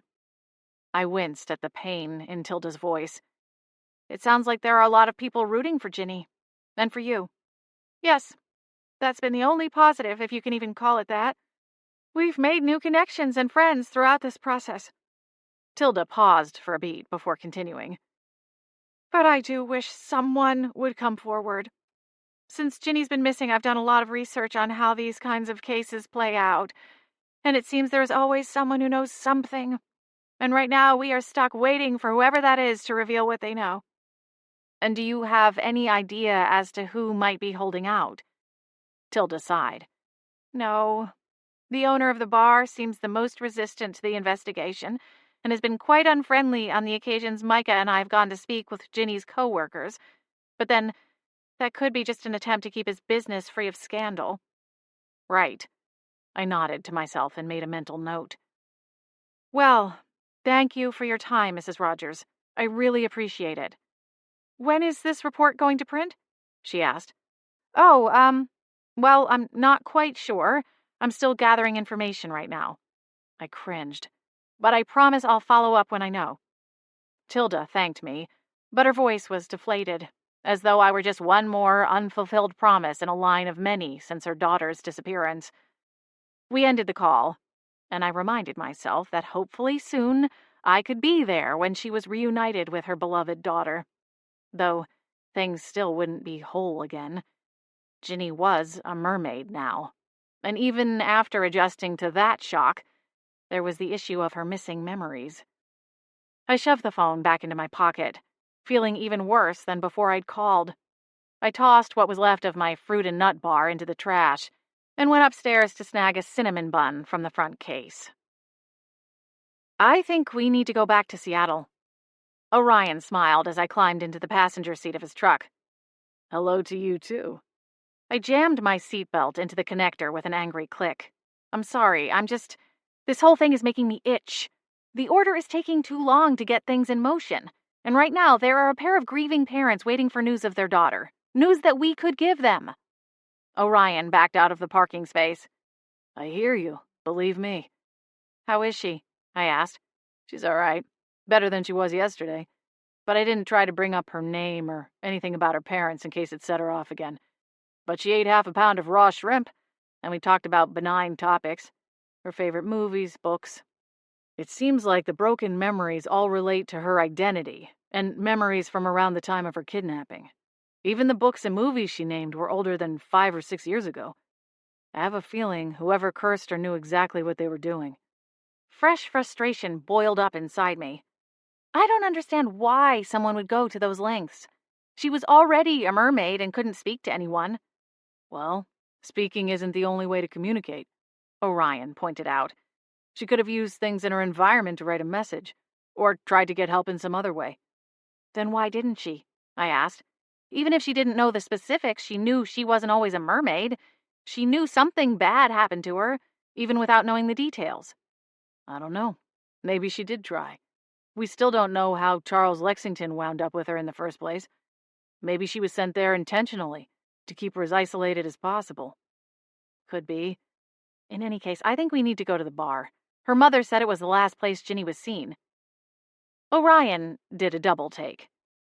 Her mother? Oops. I might have called her to get some information that was missing from the order's records. Might have? Orion repeated. Okay, I did call her. And she told me the Blue Schooner is the place where Ginny worked and that the owner doesn't like it when she and her husband go in asking questions. And we've made it back to full circle, Orion said, a hint of a smile playing on his lips. Yes, that's why I think we need to go out there and do our own digging. Well, if we're driving all the way to Seattle, we're going to need some sustenance. Have you eaten today? Nothing nutritious, I muttered, a smidge annoyed with myself for caving in to the sweet siren song of the cinnamon rolls. Orion chuckled. Let's get some food and top off the gas tank, then we can head out. You want to stop by your parents and change first? Ginny's mom said it's an upscale place by a marina, so that's not a bad idea. You have to promise to stay in the truck this time. I don't need you egging Grandma Rose on for embarrassing stories like you did last night. A wide smile spread across Orion's face. Oh, come on. She was having a ball. Mm-hmm. I wouldn't be surprised if the next time you're over, she tries to wrangle you into trying on a pair of leather pants and a puffy white shirt. Orion slid a wicked smile across the cab. Aha! So that's the real problem. You know you won't be able to keep your hands off me. I rolled my eyes, even as heat flushed over my cheeks. Orion laughed, taking my silence as his confirmation. An hour and a half later, we hit the highway with a fresh change of clothes, a bag of takeout, and a full tank. I'd opted for a salad, paying penance for my sweet and cinnamony sins, and in between popping bites of lettuce and raw veggies into my mouth, I started some recon work on the Blue Schooner. Yikes, I said, pausing to chomp down on a cherry tomato. The reviews for this place are pretty harsh. Listen to this one from Yelp. Do not waste your time at this pretentious watering hole. First of all, we had to pay a cover to get in. Then, the bouncer said that my boyfriend had to wear a tie since it was upscale. Meanwhile, there's a bartender skulking around in jeans and a t-shirt. The drinks were watered down and overpriced.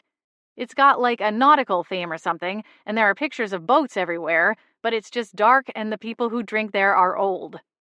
Orion chuckled. Gotta love the internet. Everyone's a critic. Seriously, I don't blame you for spending most of your time out in the wilderness. Tracking rabid were-rabbits has still got to be better than working retail. Were-rabbits? Orion laughed. I'm pretty sure that's not a thing. That's a relief. I grinned. If that changes, let me know so I can be on the lookout. Deal. Still smiling, I shifted my attention back to my phone. Looking at these reviews, it makes me wonder if the place isn't almost trying to drive away certain customers. Maybe it's a magical establishment hiding in plain sight. Could be. There are definitely pockets of magical beings who don't want to stay in the shadows, but they also don't want to constantly mingle with humans. I considered his statement as I chewed another bite. When I'd moved out of Winterspell, it was to get away from everything magic. Surely, in a city the size of Portland, there were magical beings, but I'd never sought them out. In hindsight, it was almost odd to think I could have been at a bookstore or coffee shop, elbow to elbow with another witch, without so much as a clue. We rolled into Seattle just before 6 o'clock in the evening, before the night crowd really got rolling. We parked in a garage and hoofed it 2 blocks down to the Blue Schooner. Orion wore a pair of black slacks and the cobalt blue sweater he'd worn the first time I ever saw him, at the town council meeting back in early November. I'd changed out of my work clothes into a black sweater dress and a pair of plum-colored tights. My hair was swept back into a ponytail, with a few choice pieces untucked to frame my face. We looked nice, but after reading the bar's reviews online, I was a little worried we weren't fancy enough to pass the doorman. We approached the door, prepared to pay the cover, but the doorman waved us off. "No cover tonight," he said. Orion inclined his head, offering a polite thank you as we stepped inside. It was the perfect time of night, as the place was busy enough we would have cover to chat with some of the staff and not risk being overheard, but it wasn't so loud that we'd struggle to hear ourselves think. We found a table near the back. The reviews were right about the nautical theme. There was a large ship's wheel pinned to the wall behind the hostess station, and lots of photos and models of sailing ships. Even the bar had 2 metal anchors mounted along the front.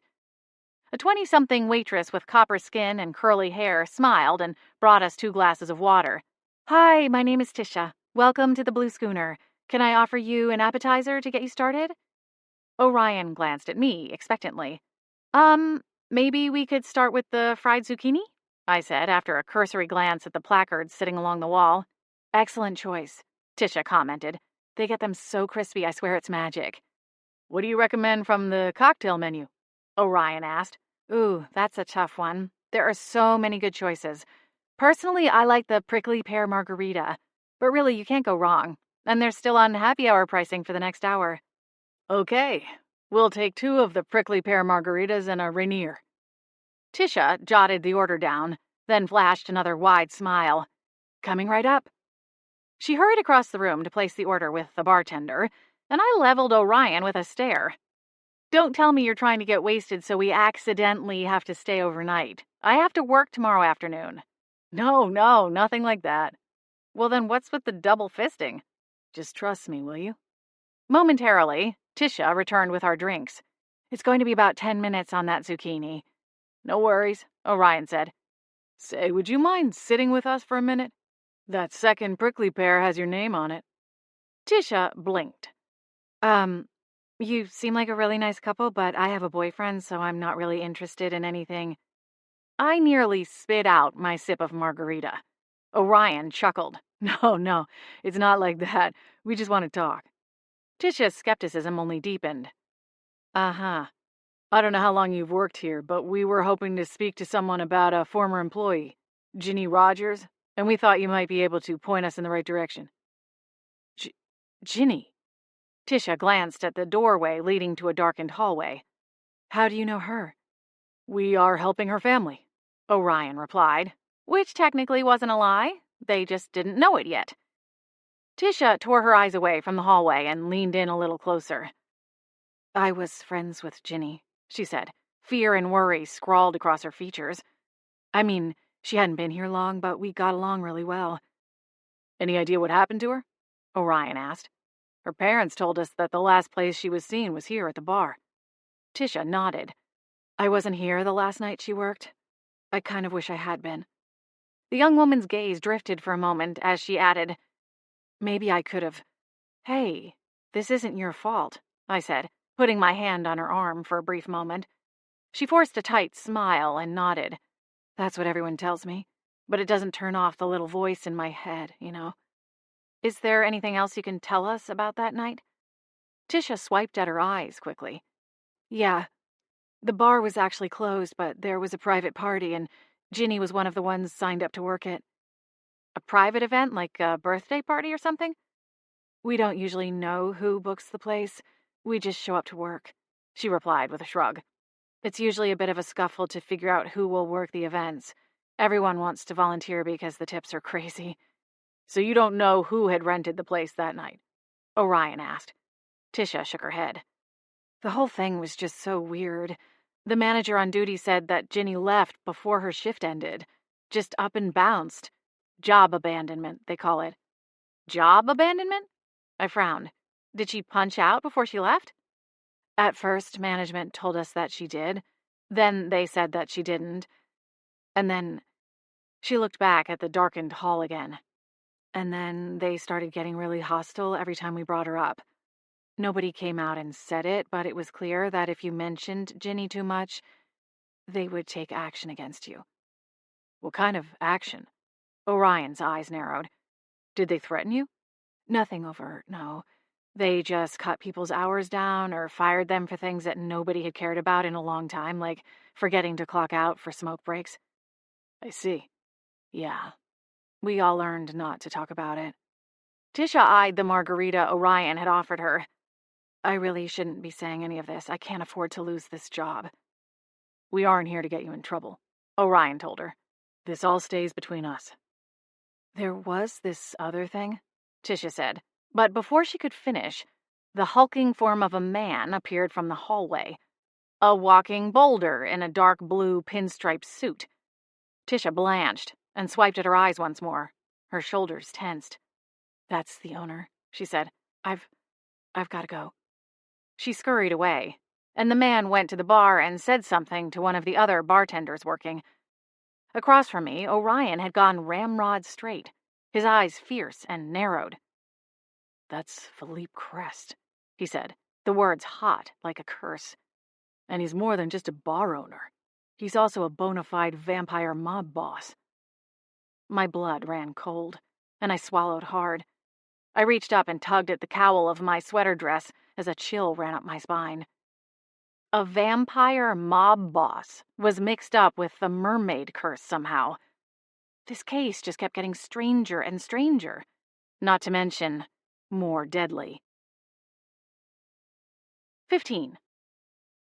I'm not sure which part of that sentence should freak me out more, the whole vampire thing or the mob boss part. I reached for my margarita. Tequila would definitely be required, however we wanted to proceed. Orion leaned in closer, keeping his eyes on Philippe Crest, who was still at the bar, speaking with his employees. I wondered what happened to him. Maybe he's trying to clean up his image, but my money is on this place being a convenient way to launder his dirty money. What all is he involved in? I asked, unsure if I wanted the full answer or not. Last I heard, he was running a blood den and lacing the blood with something that got the vamps hooked, so they eventually only want stuff from one of his suppliers. All highly illegal, of course. And the Arcane Order know about all of this? I shook my head, incredulous. Oh yes, they know.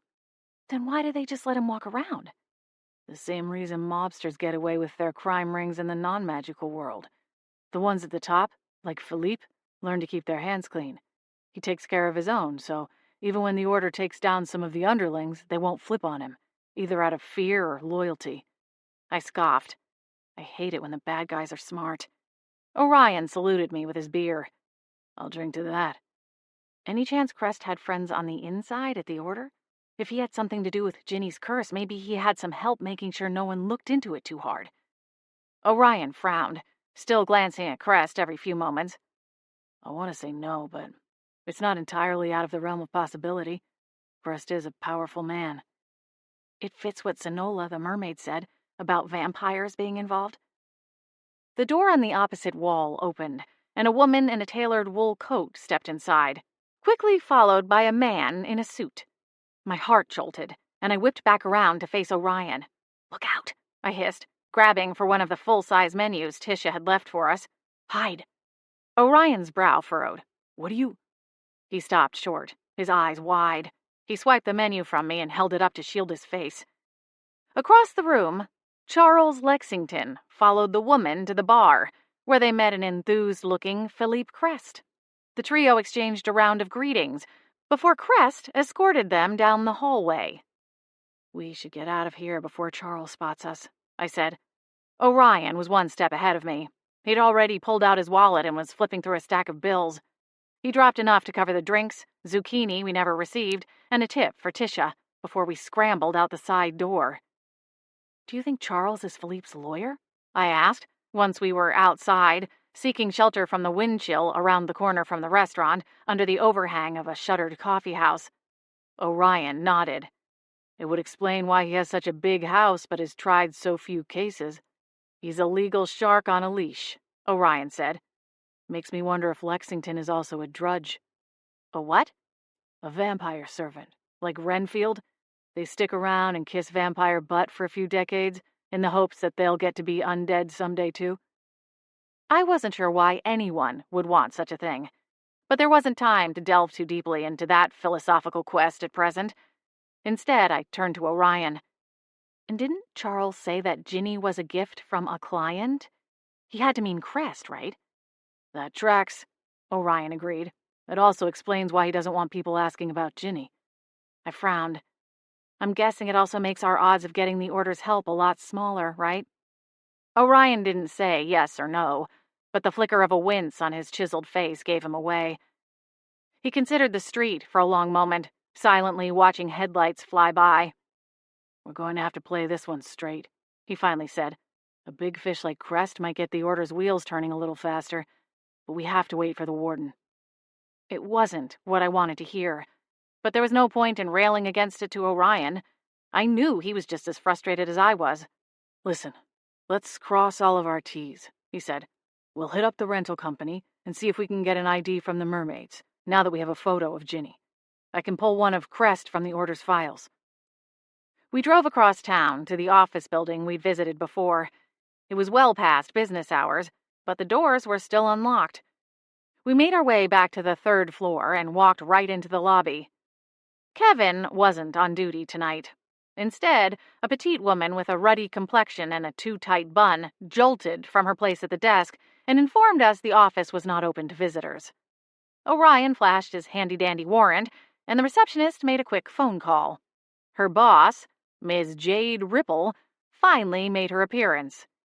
And she was every bit as cold and calculating as I'd envisioned. She had stick-straight black hair that fell just below her shoulders at an angular bob. Her face was just as sharp, her cheekbones worthy of a high-fashion runway.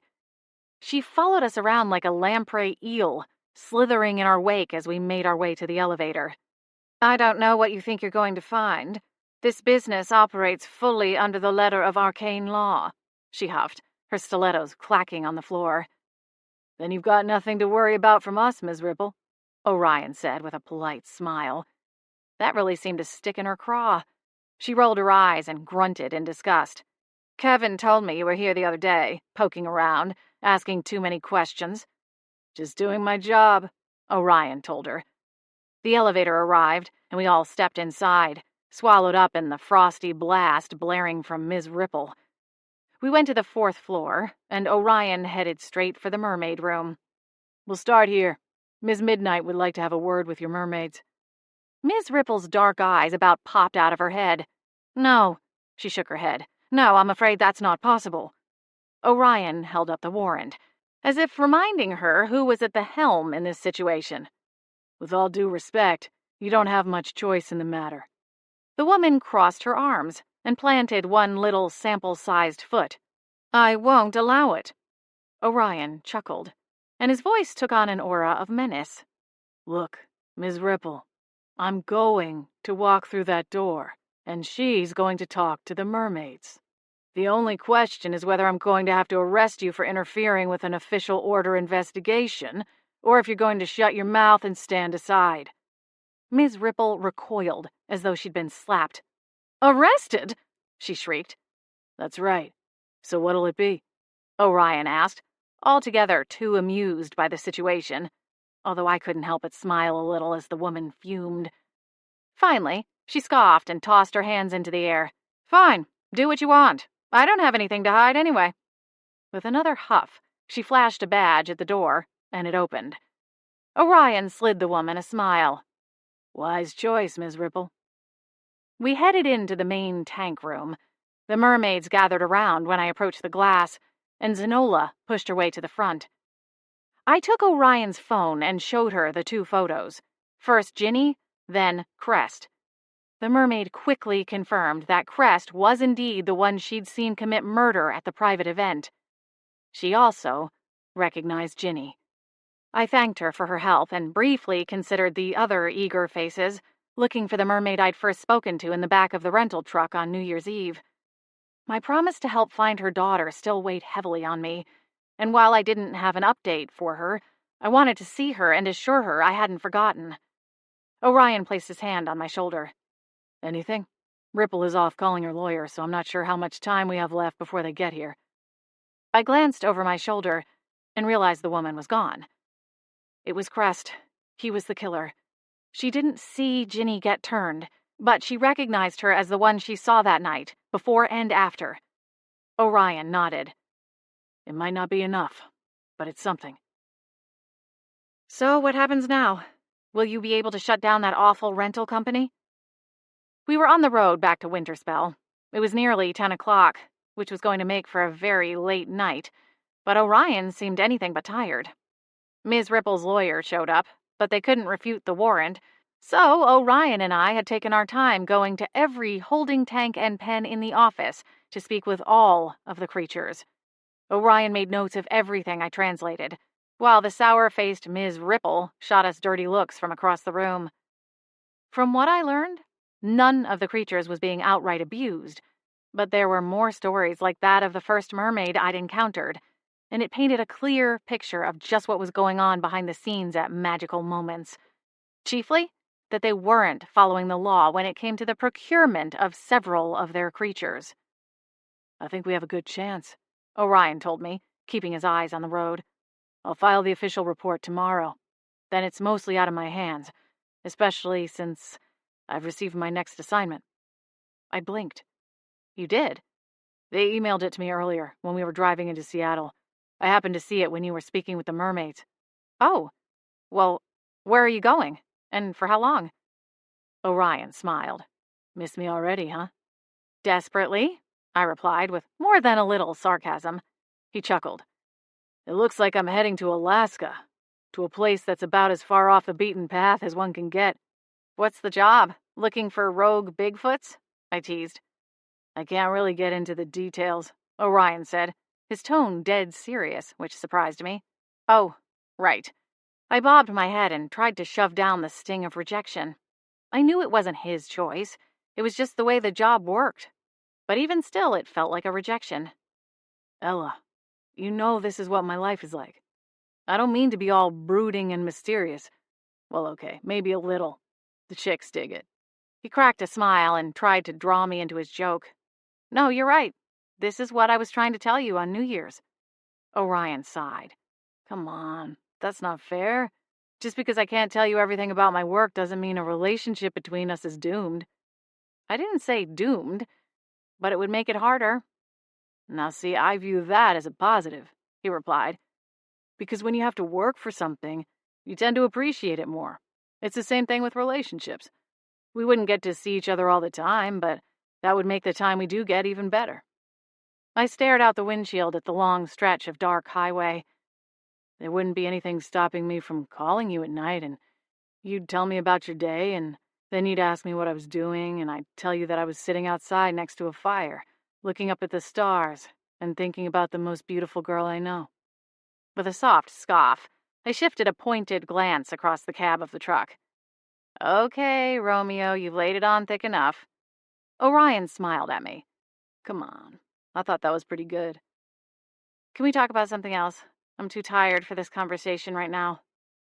Orion inclined his head and then reached for the radio dial. Tell you what, why don't you take a cat nap? I'll get us home safe and sound.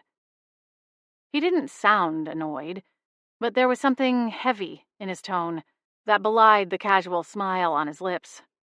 I wanted to say something, to smooth it over, but my thoughts were jumbled and mixed up. So, I propped my elbow against the window and lowered my head, watching the headlights flash by. 16. I didn't work until 2 the following day. It was supposed to be my day off, but I'd agreed to take half a shift for one of the front counter girls so she could go to an appointment. It would only be 4 hours, but it was nice to do a favor for someone. I'd been back in Winterspell for nearly 2 months, but I was still sort of finding my place with my co-workers and other townspeople. The blatant staring and whispering had petered off, but there were a handful of holdouts who still gave me strange looks or a wide berth on the sidewalk or in a supermarket aisle. After being out until well past midnight, I was grateful to not be working my usual shift. I slept in, then slowly moved through my usual routine of getting ready for the day. When I was dressed, I went out to the barn and checked on Ginny. She reported that Orion had already been by that morning, with more shrimp. I stayed and chatted with her for a little while, but my mind was distracted, wondering why he hadn't told me he was coming. When Ginny fell back asleep, apparently mermaids are largely nocturnal creatures, I went back inside and had my own breakfast. The house was quiet, as it usually was on a weekday morning. Grandma Rose and Dad would be out in their workshop. Mom was probably at the clinic, or out running errands. Jasmine and Candace would already be at Sugar Shack. Grandpa Gerald was at the community center playing board games with some of his friends, most of whom lived at the retirement center next door. Normally, I didn't mind the quiet. In fact, it was so rare since I returned home, I usually would have relished it. But this morning it felt different. Lonely. Even Karma was out with the other cats, probably running around the neighborhood raising hell. I put on a movie to distract myself, but found it hard to concentrate. When someone knocked on the door around 11:30, I thought that even if it was some kind of traveling salesman, I might invite them in just to have company. Luckily, there were 2 familiar faces waiting on the other side of the door, Maddie and Sonia, and they came bearing mouth-watering gifts. "What's all of this?" I asked. "We stopped by the shack to say hello," Maddie explained, "and then your sister told us you weren't scheduled until 2, so we figured we'd pop over and surprise you with some lunch." "You going to let us in?" Sonia asked. "It's freezing out here." I smiled. "I don't know.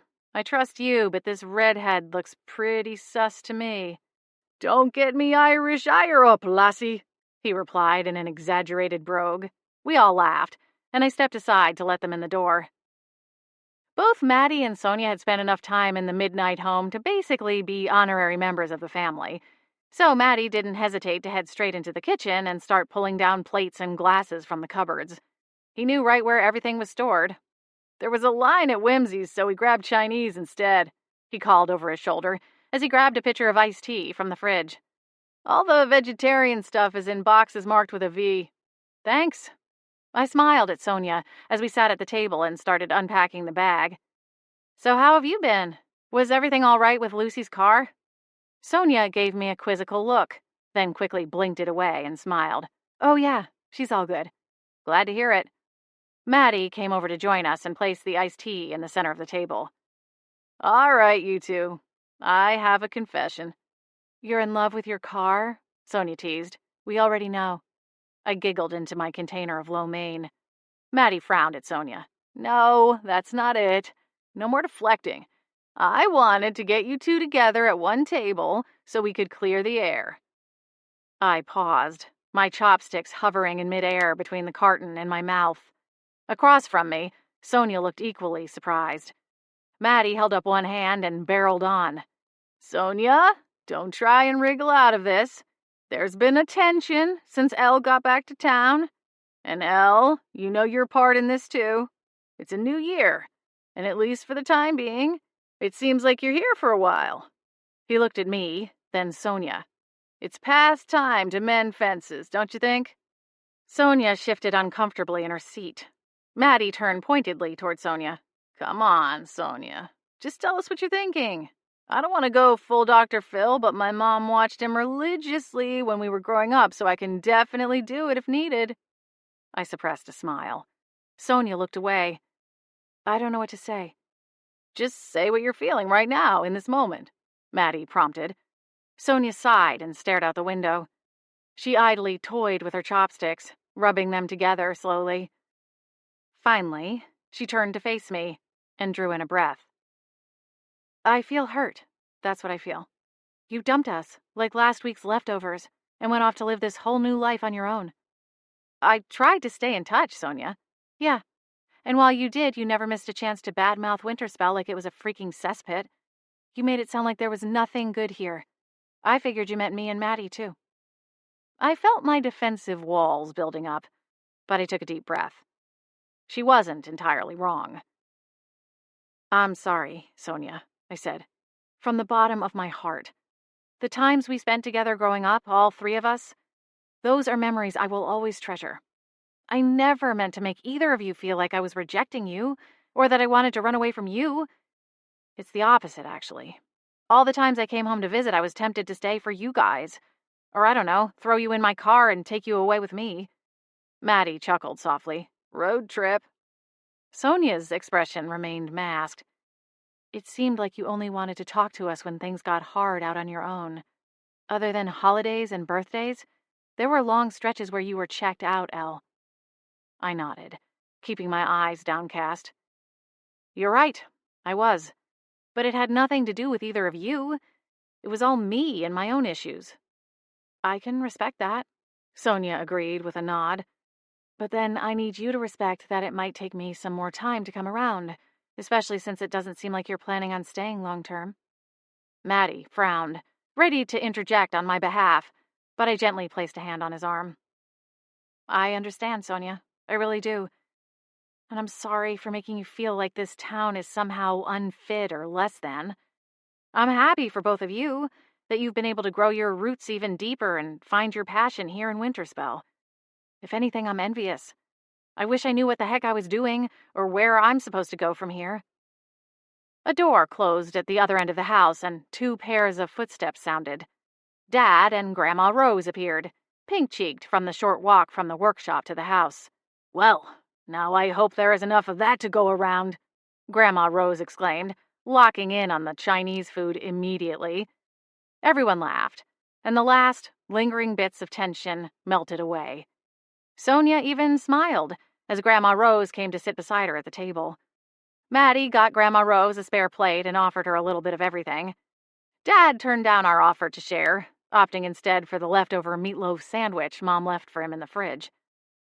Grandma Rose was in the middle of telling us about their latest invention when the front door closed, and Jasmine scurried into the kitchen. She stopped short at the sight of us, nearly jumping out of her shoes. Wow, quite the party in here. Maddie scrambled to his feet so fast he almost toppled his chair. Do you want to play, Jasmine? There's plenty of food. She reached up and fussed with her hair, her eyes darting around the table. Oh, yeah, sure. I forgot my lunch, so I was just coming home to grab it really quick before getting back to the bakery. Was she blushing? Grandma Rose looked like the cat that ate the canary. Maddie grabbed a plate, and in his hurry to get it to Jasmine, he lost his grip and sent it crashing to the floor. Luckily, it didn't break, but his face went beet red as he stooped to pick it up. Jasmine reached for it at the same time, and the pair knocked heads. They both gasped and muttered a string of apologies in between asking if the other was okay. Oh, for Merlin's sake, just tell everyone already, Grandma Rose exclaimed. Tell everyone what? I demanded, narrowing my eyes at Jasmine, then at Maddie. What's going on here? They're dating, Grandma Rose replied. I caught them on the porch New Year's Eve, going at it like a couple of teenagers on prom night. Oh, my stars. Jasmine swiped a takeout container from the table and scurried out of the house before I could stop her. Shifting my attention back to Maddie, I stared, open-mouthed. His face reddened to a nice merlot as he slid back into his chair, still unable to form words. Sonia punched him on the arm. You and Jasmine? Why didn't you tell me? Sonia and I burst out laughing at his bewildered expression. I shoved his arm. Maddie, what about our pact? If we both hit 40 and we're not married, we're supposed to marry each other. Did you two really promise that? Sonia asked, one brow arched. I smiled. We were 12 or 13, on the playground at recess. I'm not sure it would hold up in court as a legally binding agreement. Always get a prenup, Grandma Rose interjected. Sonia snorted. It just sort of happened, Maddie said, finally finding his voice. She walked with me out to my car, and we were talking, and then..." He trailed off, and an endearingly dreamy look came over his face. "Oh boy, he's got it bad," I said with another giggle. "So is this the part where I tell you that if you break my little sister's heart, I'll break your face?" Sonia lost it, giving voice to a mighty guffaw. "Yeah, Maddie, are you trying to collect the whole set of sisters or something? Ella was your first kiss, and now this?" Maddie rolled his eyes as he dug back into his pile of noodles. "You guys are so funny. Why not take that act on the road and leave it there?" I smiled at Sonia across the table, and for the first time in a long time, things felt right. By the time my shift ended, I still hadn't heard anything from Orion. I knew he'd visited Ginny that morning, and after that, I was clueless. After punching out, I debated whether or not I should head home. Jasmine was already done with her day, and Candace was on cleanup duty and would be at least another hour. I didn't want to hang around the bakery and wind up cleaning bits of dried frosting from the display cases, but I also didn't want to go home and just pace around like a caged tiger. Maybe it was due to being raised in the Pacific Northwest, but in times like this, I tended to gravitate toward the local coffee house. In Seattle and Portland, there is one on every block, which made it an easy habit.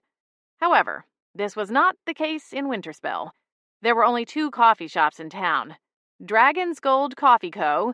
and Julia's Cafe. Dragon's Gold was renowned for their house-roasted beans, even outside of Winterspell. On the other hand, Julia's Cafe's blend ranked a full star lower than the brew found in an average truck stop along the interstate. Julia was sweet as pie, and she tried her best, but her coffee was garbage. Many in town speculated that she didn't have functioning taste buds, thanks to her wacky special offerings. One year, when I'd been home visiting for Christmas, she'd absent-mindedly ordered kidney beans instead of coffee beans, and then tried to roast them and create a new signature brew. It took several cups of cider to wash that taste out of my mouth. Then there was the time when she went on a health kick and started serving cold-pressed juices at her shop. The juices came prepared and were quite tasty, but she'd taken it a step too far and started selling cold-pressed coffee, which in theory was a good idea, but her version didn't seem to include any sort of filtration, and every glass wound up with a heap of sludge at the bottom. There are only 2 reasons why she stays in business at all. Number 1 is the fact that her house brew, assuming she didn't stumble and add essence of black licorice into the pot that morning, is fairly drinkable. Or at least it is once you dump in 4 packets of sugar and 3 packets of creamer. Number 2 is that due to Dragon Gold's popularity, there could be long lines during the peak times of day, and if you couldn't afford to wait it out, you might get desperate enough to go down a block to Julia's.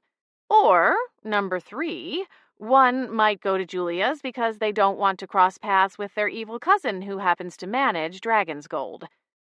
So, with a sigh of resignation, I headed out and went down a few doors to the Fairy's coffee shop. I figured I'd be safe with a cup of tea. I mean, how badly could the fairy bungle that? Along the way, I passed Wicked Wicks, Winterspell's candle shop. It was a fairly new shop in town, and I hadn't yet had a chance to stop in and peruse the wares. "Oh, look, another looky-loo. Either come in and buy something or stop fogging up the glass." I blinked at the harsh female voice, and it took me a moment to locate the source. Sitting on the top shelf of the wooden window display was a petite blue-gray cat, just about Karma's size. The cat's bright blue eyes narrowed in on me. "What are you looking at?" With a smile, I reached out toward the cat with a tendril of magic. "You, actually." The cat's head reared back. "Wait a minute. You're that witch that talks to animals." "That's me, for blessing or curse." "Humph. I don't know about curse. Seems to me you should count yourself lucky to speak to my kind. Most 2-leggeds could learn a lot if they only listened to cats." She paused to swipe a paw across her whiskers. "I'm sure you're right," I told her. "Well, in any case, I've heard you're nice to cats, so I won't lecture you further. Keep that up. The Egyptians were nice to cats, and look at their freaking tombstones. Goals, all I'm saying." I smiled and continued down the sidewalk to Julia's Cafe. The inside looked like a My Little Pony doll exploded. Everything was pink, purple, and teal, even the tables and chairs. A perky fairy at the front counter surged into the air on a cloud of pink fairy dust. "Rosella, how lovely to see you." "Hello, Julia. How are you?" "Oh, I can't complain. Business has been a little slow, but I suppose that's thanks to the time of year." According to the chalkboard sign hanging behind the counter, this month's special was a grape jelly latte. "It's tough out there," I concurred, quickly shifting my gaze from the sign. "I think I'll take a peppermint tea if you have it." Julia beamed. "Coming right up." We made small talk about our holidays as the fairy made my tea and rang up the purchase. I dropped my change into her tip jar and took the steaming mug to the table by the window. I wasn't in a hurry, and while her shop was probably searing my corneas, at least it was warm. I was nearly finished with my tea when I finally got a text from Orion. "Hey, I just got back into town. Warden Quinton finally made time to see me. Where are you?" My interest piqued. I set aside my tea and texted him back. "I'm at Julia's cafe." "Ugh, why?" He followed that up with a trio of puke emojis. "My cousin Chloe, that's why." "I gotcha. I'll be there in a few." Orion's truck pulled into a spot out front 5 minutes later. Julia fluttered excitedly as he made his way into the shop, probably the closest thing she'd had to a rush in some time. Poor thing. I needled Orion into ordering something, and he did, before joining me at my table. "Grape jelly latte?" I asked, with a quirked smile. He grimaced. "Oh, totally. I mean, how could I resist?"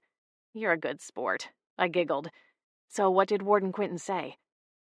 Orion sniffed the contents of his mug, then set it aside while trying not to gag. "They want to speak with Ginny," he said. "I told them you could help with that part." "Oh, wow. That seems like a really good first step." "They have to tread carefully, though," Orion lamented. He heaved a sigh. "As I suspected, they have several pending investigations into Crest and his businesses. They don't want to upset the apple cart." I frowned. I know that getting Ginny reunited with her family is the first priority, and I'm more than happy to help. But I can't help feeling a little deflated. I've seen this before in the non-magic world. Someone getting away with literal murder because of their wealth or status. Orion scrubbed a hand over his jaw. "What we need is a first-hand account. That's the only thing stopping the order from getting Crest. We need someone on the inside to flip." Well, what about Charles? If he's Crest's lawyer, he probably knows everything. "Yeah, and it would all be covered by attorney-client privilege." "True." I nodded. "But he'd know where the bodies are buried. Metaphorically. Well, and maybe literally." I grimaced. "If he could point us in the right direction." "It's all about leverage," Orion agreed. "We did kind of burn that bridge when we up and stole his mermaid, though. There's no way we could go and try to talk to him now. The Order will have to bring the heat." Orion scooted to the edge of his seat. "No. See, that's the thing. He either knew she used to be a human, and he's complicit, meaning we could squeeze him into a corner, or if he didn't know, it might just be the thing that tips him over to our side. He's got a daughter, after all. We can play up the fact that Ginny is someone's daughter, too." I don't know. I shook my head. It seems too risky. He could try and incinerate us on the spot. "Nah." Orion raised a hand and let a flame dance across his fingertips. "Besides," he said with a wicked grin, "I'm faster." 17.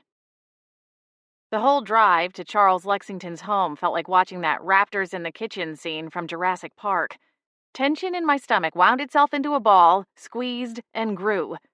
Neither of us knew the extent of the wizard's power, and for all of Orion's bravado, there was real danger waiting for us at the end of the GPS coordinates. "Do we have a plan?" I asked, my stomach churning even faster as the robotic voice rattled off the instructions to take the final turn. When it said, "Your destination is on the right," I about jumped out of my skin. Orion tapped the truck's blinker on for a few clicks. "Just follow my lead. I think if we give him just enough rope, he'll hang himself with it." "Yeah, well, if you could bottle up that confidence and send a sip my way, I'd appreciate it," I muttered. Orion smiled briefly, but it faded into a hard line as he pulled into Lexington's driveway. He parked, gave the facade of the house a steely glare, and cut the engine. "Let's do this." At least tell me we have backup somewhere nearby. One of your off-duty buddies with the order? We don't need it, Orion said before hopping out of the truck. I should have stayed at Julia's, I said to myself as I undid my seatbelt. And that's a sentence I never thought I'd say. Orion waited for me at the front of the truck, then placed a hand on my shoulder. We're going to be fine. I've got you, okay? It wasn't enough to assuage my building anxiety, but I was able to draw in a full breath. Sometimes you have to take the small wins. Orion strode up the front steps and rang the doorbell. His shoulders were squared, his face an impassible mask. I did my best to mirror him. The door swung open, and an indignant Charles Lexington appeared in the same smoking jacket he'd worn the first time we met. His lip curled back. "You!" he bellowed, a finger and a flick of spittle flying. "You have some nerve showing your faces here. You had better have my mermaid in the back of that truck, or I'm calling the authorities." "Yeah, here's the thing about that, Chuck," Orion said. "Can I call you Chuck? You might want to hold off on making that call, because if you call the order, we're not the ones that will be taken away in a fancy pair of cuffs." Charles scoffed. "Oh, is that so? Tell me, what is my crime?" "Well, for starters, you didn't have a license for the mermaid. I looked it up." That drew a sarcastic laugh from the wizard. "Oh no, whatever shall I do?" His stare hardened.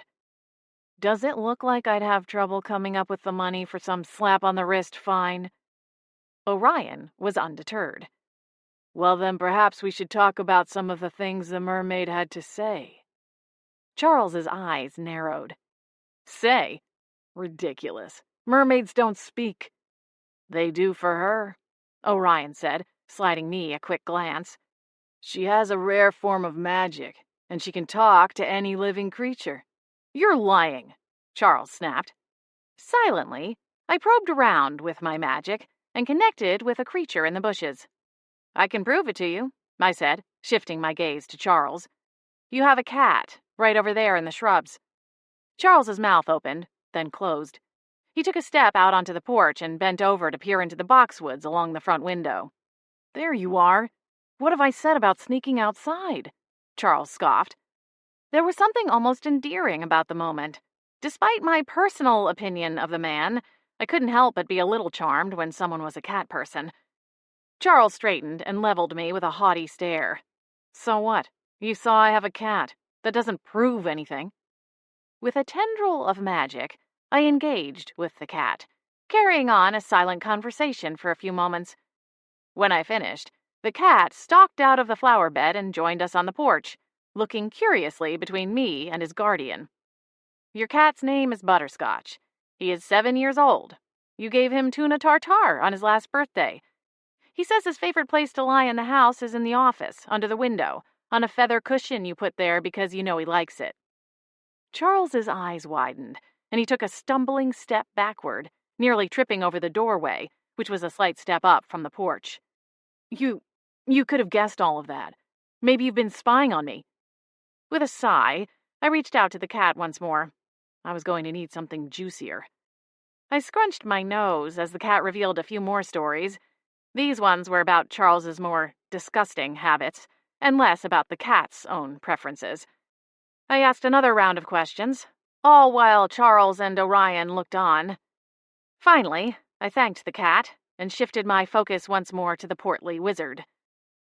"Butterscotch says you like to sing Celine Dion songs while you shower. You haven't had a woman over in more than a year. You go to a diner a few miles from here at least 3 times a week and bring home a hot fudge sundae, which you share with Butterscotch. He's very grateful, by the way. And he says the reason you go so often is because you have a crush on one of the waitresses, but you chicken out before you can ask her out on a date. So you come home and sulk over your sundae and tell Butterscotch your troubles, while he licks ice cream off his whiskers." Orion smiled. "Oh, come on now, Chuck. That's just sad." Charles had gone white as a sheet. He was no longer trying to get away from me, but his expression was even more stupefied than before, as his now beady eyes pinged from the cat to me and back again. I smiled sweetly. "Satisfied yet, Mr. Lexington?" What kind of magic is this?" he stammered. You don't need to understand how it works, Orion interjected. but you do need to believe her when she says she spoke with the mermaid. We know her name is Ginny, and we know she's not really a mermaid at all. Charles trembled, one hand reaching out to steady himself against the doorframe.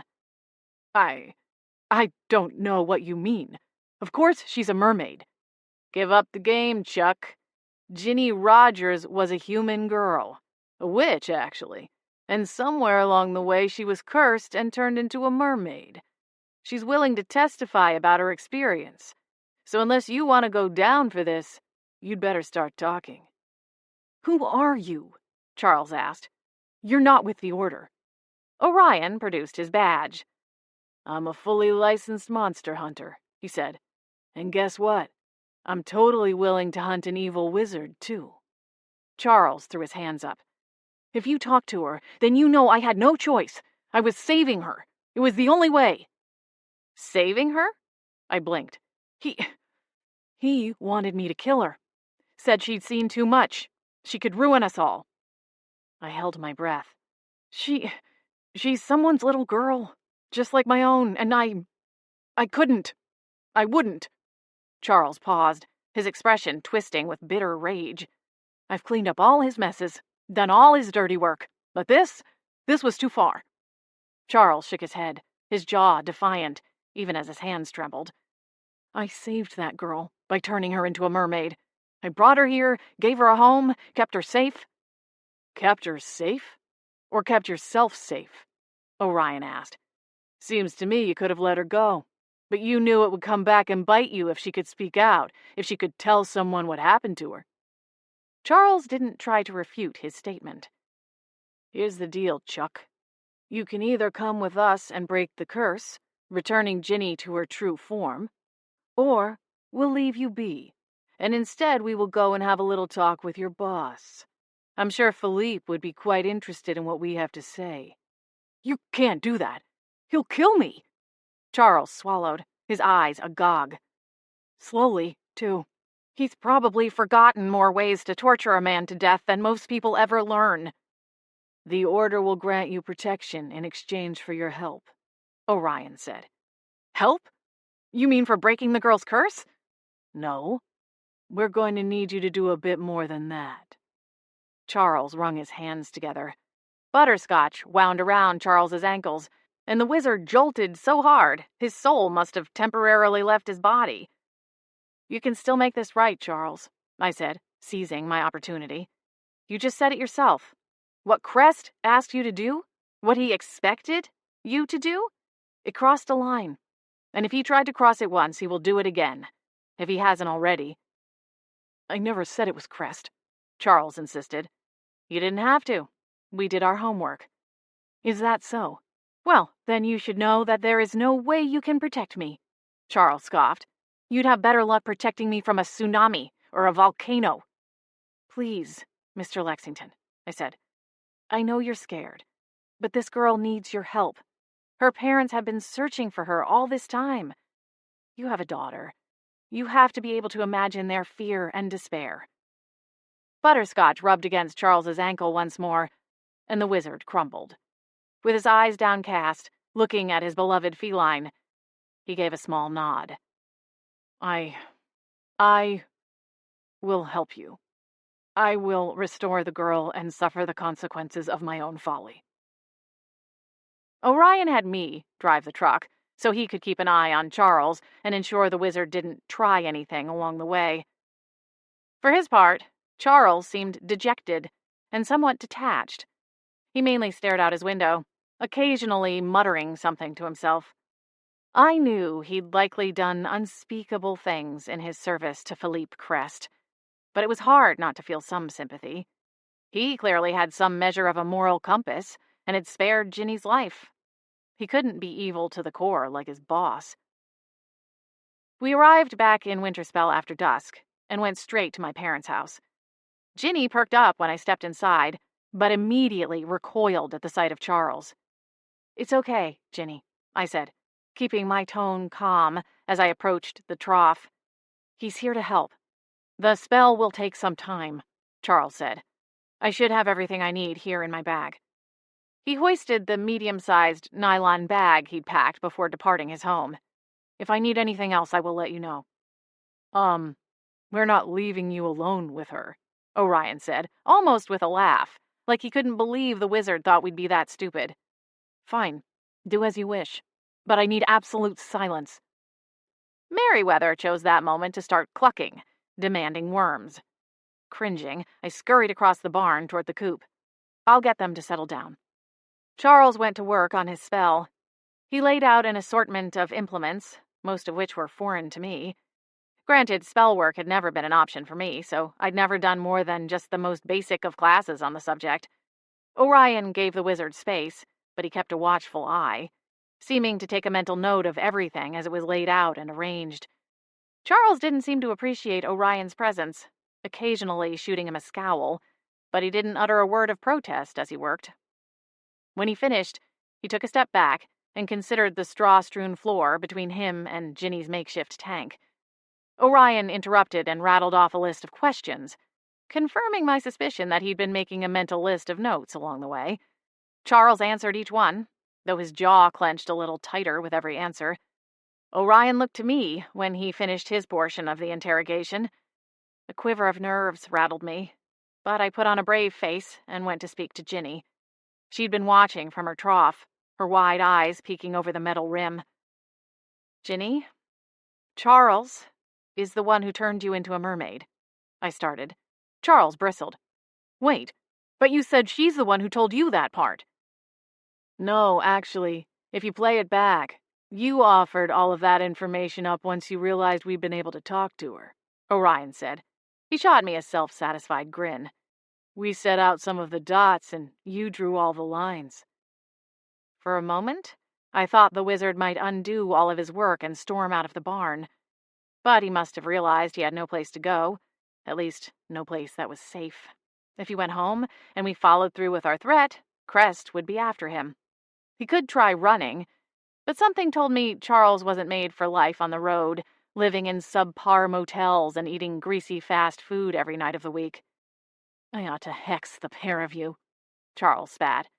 You can try, but for all you know, I'm protected by a repellent charm. Could find yourself in something of a supernatural I'm rubber and you're glue situation. Orion's chest suddenly glowed with blue flames. I had no idea if he was telling the truth about the repellent charm or not, but either way, the effect was intimidating. Charles must have thought so too, because his shoulders sagged, and he looked haggard.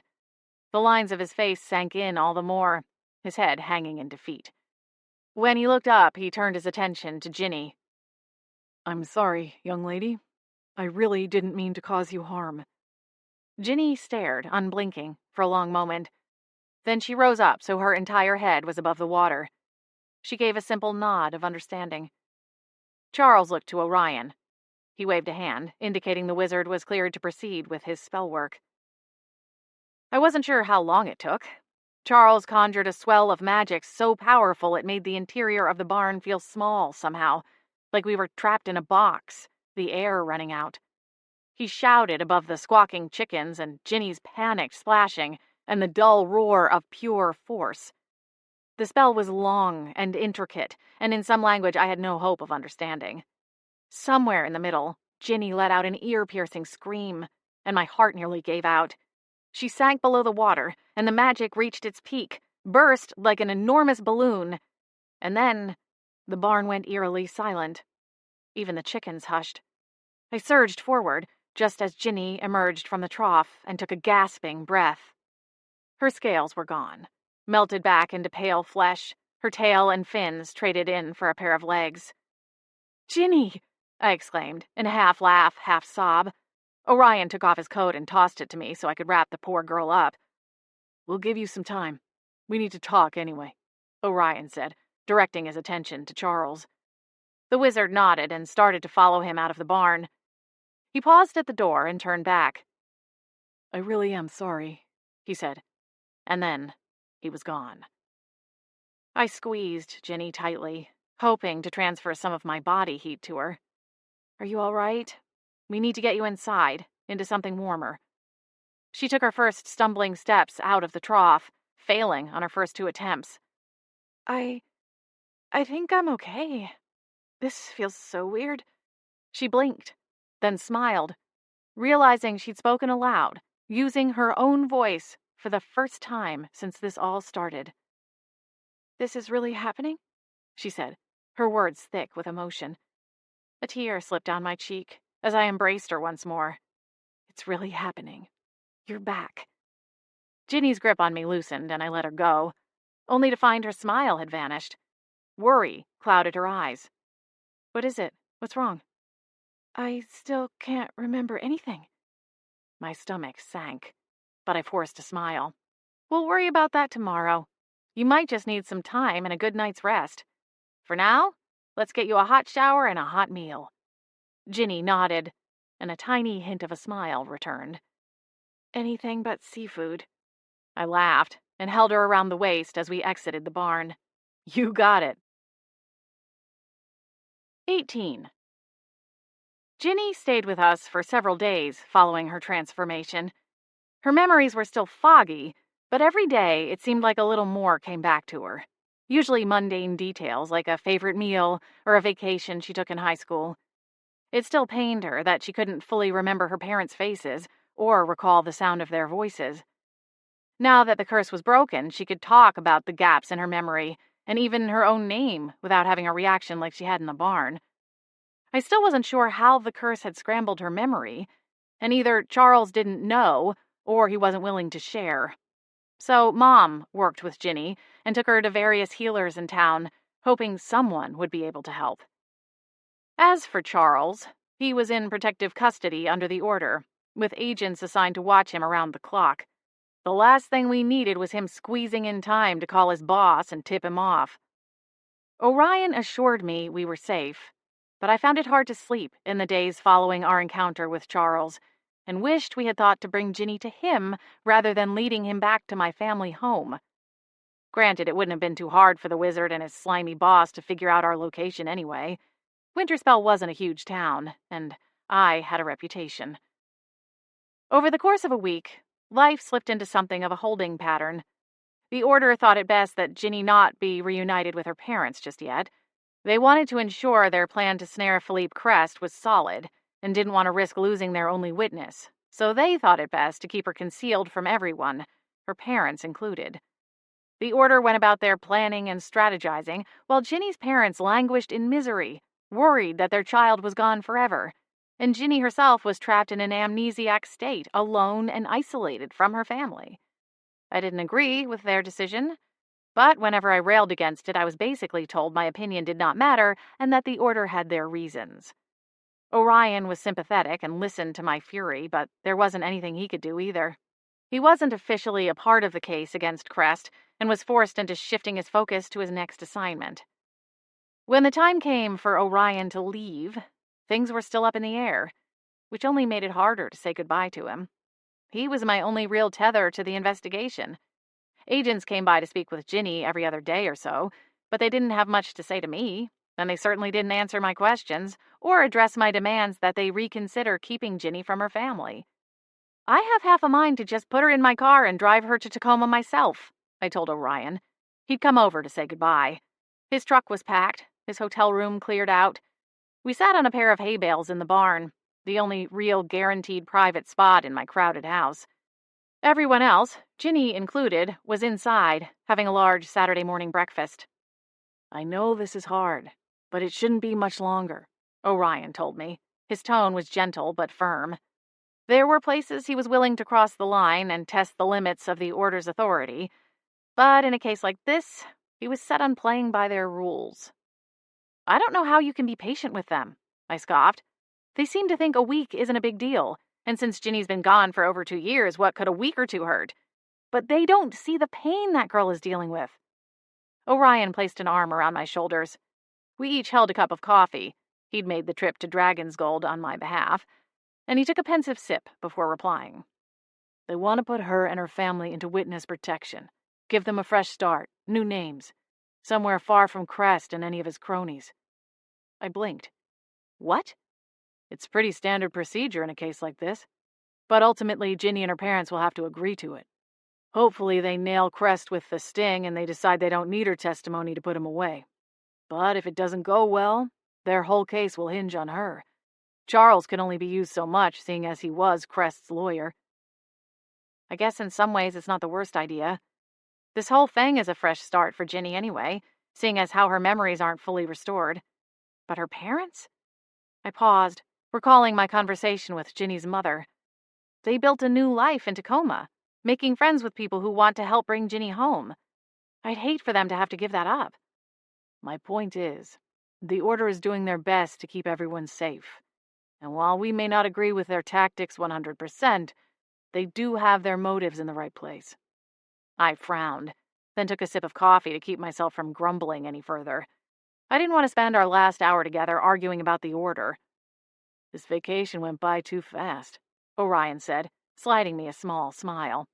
I was supposed to spend it catching up on my Netflix queue, maybe cracking a book open, in between my efforts to woo the prettiest girl in town. I smiled. Well, I'd say you maybe accomplished one of the things on your list. Orion's dark brows lifted. Are you saying I can consider you officially wooed? With a laugh, I shrugged.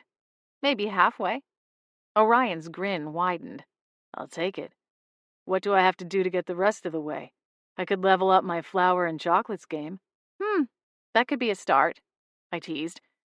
My smile faded and I looked down at my coffee cup. Honestly, I'm still not sure what to do with you. I have a list of things I'd like to try, Orion suggested, flashing a wicked grin. I nudged my shoulder into his side. Come on, I'm being serious. All right. Listen, I know you're not happy that I can't tell you about the job in Alaska. I don't like it either.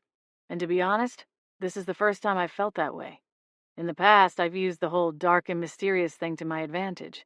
Love 'em and leave 'em, slipping away into the night, no questions asked. But now, with you, well, it's different. I find myself wanting to tell you everything. I don't like keeping things back. Whenever something happens out on the road, I want to call you and tell you. My lips twisted to one side for a moment. But what about before Christmas? You kind of ghosted me. Orion sighed. I was just being dumb, trying to be someone I'm not, or at least that I'm not anymore. A smile tugged at the corners of my mouth. Are you saying I broke the big bad monster hunter's walls down? Orion laughed. Something like that. And I think I melted some of your frost shields, too.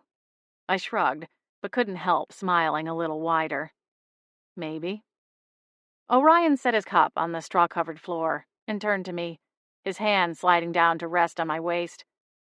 His dark eyes met mine, and a shiver ran up my spine, one that had nothing to do with the nippy air inside the barn. Rosella, I don't want to lose this thing between us, but I respect you, and don't want to push if you really don't want me to. So, if you know it's too much, I'll go, and I'll do my best to give you space while you figure this out. My breath caught in my throat. And if I say I don't want space? Orion placed a hand on the side of my face, his eyes dropping to my lips for a heart-stopping moment before meeting my gaze once more. Then I'm going to do my best to keep you from changing your mind. He kissed me, softly at first, then it deepened. The barn door flew open so hard it banged into the wall. Orion and I jumped apart at the spectacular crash, and Candace rushed inside. Mom said to come get you. There's some hostage thing on TV she thinks you'll want to see. Hostages? I repeated. Orion was already on his feet. We raced inside and found the rest of my family gathered around the TV in the living room. What's going on? I asked. Grandma Rose jabbed a thumb toward the screen. There was some kind of a showdown outside a restaurant in Seattle, and this guy took hostages. The network was a magical TV station, and they weren't saying Philippe Crest's name, as the situation was unfolding rapidly, and they likely didn't know. But the blue schooner was on the screen, surrounded by non-magical police vehicles and black SUVs, some of which likely belonged to Order agents. That's the bar where I used to work, Ginny told me. I recognized it when it came on. I think some more of my memories are coming back. Grandma Rose seemed more interested in the anchor than the story itself. That Don Montague is one gorgeous silver fox I wouldn't kick out of bed for eating crackers. Behind her, my mom sighed. Oh, Mother.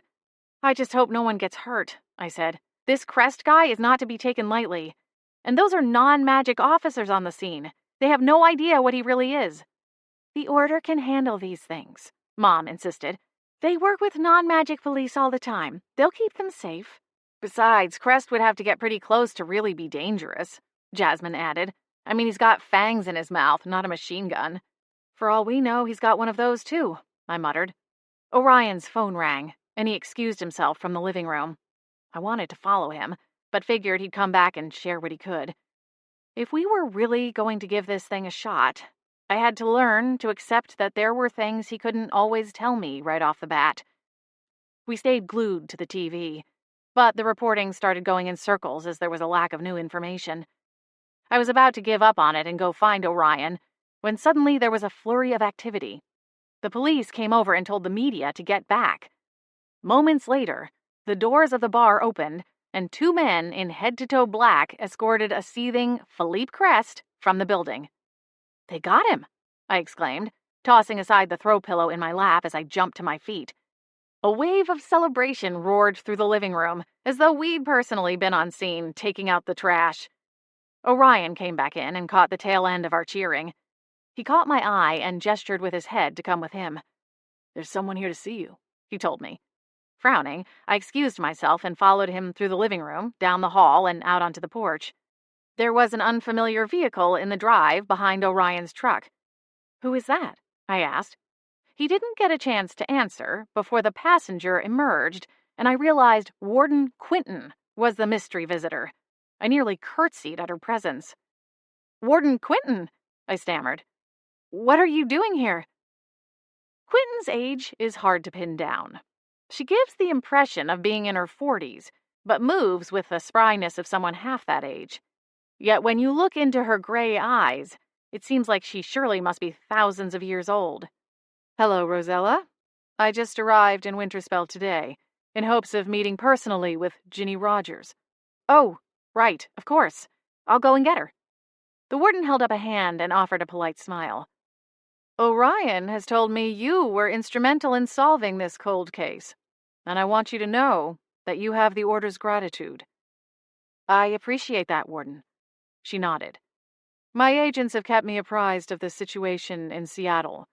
Crest has been taken into custody. Are all of the hostages all right? I asked. We were watching the news, but they didn't know yet if there were any injuries or, goddess forbid, casualties.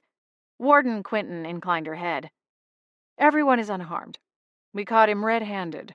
And with the element of surprise on our side, and no lawyer running around cleaning up his messes, we have a real chance at putting Crest away for his unnaturally long life. That's a relief. I gestured over my shoulder. Ginny is inside. Would you like to come in? Yes, thank you. I started to open the door, then paused. Warden? I cleared my throat. Can I ask one more thing? What about the mermaids? The real ones, I mean. They're still being held against their will by the rental agency. Quinton glanced over at Orion. I've read the reports. The Order will be looking into the matter as soon as we are able. My anger flared again. It was like the situation with the Valkyrie all over again. By the time the Order looked into things, there could be serious consequences. Orion placed a hand on my back. Come on, let's go inside and get out of the cold. I opened my mouth, ready to object, but Orion gave a quick shake of his head. Begrudgingly, I dropped it, and led the way into the house. Warden Quinton spoke with Ginny in private for over an hour, and when they were finished, Ginny remained in her temporary quarters in my parents' guest room, the door shut. The warden said her goodbyes to my family and thanked them for their hospitality. When she got back to the front door, she gestured for Orion. I'll be right there, he said. She gave him a look, but left without another word. Orion grabbed my hands. I need to meet with her, and then I'll need to get on the road and make as much progress as I can. It's a long drive. Oh, right. A swirl of emotion swept through my stomach. I understand. Orion looked pained as he squeezed my hands. This isn't how I wanted to do this. All rushed. He exhaled. I don't know how long I'll be in Alaska, but I'll do my best to stop by here when I'm done on the way to my next assignment. I tried to smile, but the corners of my mouth quivered. It's okay. We'll figure it out.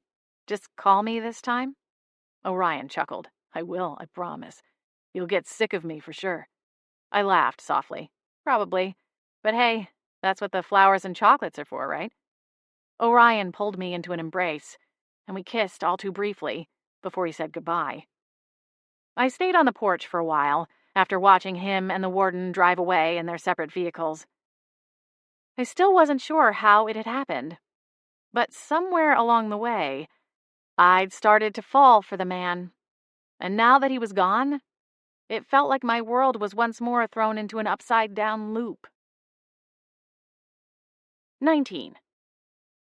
When Ginny emerged from the guest room, she came into the dining room just as I was sitting down to eat some of the leftovers from the big breakfast. Grandma Rose was in the adjacent living room, but she'd switched off the TV and gone back to one of her favorite paperbacks. Before she cracked the cover, she'd made a point of showing it to me and asking me if I didn't think she was right about Orion being cover model material. Hey, I said to Ginny as she tiptoed into the room. You hungry? I was just toasting a few of these waffles up. No, thanks. I ate earlier. She wrapped her arms around herself. I'm not sure I could stomach anything anyway right now. Do you want to talk about it? Seems like the warden didn't have good news for you. I hit the lever on the toaster, then turned to face the young woman. I heard she thinks you and your family should go into witness protection, at least until after Crest's trial. Ginny sank into one of the chairs at the round table in the center of the kitchen. That was an option, but now that he's in custody, they think they have a strong enough case even without me. Oh? She said I can go home now. She actually offered to take me there herself. Ginny picked at her flannel pajama pants. I told her I needed more time. And then I just feel bad for even thinking that way because of course I want to go home, but... I sat down next to her at the table. Ginny's expression pinched. It's just... What if I can't remember them? Won't that make them feel worse? That their own daughter has no clue who they are? Ginny, I spoke to your mom on the phone back when all of this started, and I can assure you all they want is to have you back home. Maybe those memories won't come back, but you can always build new ones. A tear slid down Ginny's cheek, and she quickly wiped it away with the back of her hand. Sniffling, she nodded. I know. I just don't want to disappoint them. Would it help if I went with you? Ginny looked up. Would you? Of course. But you've already done so much, you and your whole family. You've all been so kind to me. Your mom took me to all those specialists and paid for my care. Fresh tears splashed onto her face. I offered a warm smile and took her hand. And we'd do it all over again. You're an honorary member of the Midnight family now. That drew a small smile, and my heart warmed. I won't pressure you, but when you're ready, just say the word and we'll go. Okay. Thanks. She swiped at her cheeks again. She rose and quietly left the kitchen, leaving me to my breakfast. As I warmed up the rest of the waffles and sat down to eat, I couldn't help but think of my own family. I'd apologized to them for my absence over the years, and I'd meant every word. But in that moment, it hit me just how grateful I was to have parents like mine, who would drop everything to help a stranger. Parents who forgave all my missteps and mistakes, and never rubbed them in my face or made me feel anything less than part of the family, even when I'd actively been running away. I wished I could take it all back, the hurt I'd caused them. Sure, they'd always known where I was, but they still worried about me and probably wondered if I was safe or not. Every time I'd left their house following a visit, had they stood on the porch and watched me go, silently wondering if that would be the last time they'd see me? My heart sank as I imagined it. I still didn't know where I belonged, but I knew that no matter where I wound up, I wouldn't leave the way I had before. I would be a better daughter, sister, and friend. Ginny announced her impending departure that afternoon, and the whole family gathered around to say goodbye. We'd gotten her a new cell phone and had her number saved in all of our devices already, so we made promises to call and text. Mom made us some snacks for the road, and then Ginny and I set off in my beat-up Ford Focus. We didn't talk much on the drive there, just listened to music, and occasionally Ginny would perk up after remembering a song, and sometimes a small memory fragment that went along with it. She told me that one of the healers my mom took her to said her memories were still there, just locked away, and that music and smells and sights could help turn the key. When we exited the freeway, Ginny grew increasingly antsy. She chewed on her lower lip, her eyes darting around as we passed restaurants and shops on our way to the neighborhood her parents moved to. I wished it were Ginny's hometown, as it might have helped to spur her on. But Tacoma was a city she was only vaguely familiar with, having only moved from Colorado to Seattle when she turned 20. I'd called Ginny's parents while she'd been busy packing her meager belongings. I figured going in cold would be too great of a shock, and that filling them in on what had happened before our arrival would be the best plan. Ginny was nervous enough. I didn't want to put her in a position to have to relive all the terrible things that had happened to her. There would be time for her to share those things with her parents at a later date. The GPS guided us to the home Ginny's parents now lived in, and Ginny frowned. "This is it?" she asked. "Yeah. Your mom said they've been here for about 18 months. It was a cute house, in a neighborhood filled with older but well-kept homes and mature trees. Everything was rain-soaked today, and the sky was overcast, with dusk shortly on its way. I didn't want to rush anyone, but I didn't relish the thought of driving all the way home in the dark. "Ready?" I asked Ginny. "Did you tell them we were coming?" she asked. I nodded. "They know the gist of what happened." She stared for another long moment, taking it all in. After a long, shaky exhale, she reached for the door handle. "Okay, let's go." We walked up the sidewalk together. When she faltered, I took her hand and squeezed it, only letting go when we reached the front door. "You've got this," I said as I pressed the doorbell. The door flew open before the sing-song chime even finished, and a middle-aged woman in a plum sweater and a pair of jeans stood there, tears already streaming down her face. "Ginny." She rushed forward and gathered her daughter into a hug. A taller man with red hair, clearly where Ginny got hers from, enveloped both of them in his arms. "You're home. I just can't believe this." "My baby girl is finally here," her mom added, her voice shaking as she squeezed Ginny all the tighter. When they finally broke apart, Ginny's eyes were bright and shining. "Mom? Dad?" she said, speaking the names as if they were a revelation. Her mom nodded eagerly, clasping one of her daughter's hands. "Yes, honey." "I remember," Ginny said, a happy giggle bursting from her mouth. She covered it for a moment, her eyes wide. "I remember everything." Ginny's parents exchanged a puzzled look. Then her dad spoke. "You mean your amnesia is cured?" "Yes," Ginny said, looking at me with a grin. "It's like I just got hit by lightning. I remember you, and our house, with the porch swing and the blue flower pots. And I remember our neighbors, Mr. and Mrs. Pierce." The trio embraced again, sending up a fresh round of exclamations and endearments. I stood to the side, my own tears silently falling as I watched the scene unfold. I was about to quietly excuse myself when Ginny's mom looked up and jolted. "Oh, where are our manners?" She tugged me into a bear hug and thanked me over and over. "You're an angel." "Thank you for bringing our little girl home," Ginny's dad said. "Dad," Ginny sighed, though she couldn't stop smiling. "I'm 22. See, I remember that too." We all laughed, and they invited me inside, insisting I have some dessert before they would let me leave to go back home. When I finally managed to extricate myself from their company, only after eating 2 slices of pie, I made it all the way to the car before Ginny rushed out and swept her arms around my neck and just hugged me for a long time. "Thank you," she said, "from the bottom of my heart. You didn't just save my life. You saved all of us." I hugged her back, trying and failing to contain my emotions. When we parted, I smiled and wiped under my eyes. "Just remember, you're also one of the Midnights now, so come and visit us sometime. Bring your folks, too. I'll bet they'll love Winterspell." "I will. I promise." I waved goodbye as she scampered back to her parents who were waiting out on the porch. The 3 of them waved back as I got into the car and drove away. When I got home, I found my mom in the kitchen, working on the dinner dishes. Wordlessly, I joined her at the sink and put my arms around her neck. "I love you, Mom," I breathed. "I love you too, dear," she replied. The only plus side to having Orion out of my day-to-day life was that my evenings were free. I started spending more time with Sonia and Maddie, and things finally felt like they were getting back on track between the three of us. I also spent more time refining my article about the captive mermaids. After years of rejection at the Tribune, I was hesitant to share the piece with anyone, even my own family members. But I needed a strong proofreader before I turned it in. When I finally decided I'd tweaked it to within an inch of its life, I broke down and asked Jasmine to read it. We sat down at the kitchen table one evening, both tired from a long day at the bakery, and while I poured some wine and made a batch of popcorn, Jasmine read from my laptop. I watched her face as her eyes flickered across the screen, waiting for any indication that she'd finished. The microwave beeped and I jolted. Eep!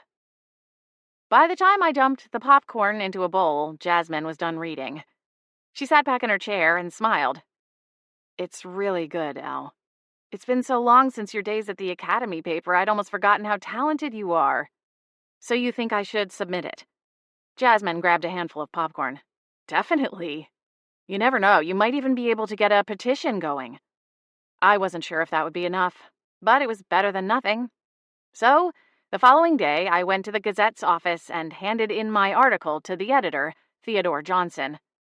One of the perks of a small-town paper was the submission process was quite direct. After I spoke with the receptionist, she called Theodore, and within minutes he appeared, ready to meet with me. He looked to be in his late 30s, with dark brown hair and blue eyes, and he wore glasses with thick black frames that almost seemed a little too large for his oval-shaped face. He was dressed casually, which made me feel better about my own attire. I hadn't expected to meet the editor, and had thrown on a pair of jeans and fuzzy boots to go with my sweater and peacoat. "Hey, Rosella," Theodore said. His tone was casual, almost suggesting we'd met before, and I scrambled my brain trying to come up with our prior meeting. He seemed to sense my struggle and gave a soft chuckle. "We were in school together briefly. You were a freshman and I was a senior." "Oh, wow. I'm sorry, I didn't realize." He smiled and beckoned for me to follow him. "No worries. Come on, let's talk in my office." His office should have been spacious enough, but every available space was crammed with books, most of which were printed archives of the Gazette through the years. "Take a seat," Theodore said, gesturing at the chair opposite his desk. I did as he asked, nervously holding the file folder containing the hard copy of my article. "I realize this is a little unorthodox, but I couldn't find a website or an email for submissions." Theodore sighed as he took his place at the desk. "Yeah. Let's just say it's been a bit of a challenge getting this place firmly into the 21st century. I took over from my dad when he retired 2 years back, and most of the powers that be don't see the value in creating an online edition of the paper. So, as you can imagine, asking for the budget to get a website and digital submission system is low on the totem pole, so to speak." I smiled. "That's Winterspell for you. Magical Mayberry." Theodore laughed. "Exactly. So, what did you bring me? I didn't realize you were a writer." "Oh, well, I went to school for journalism and was actually working at the Portland Tribune not that long ago." Theodore gave an approving nod. "Wow, that's big time. Why did you leave?" "It was one of those mutual decision things," I said, hoping he didn't pick up on the panic in my voice. "I was a glorified fact-checker, and whenever I pushed to write something real, I got leapfrogged by someone else. It was a bit too cutthroat for my taste. And then there was that whole getting fired part, but he didn't need to know all of the specifics." Theodore smiled. "You won't find any of that here. We're hungry for content." He extended a hand. "Show me what you've got." I did my best to keep my hand from trembling as I passed the file folder across the desk. "I can come back, or you can call me after you've had a chance to read it." "Nah, just sit tight. I'm quick." I bit my lip and tried to relax into the seat. Theodore opened the folder and dove right in. His face remained expressionless, almost bored, for the first minute, and my panic swelled to new heights. Then, his brows slowly rose as he continued, and new doubts swirled through my mind. Was it too much? Too little? Did I make any stupid grammatical errors? Surely Jasmine would have caught them. Right? My hands fidgeted with the hem of my coat. It was too hot in the small office, but I didn't want to take it off and make it seem like I was setting up camp. By the time Theodore finished reading, I thought I was about to explode. He shook his head and closed the file folder, sending heat flooding my cheeks. It's more of a rough draft, I started to say. I can make changes. Theodore smiled. Don't change a thing. Really? You, Ms. Midnight, are one heck of a talented writer. He handed me the folder. So, tell me, what would it take to get you on staff around here? My eyes snapped open. I'm sorry, what? Theodore's smile broadened. We need someone like you, doing the real work. It would be part-time to start. I'd have to convince the board to get me the budget for a full-time position. We'll run this story for starters, and then you can have some real estate to play with every week. It doesn't all have to be investigative work, of course. That takes time, but you strike me as the type who could come up with other pressing topics without too much trouble. Would you be interested? I'm flattered, truly, Theodore. Oh, you can call me TJ. Most everyone does. Okay, TJ. Thank you. I mean it. I shook my head, still dazed by the sudden turn of events.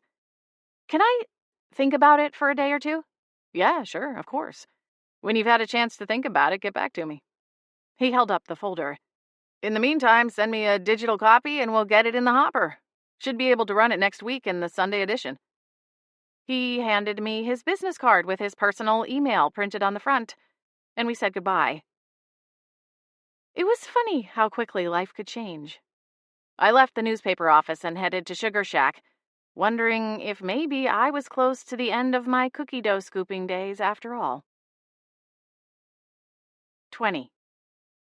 True to his word, TJ published my article in the following Sunday's edition of the Winterspell Gazette. My parents bought at least 20 copies and passed them out to any of their friends who didn't have a subscription. Dad ended up framing a copy to hang on the wall of his study. I saved a copy for myself, and also saved one for when Orion came back into town. I'd sent him pictures of it already, but he'd also asked for his own copy of the newspaper. The rush of finally seeing my name on a major front-page story, even if only in a small town, lasted for a solid week before it started to fade and life went back to normal. I still hadn't decided what to do about TJ's job offer.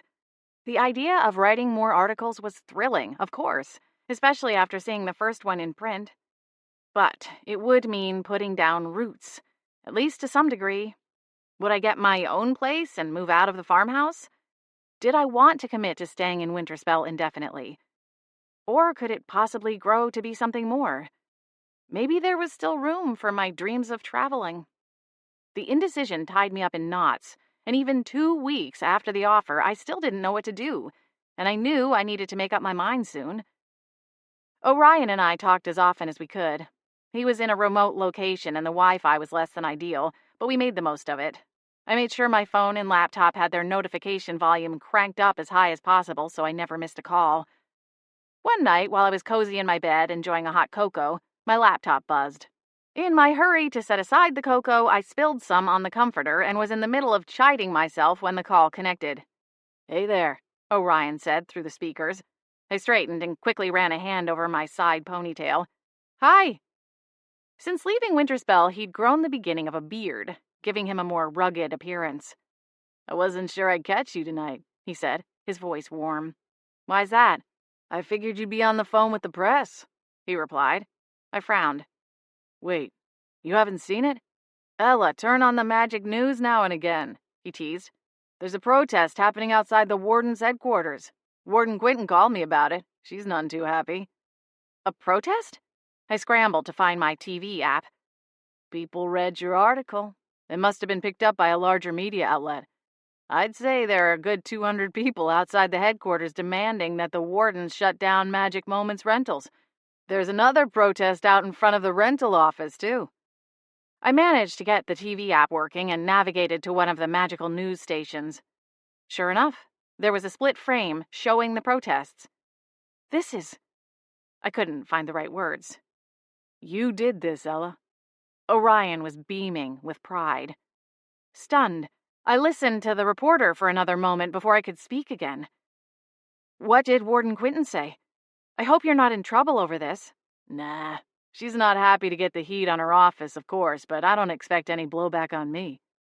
There was activity on the screen, and the focus shifted to the scene out in front of the Magic Moments Rentals building.